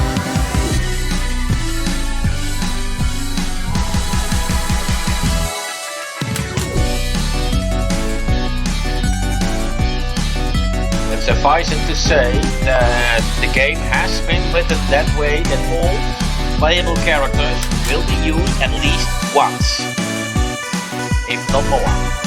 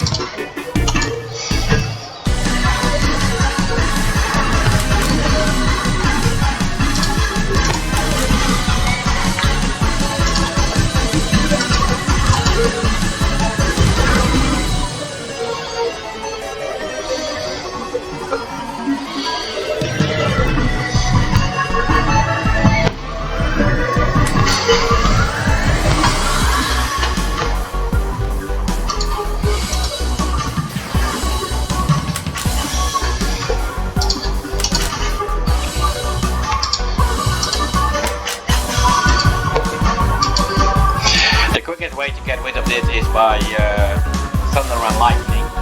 However, although this is an element that you can acquire, but not at this point of the game. Haha. Sometimes I'm a bit evil, although I do have a few eels.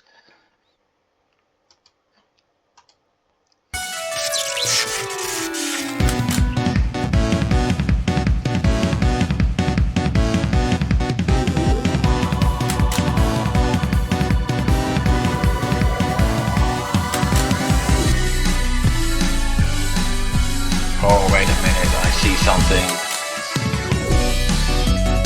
that would make Cindy's presence useless at this point.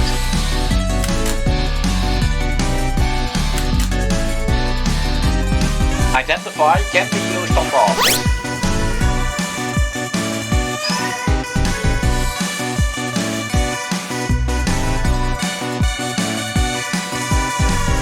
So this can really give you some useful information.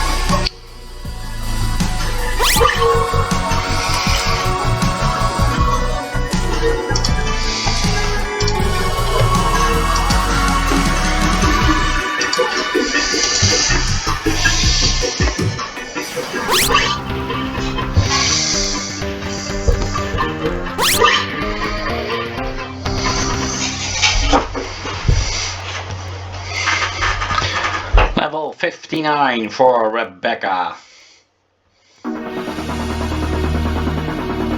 Now let's save the game here.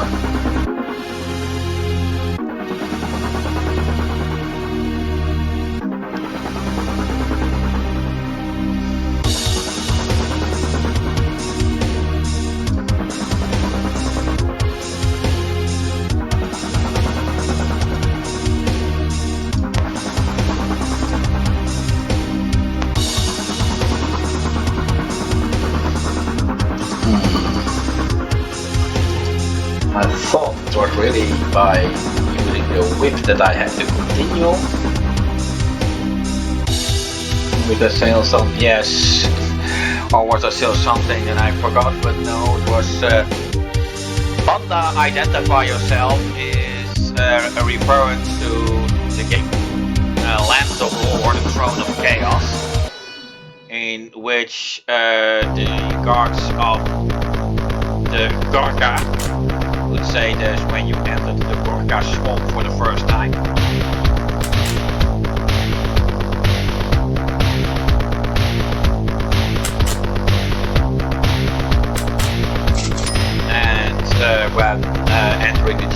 compound at what Banda remove your weapons before entering the chieftain's compound.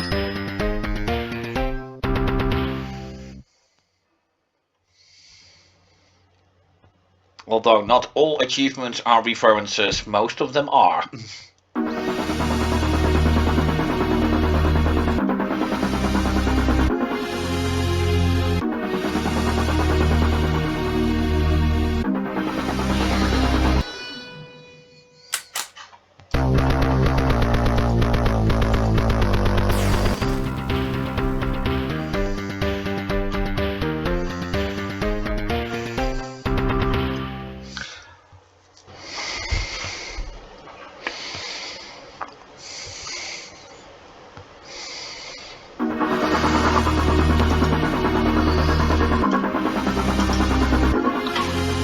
I guess it was only obvious that this path would be here.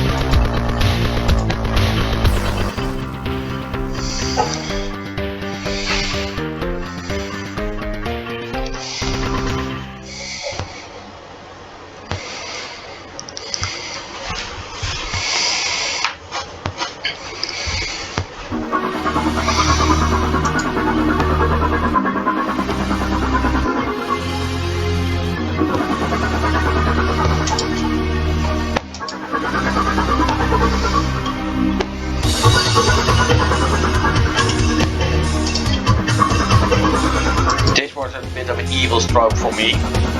Of course you could figure out that Iravonia had to go to this place. And of course you had to remember to switch back to journal to see the full secret here, and then you'll see those trees getting a bit faker.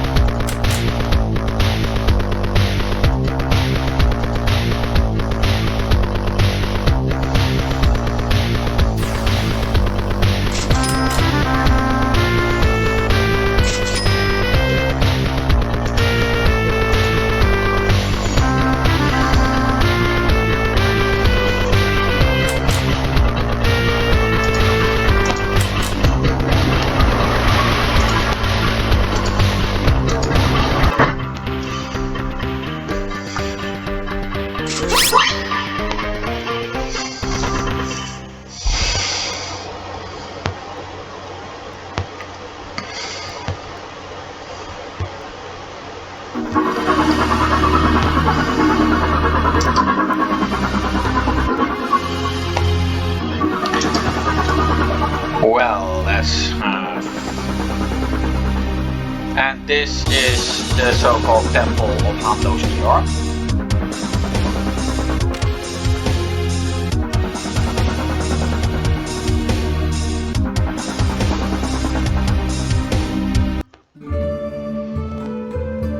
And here he is.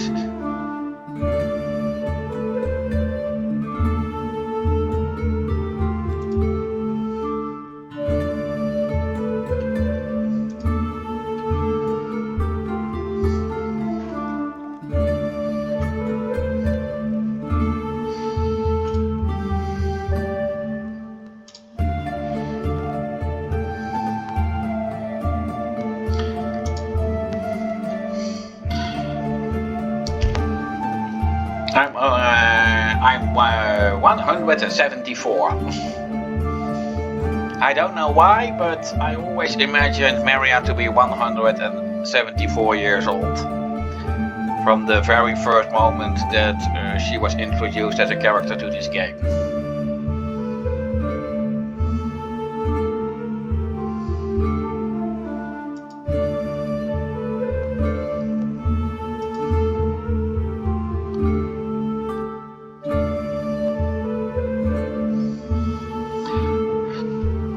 As Veneria's body was stolen 10,000s of years ago.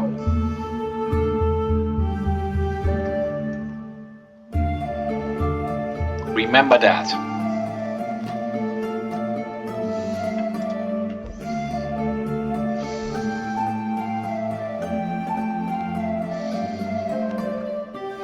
What Maria says here is not truth, but as far as her knowledge goes, is true. It is true, if you understand what I mean.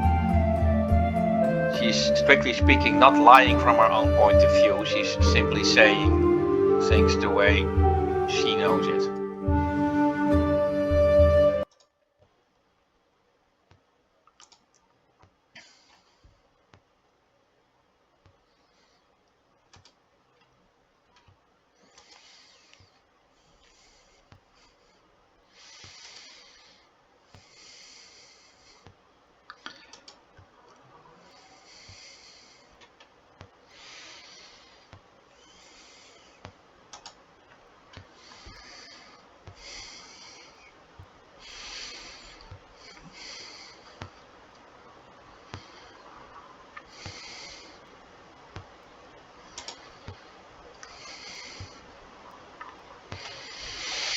I can't tell you the reason the order hunts your friend Eric down.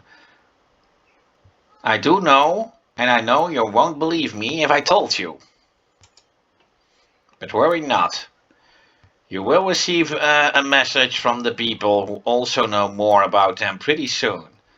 As they are mortal like you, they can and most likely will pass information to you.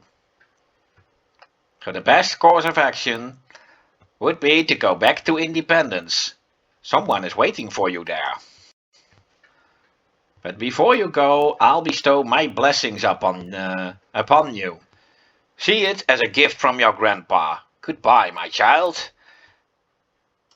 And this means that Cindy now has a second god at her disposal. And that would be Hando Stidor, the god of wisdom. The spells she would gain from him are most of all assisting moves, but also a few non-elemental magic spells. Well, let's head back to Independence, shall we?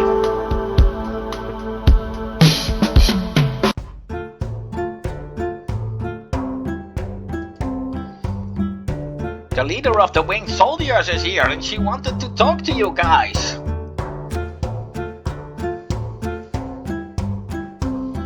Most of all the non-elves, she said explicitly. She really impressed that a lot of me. No, this is serious. They would never break their code of secrecy so easily.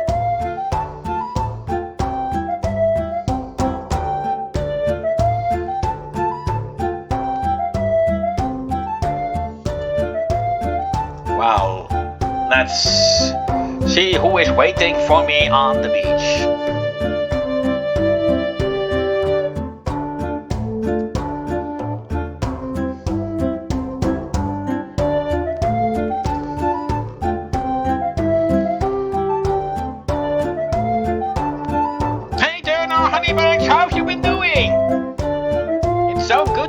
Again, I was wondering how you guys were doing. Is Independence still already growing? Finally found some ways to get enough money to get this plane running.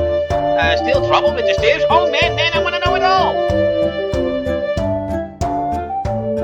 Man, you've grown, or is it just my imagination? Are you eating right? Oh damn, what am I saying? You're 10 times as old as I am. Oh well, at least I care. Maybe that's a good thing to know to you. And who's this, Durnor? Did you finally get yourself a girlfriend? Oh, well, that was a right time. What's your name, girl? I am Cindy. Cindy! That's a beautiful name, fitting for a girl like you. Yep, I'm serious, yep indeed. Durnor and Cindy. Yes, that would make it very well on the wedding card. Is your dad still available to give you away? If not, then I will give you away to marry Durnor. You'd make a beautiful bride. If Well, Cindy, now that you told me your name, I propose I should tell you mine. My name is Arshella Aspanella Piera Freddy, daughter of the House of Gandrop. And of course, I know that is too much of a mouth to memorize, so you can just call me Arshella, okay? Well, pleased to meet you, Cindy. I'll talk to you some more. There's so much we got to talk about. Arshella. And you? So you are what they call human? You do look indeed like you should be one. Very strange to meet my own kind in this fashion. Excuse me, what was that? Oh, 100,000 million, billion, trillion apologies. I let something slip. You see, I'm a kind of a blabbermouth. I really should learn when to keep my mouth shut. Well, you were going to be told soon enough anyway, so it really doesn't matter. You really look strong. If we ever get reunited, you should attend to the academy in area. You've got the muscle, you've got the talent. I can see that. You'd make a very good soldier. Maybe you could even promote to the elite forces of the king. You sure looks like you got what it takes for that. Oh, you look just like the boy I just spoke. Are you a sister and a warrior too? They told me there weren't any female warriors among the humans. Say, you look strong. You look like you could crush me before anyone could blink with an eye. Rest assured, Mish, I'd never do something like that. Of course not. I fully trust that. Arshella. And you are a fairy? Those are some cool-looking wings you got there. You can do magic. How many spells do you have? Show me all you can when you got the chance, okay? Arshella, could you please shut up and listen to me for a moment? Oops, did I talk too much again? The inspiration for Arshella being way too talkative for her own good and being over-enthusiastic was actually inspired by the American sitcom The Cosby Show, written by Bill Cosby. One of the friends of, I believe it was Vanessa, had the habit to speak very extremely fast and break all records of pronouncing words in 1 single second. Cliff Huxtable, played by Cosby himself, even called her Turbo Talk. I actually don't remember what her actual name was. Is she really an elite commander of the army? Yes, she is. That girl is full of surprises, I tell you.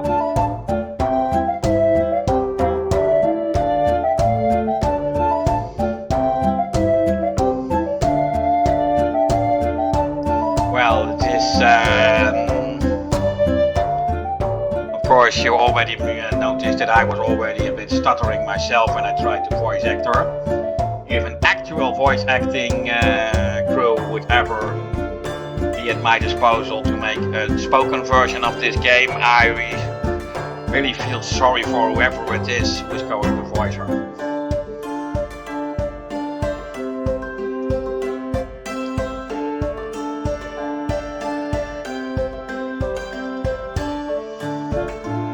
Well, the way you described your enemy made it clear to us that you're dealing with Lord Jessica, right?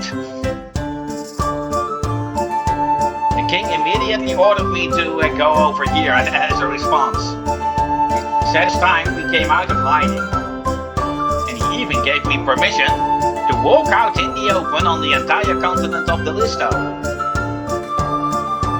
He also said something like, if we Buffindos ever want to make it up for the mistakes of the past, we do it best by helping to keep Lord Tezekimza at bay, or to even defeat him before he tries to doom the world again.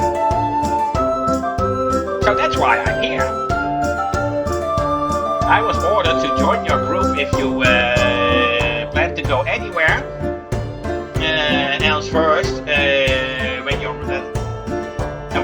ready to go. I had to go to Royal Palace, and let me say to my man. And when we get you over the sea to Palace Rail, I believe we read that. I'm not really focused.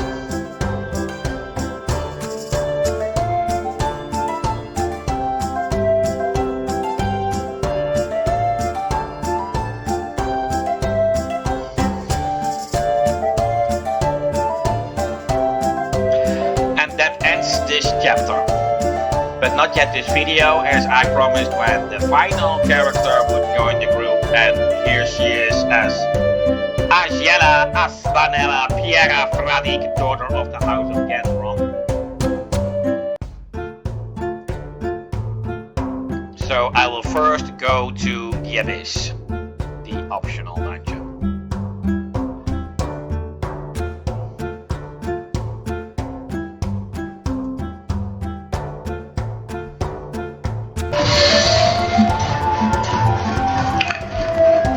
Let's get ready to rumble.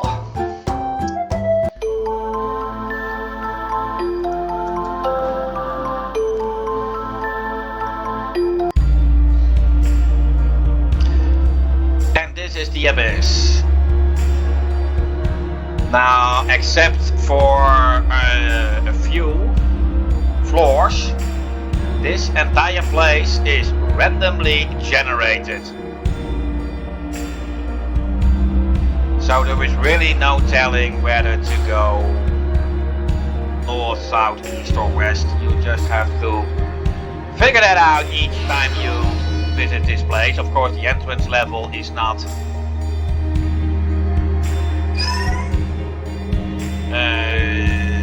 randomly generated. What the fuck get I get myself into here?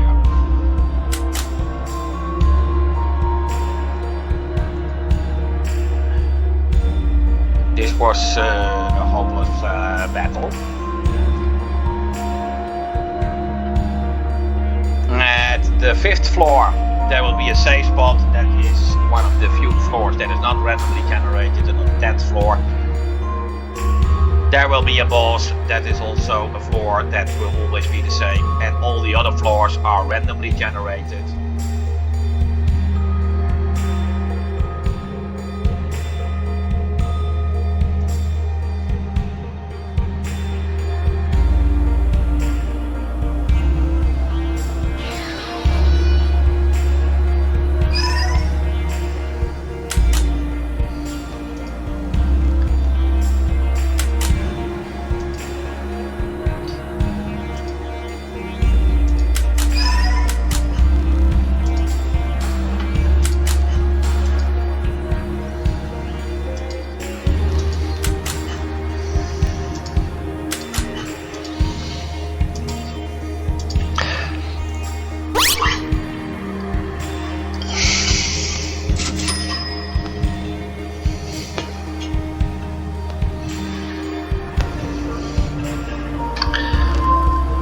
Yes, those pink guys are weak to, well, that is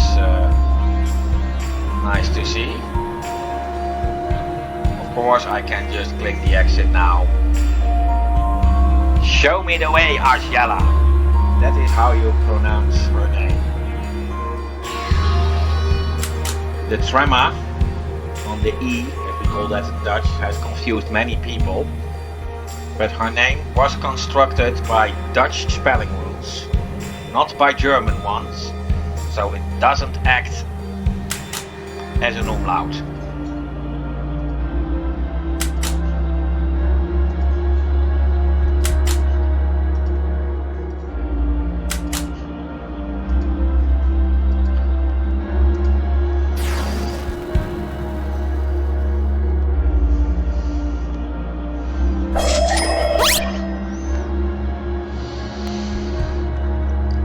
Now these aliens are completely immune to all elemental magic, so it really won't do anything at all to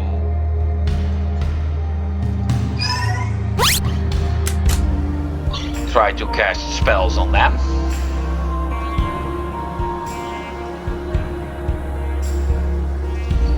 I'm afraid there's nothing I can do to make it do another attack.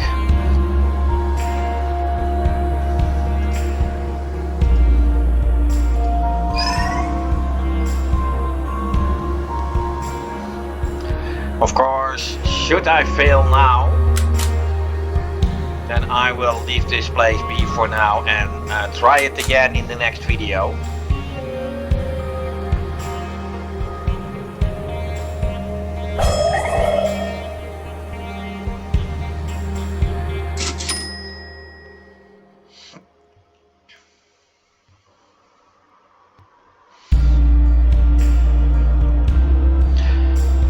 In the main menu, you may have seen the True Abyss. Basically, if you finish the Abyss, the True Abyss can be unlocked in the main menu.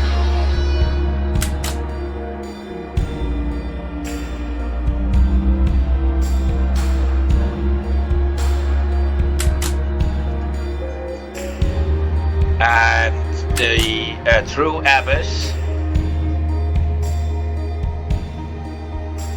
is a kind of game on itself where you can endlessly keep on playing through 100 randomly generated levels, and once you reach 100 you can actually reset back to 1, so you can basically keep on playing. Not much story. There are, however, a few levels where you can meet merchants and even stone masters. It is basically just an extra gift.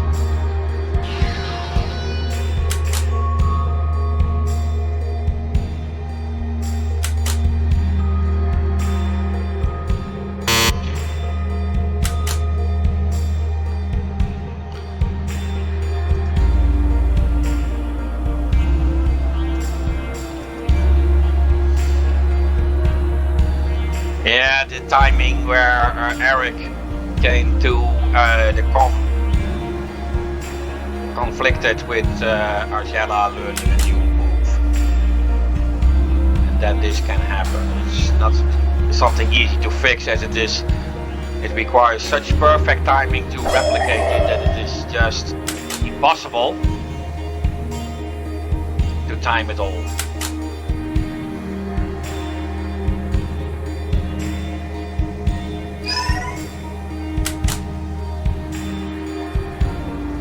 Let's hope I can time this perfectly.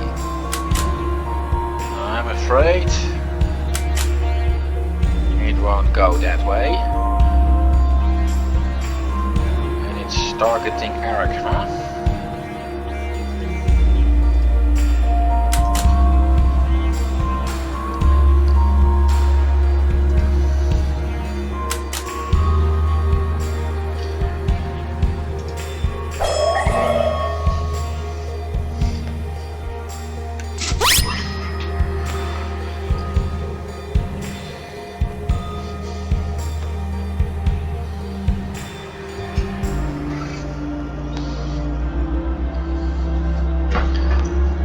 Of course, the random encounter gauge will deplete here. So if you really take long to find the exit, then at least you can try to look for the exit without being bothered by enemies. Be glad about that one.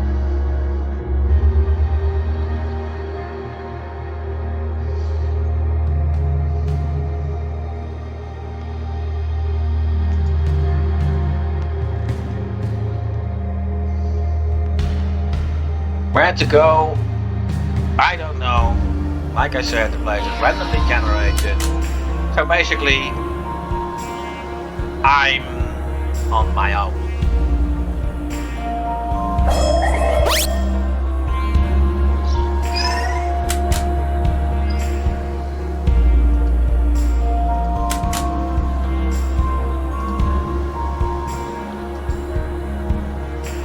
Those UFOs have a fatal weakness for electricity.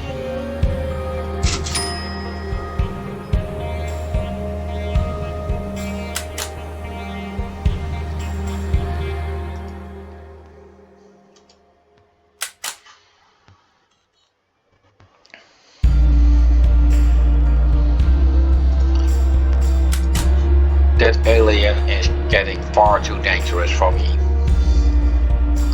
So let's blow it away.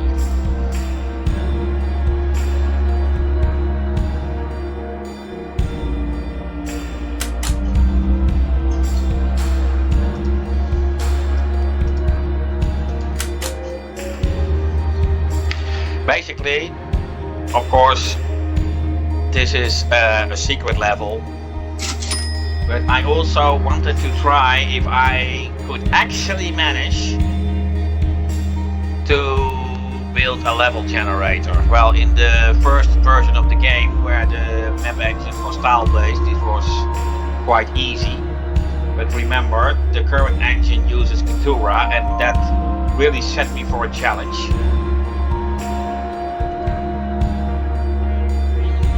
However, I think the result shows that it was actually possible.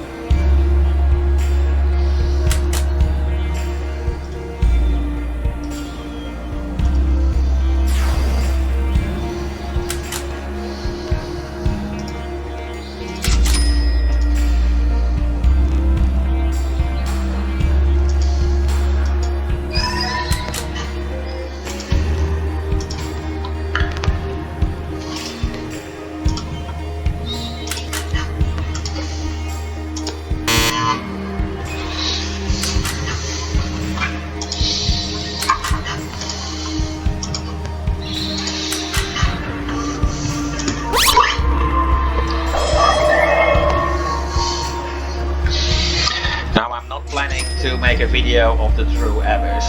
That simple reason for that is it would actually be boring. The true abyss is only fun to play but not to watch. Basically the true abyss looks the same as this, only with a few bit different backgrounds.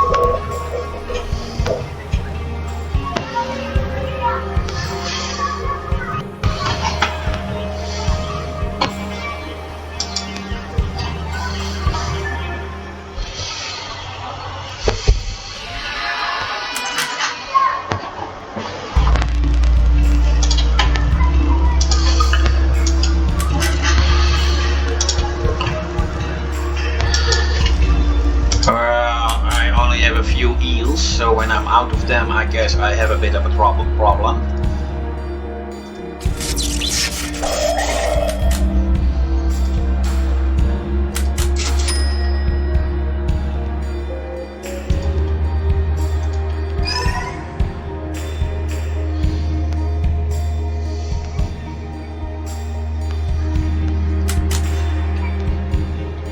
This sucks.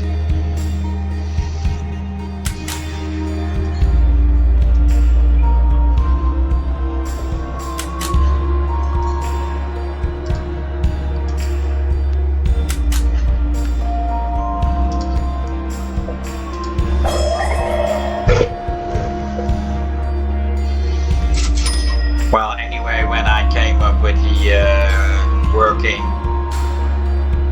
level generator, it was actually only a logical step to add the true abyss, as I simply didn't want to make my level generator go completely to waste by just having one secret dungeon with it. And perhaps the true abyss just serve a kind of a purpose. The idea also came forth from the ancient cave in the game Lufia 2, Rise of the Sinistrals.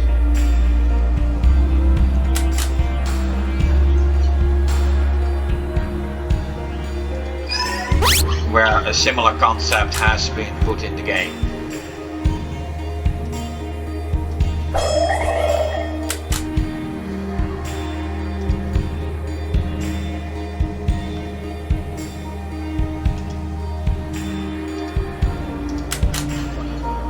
This is a bit of a bug, I suppose.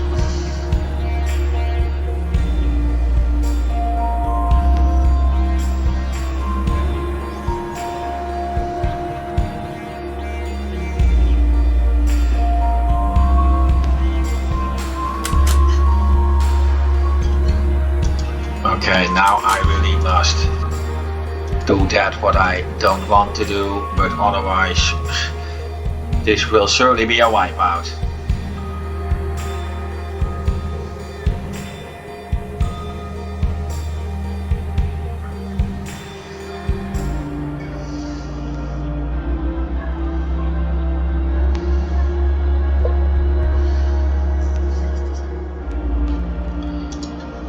Of course, not that you need it that much, but you can actually use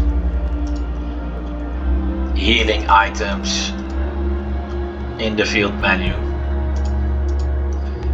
Under more normal circumstances you rarely have to do so, but hey, it says we were in normal circumstances, huh?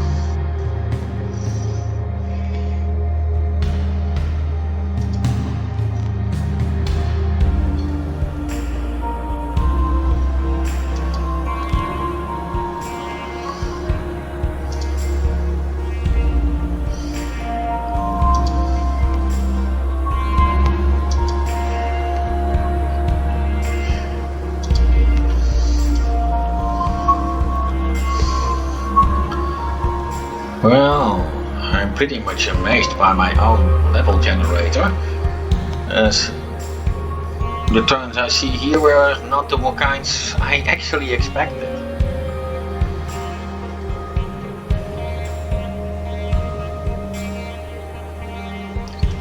However, no, it's not a dead end. Here the exit is onto floor number 3.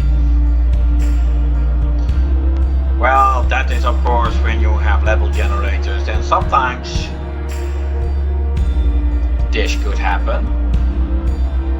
Well, this is not randomly generated. This was supposed, of course, to only be a place where you can save the game, since you cannot get out of here until you reach the end. I'll use a different save spot. However, this is not a disappearing dungeon. You can enter it again after completing it. Not quite sure how much good it would do. When it comes to the enemies in the true abyss, that is basically anything you can find in the normal game. All enemies can be found. There are even a few that cannot be encountered in the normal game.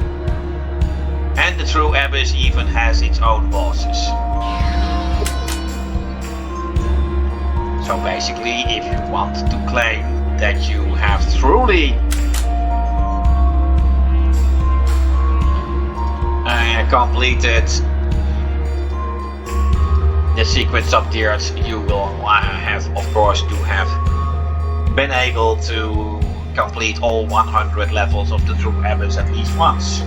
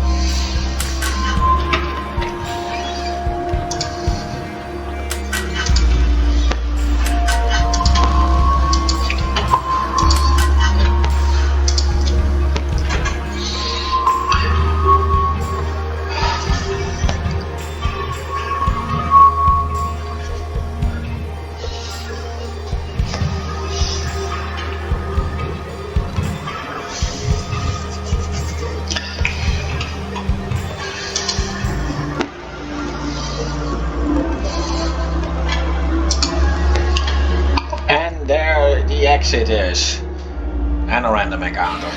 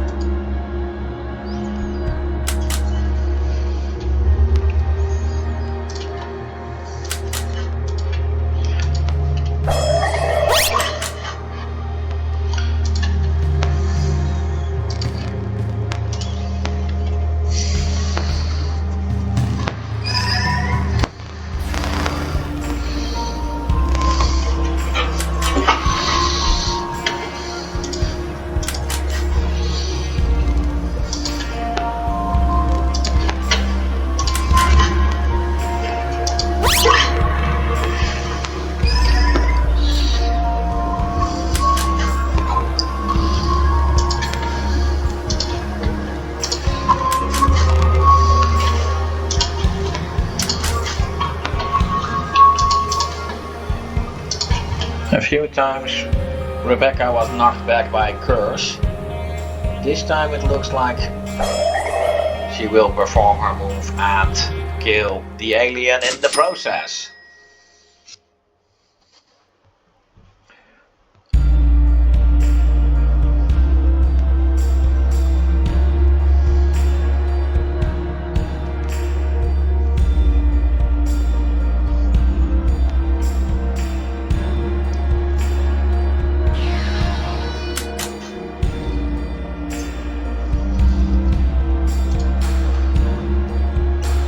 Well, here goes the last eel.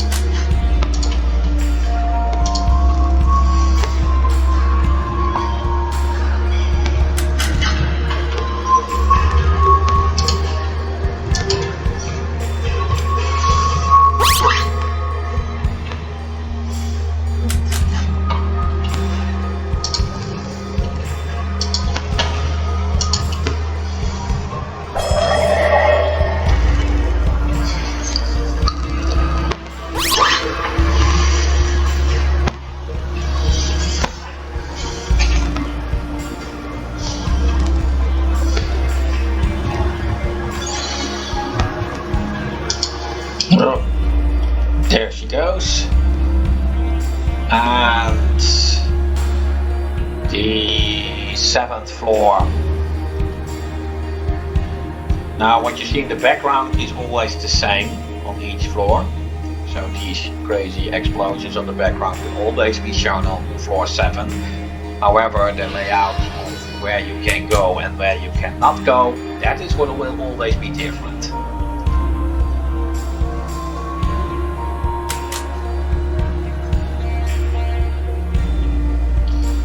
Yeah, I'm afraid a smoke bomb will have to do since I'm out of eels.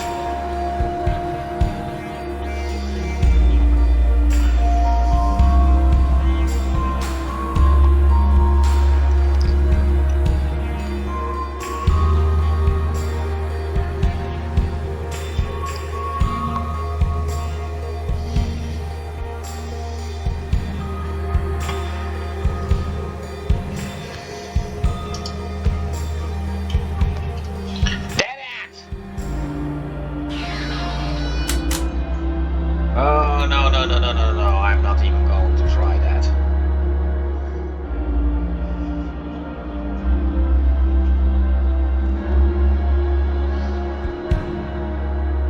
Don't you just hate that about randomly generated levels?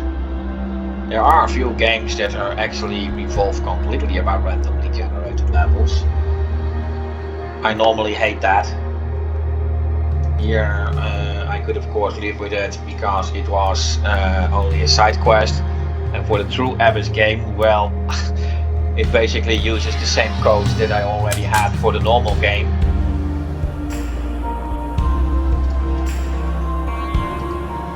So it wasn't too much effort to create that.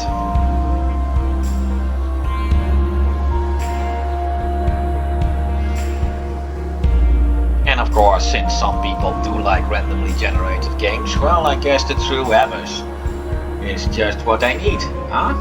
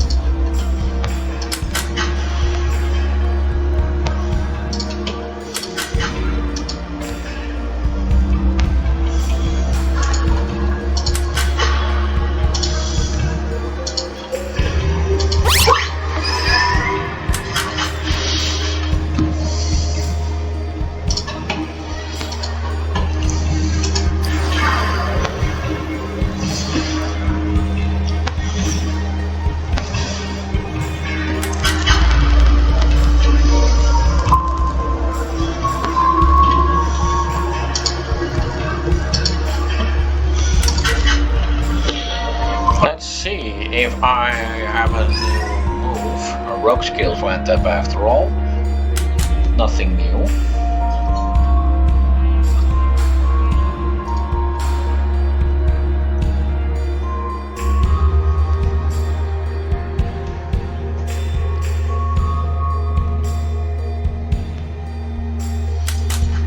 Ah, I see that Pinky has gone over Soul. That can be a bit of a problem.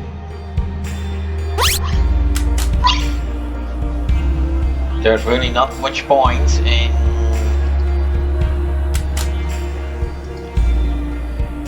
having either Iravonia or Maria remove it.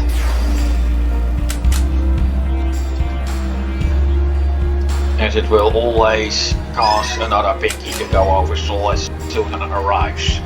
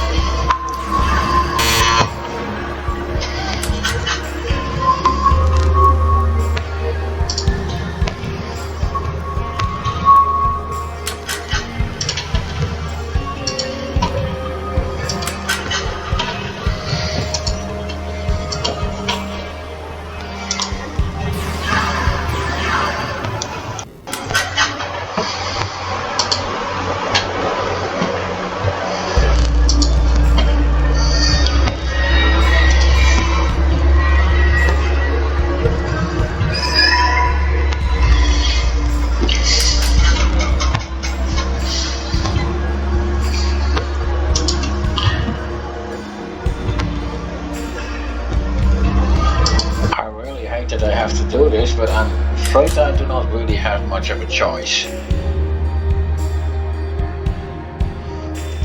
Glue. That is particularly in this situation not that much of an issue.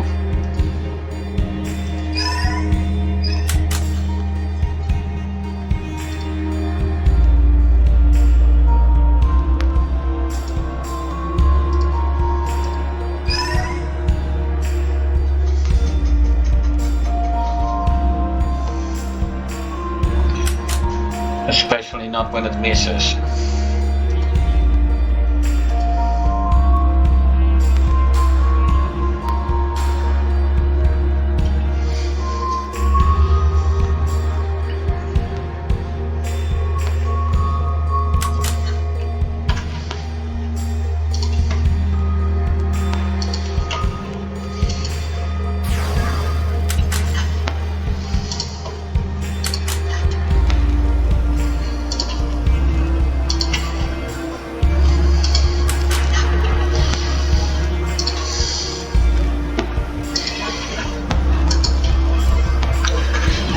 Almost there.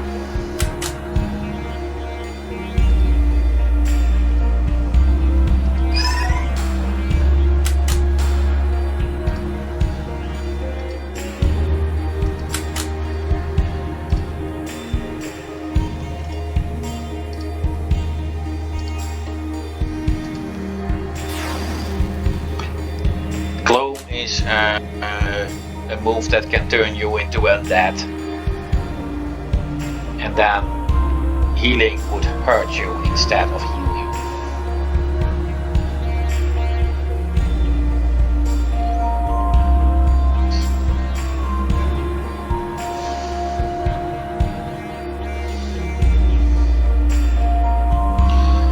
Well, let's see, this way. I mean, once you have removed all the impossible, whatever remains, however improbable, must be the truth. And the truth is, of course, that all the other roads have been tried.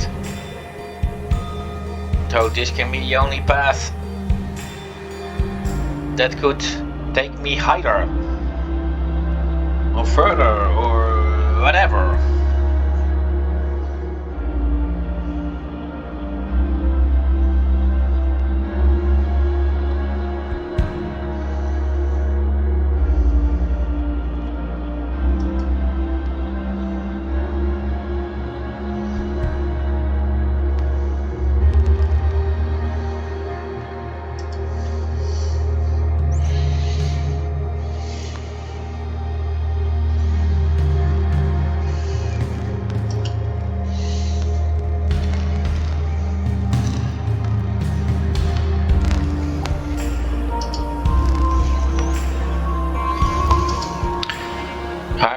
How far this goes.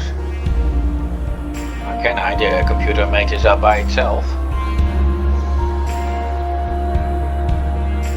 Well, here it is. Floor 8.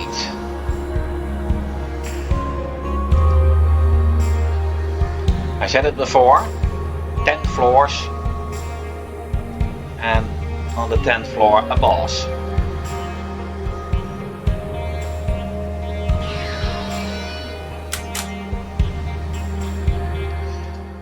And I'm not even going to try this, as this will be a guaranteed wipeout. Of course, I can still cast a flame, but I don't think it will have any effect.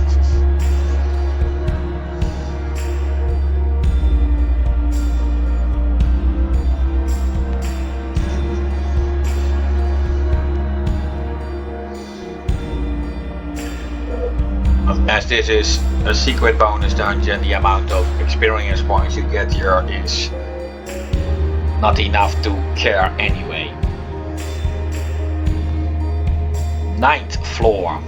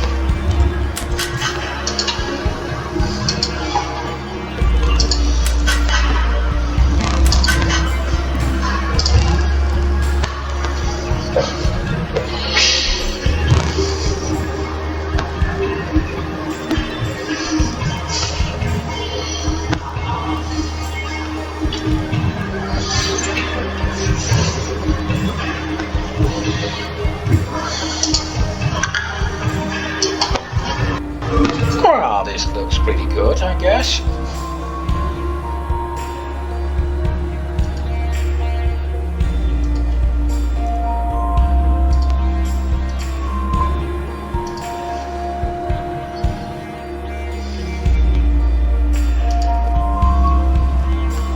And the last exit before the boss.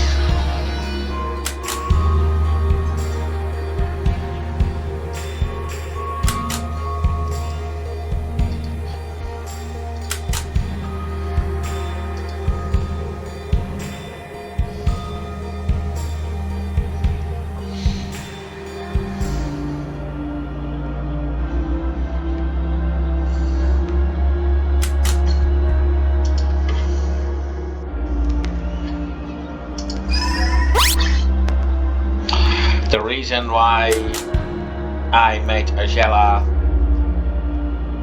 have none of her moves by default, even though her levels allow her to, is basically because her level is calculated on the characters she already had in the party on the moment she joins.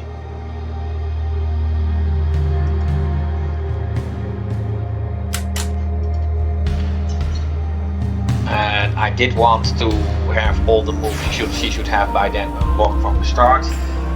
However, an overload of bugs on that department prevented me to.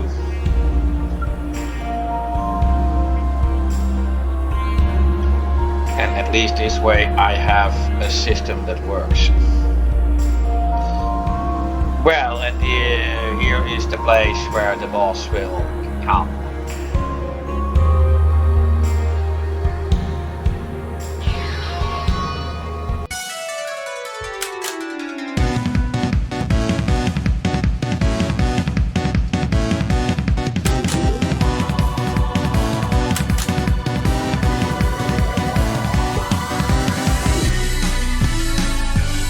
Blast arrow. I should have unlocked that one before.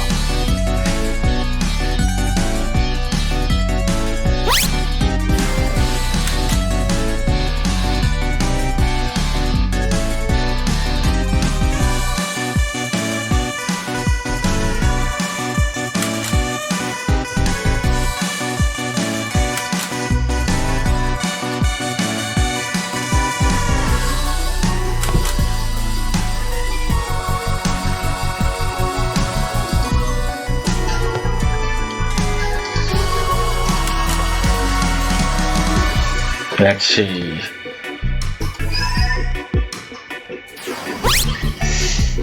Hyper is a way to increase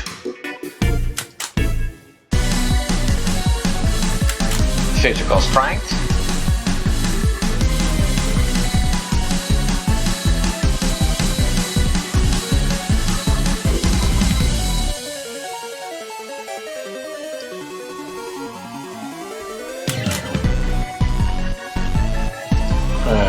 Do I have everything? Protect.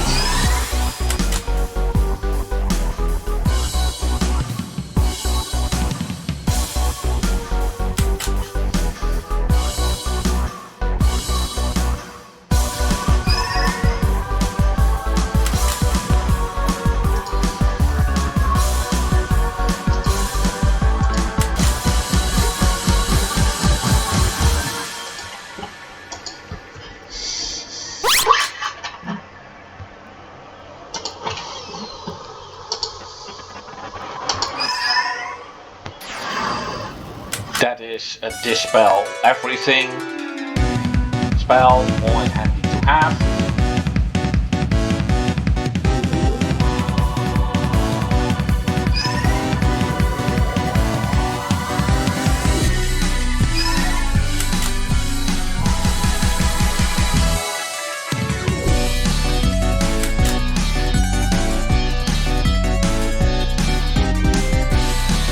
That's permanent stat. Intelligence up. Mental gymnastics is a spell that Cindy can only use on herself.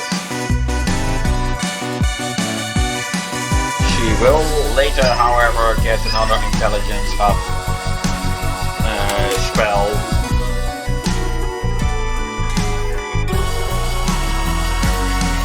which will allow her to cast it on someone else.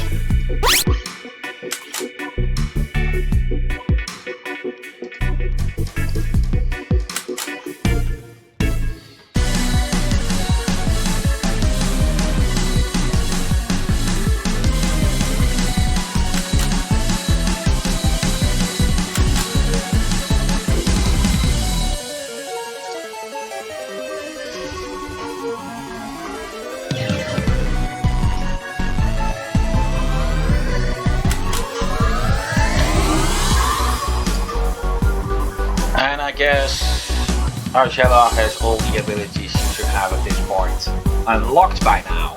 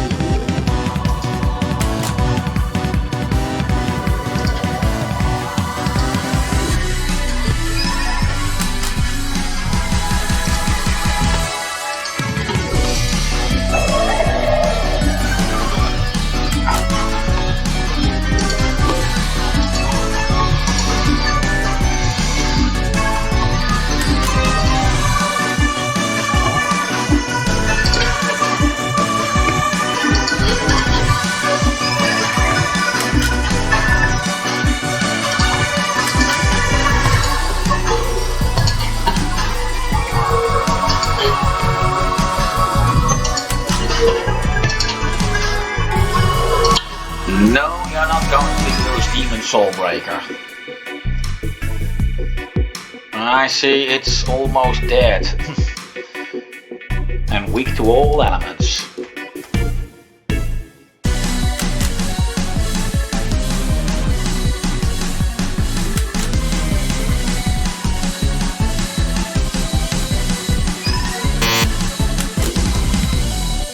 Of course, being out of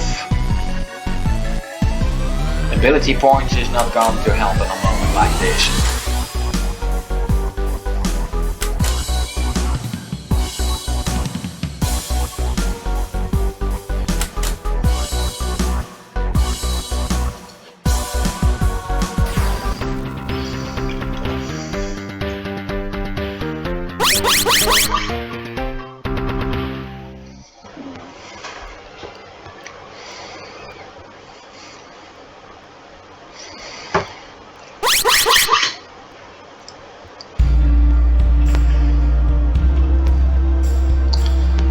Congratulations on completing the Abyss. Now the true Abyss has been unlocked in the main menu. The true Abyss starts as a new game which will bring you to the full standard party in a special 100 floor version of the Abyss. Completing floor 100 will get you back to floor 0, so you can play that place endlessly. It's a nice place to try a few more things and to earn a few unique achievements. Please note to use a different save game slot for the True Abyss games, since you cannot enter the normal game from the True Abyss, nor can you enter the True Abyss from a normal game. These are two different game sessions. Well, let's save the game here. Let's take this. Yes, there are Traveler's emblems in the True Abyss.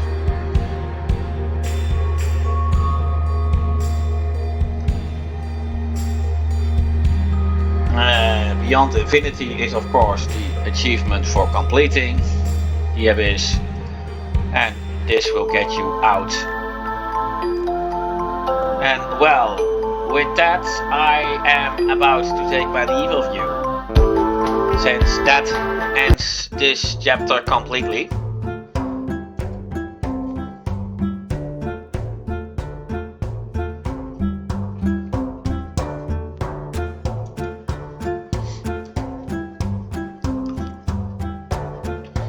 I will see you guys next week at the same time, same day, same channel. Well, same day of the week, I mean. For the next episode or chapter of the Secrets of Dyrt.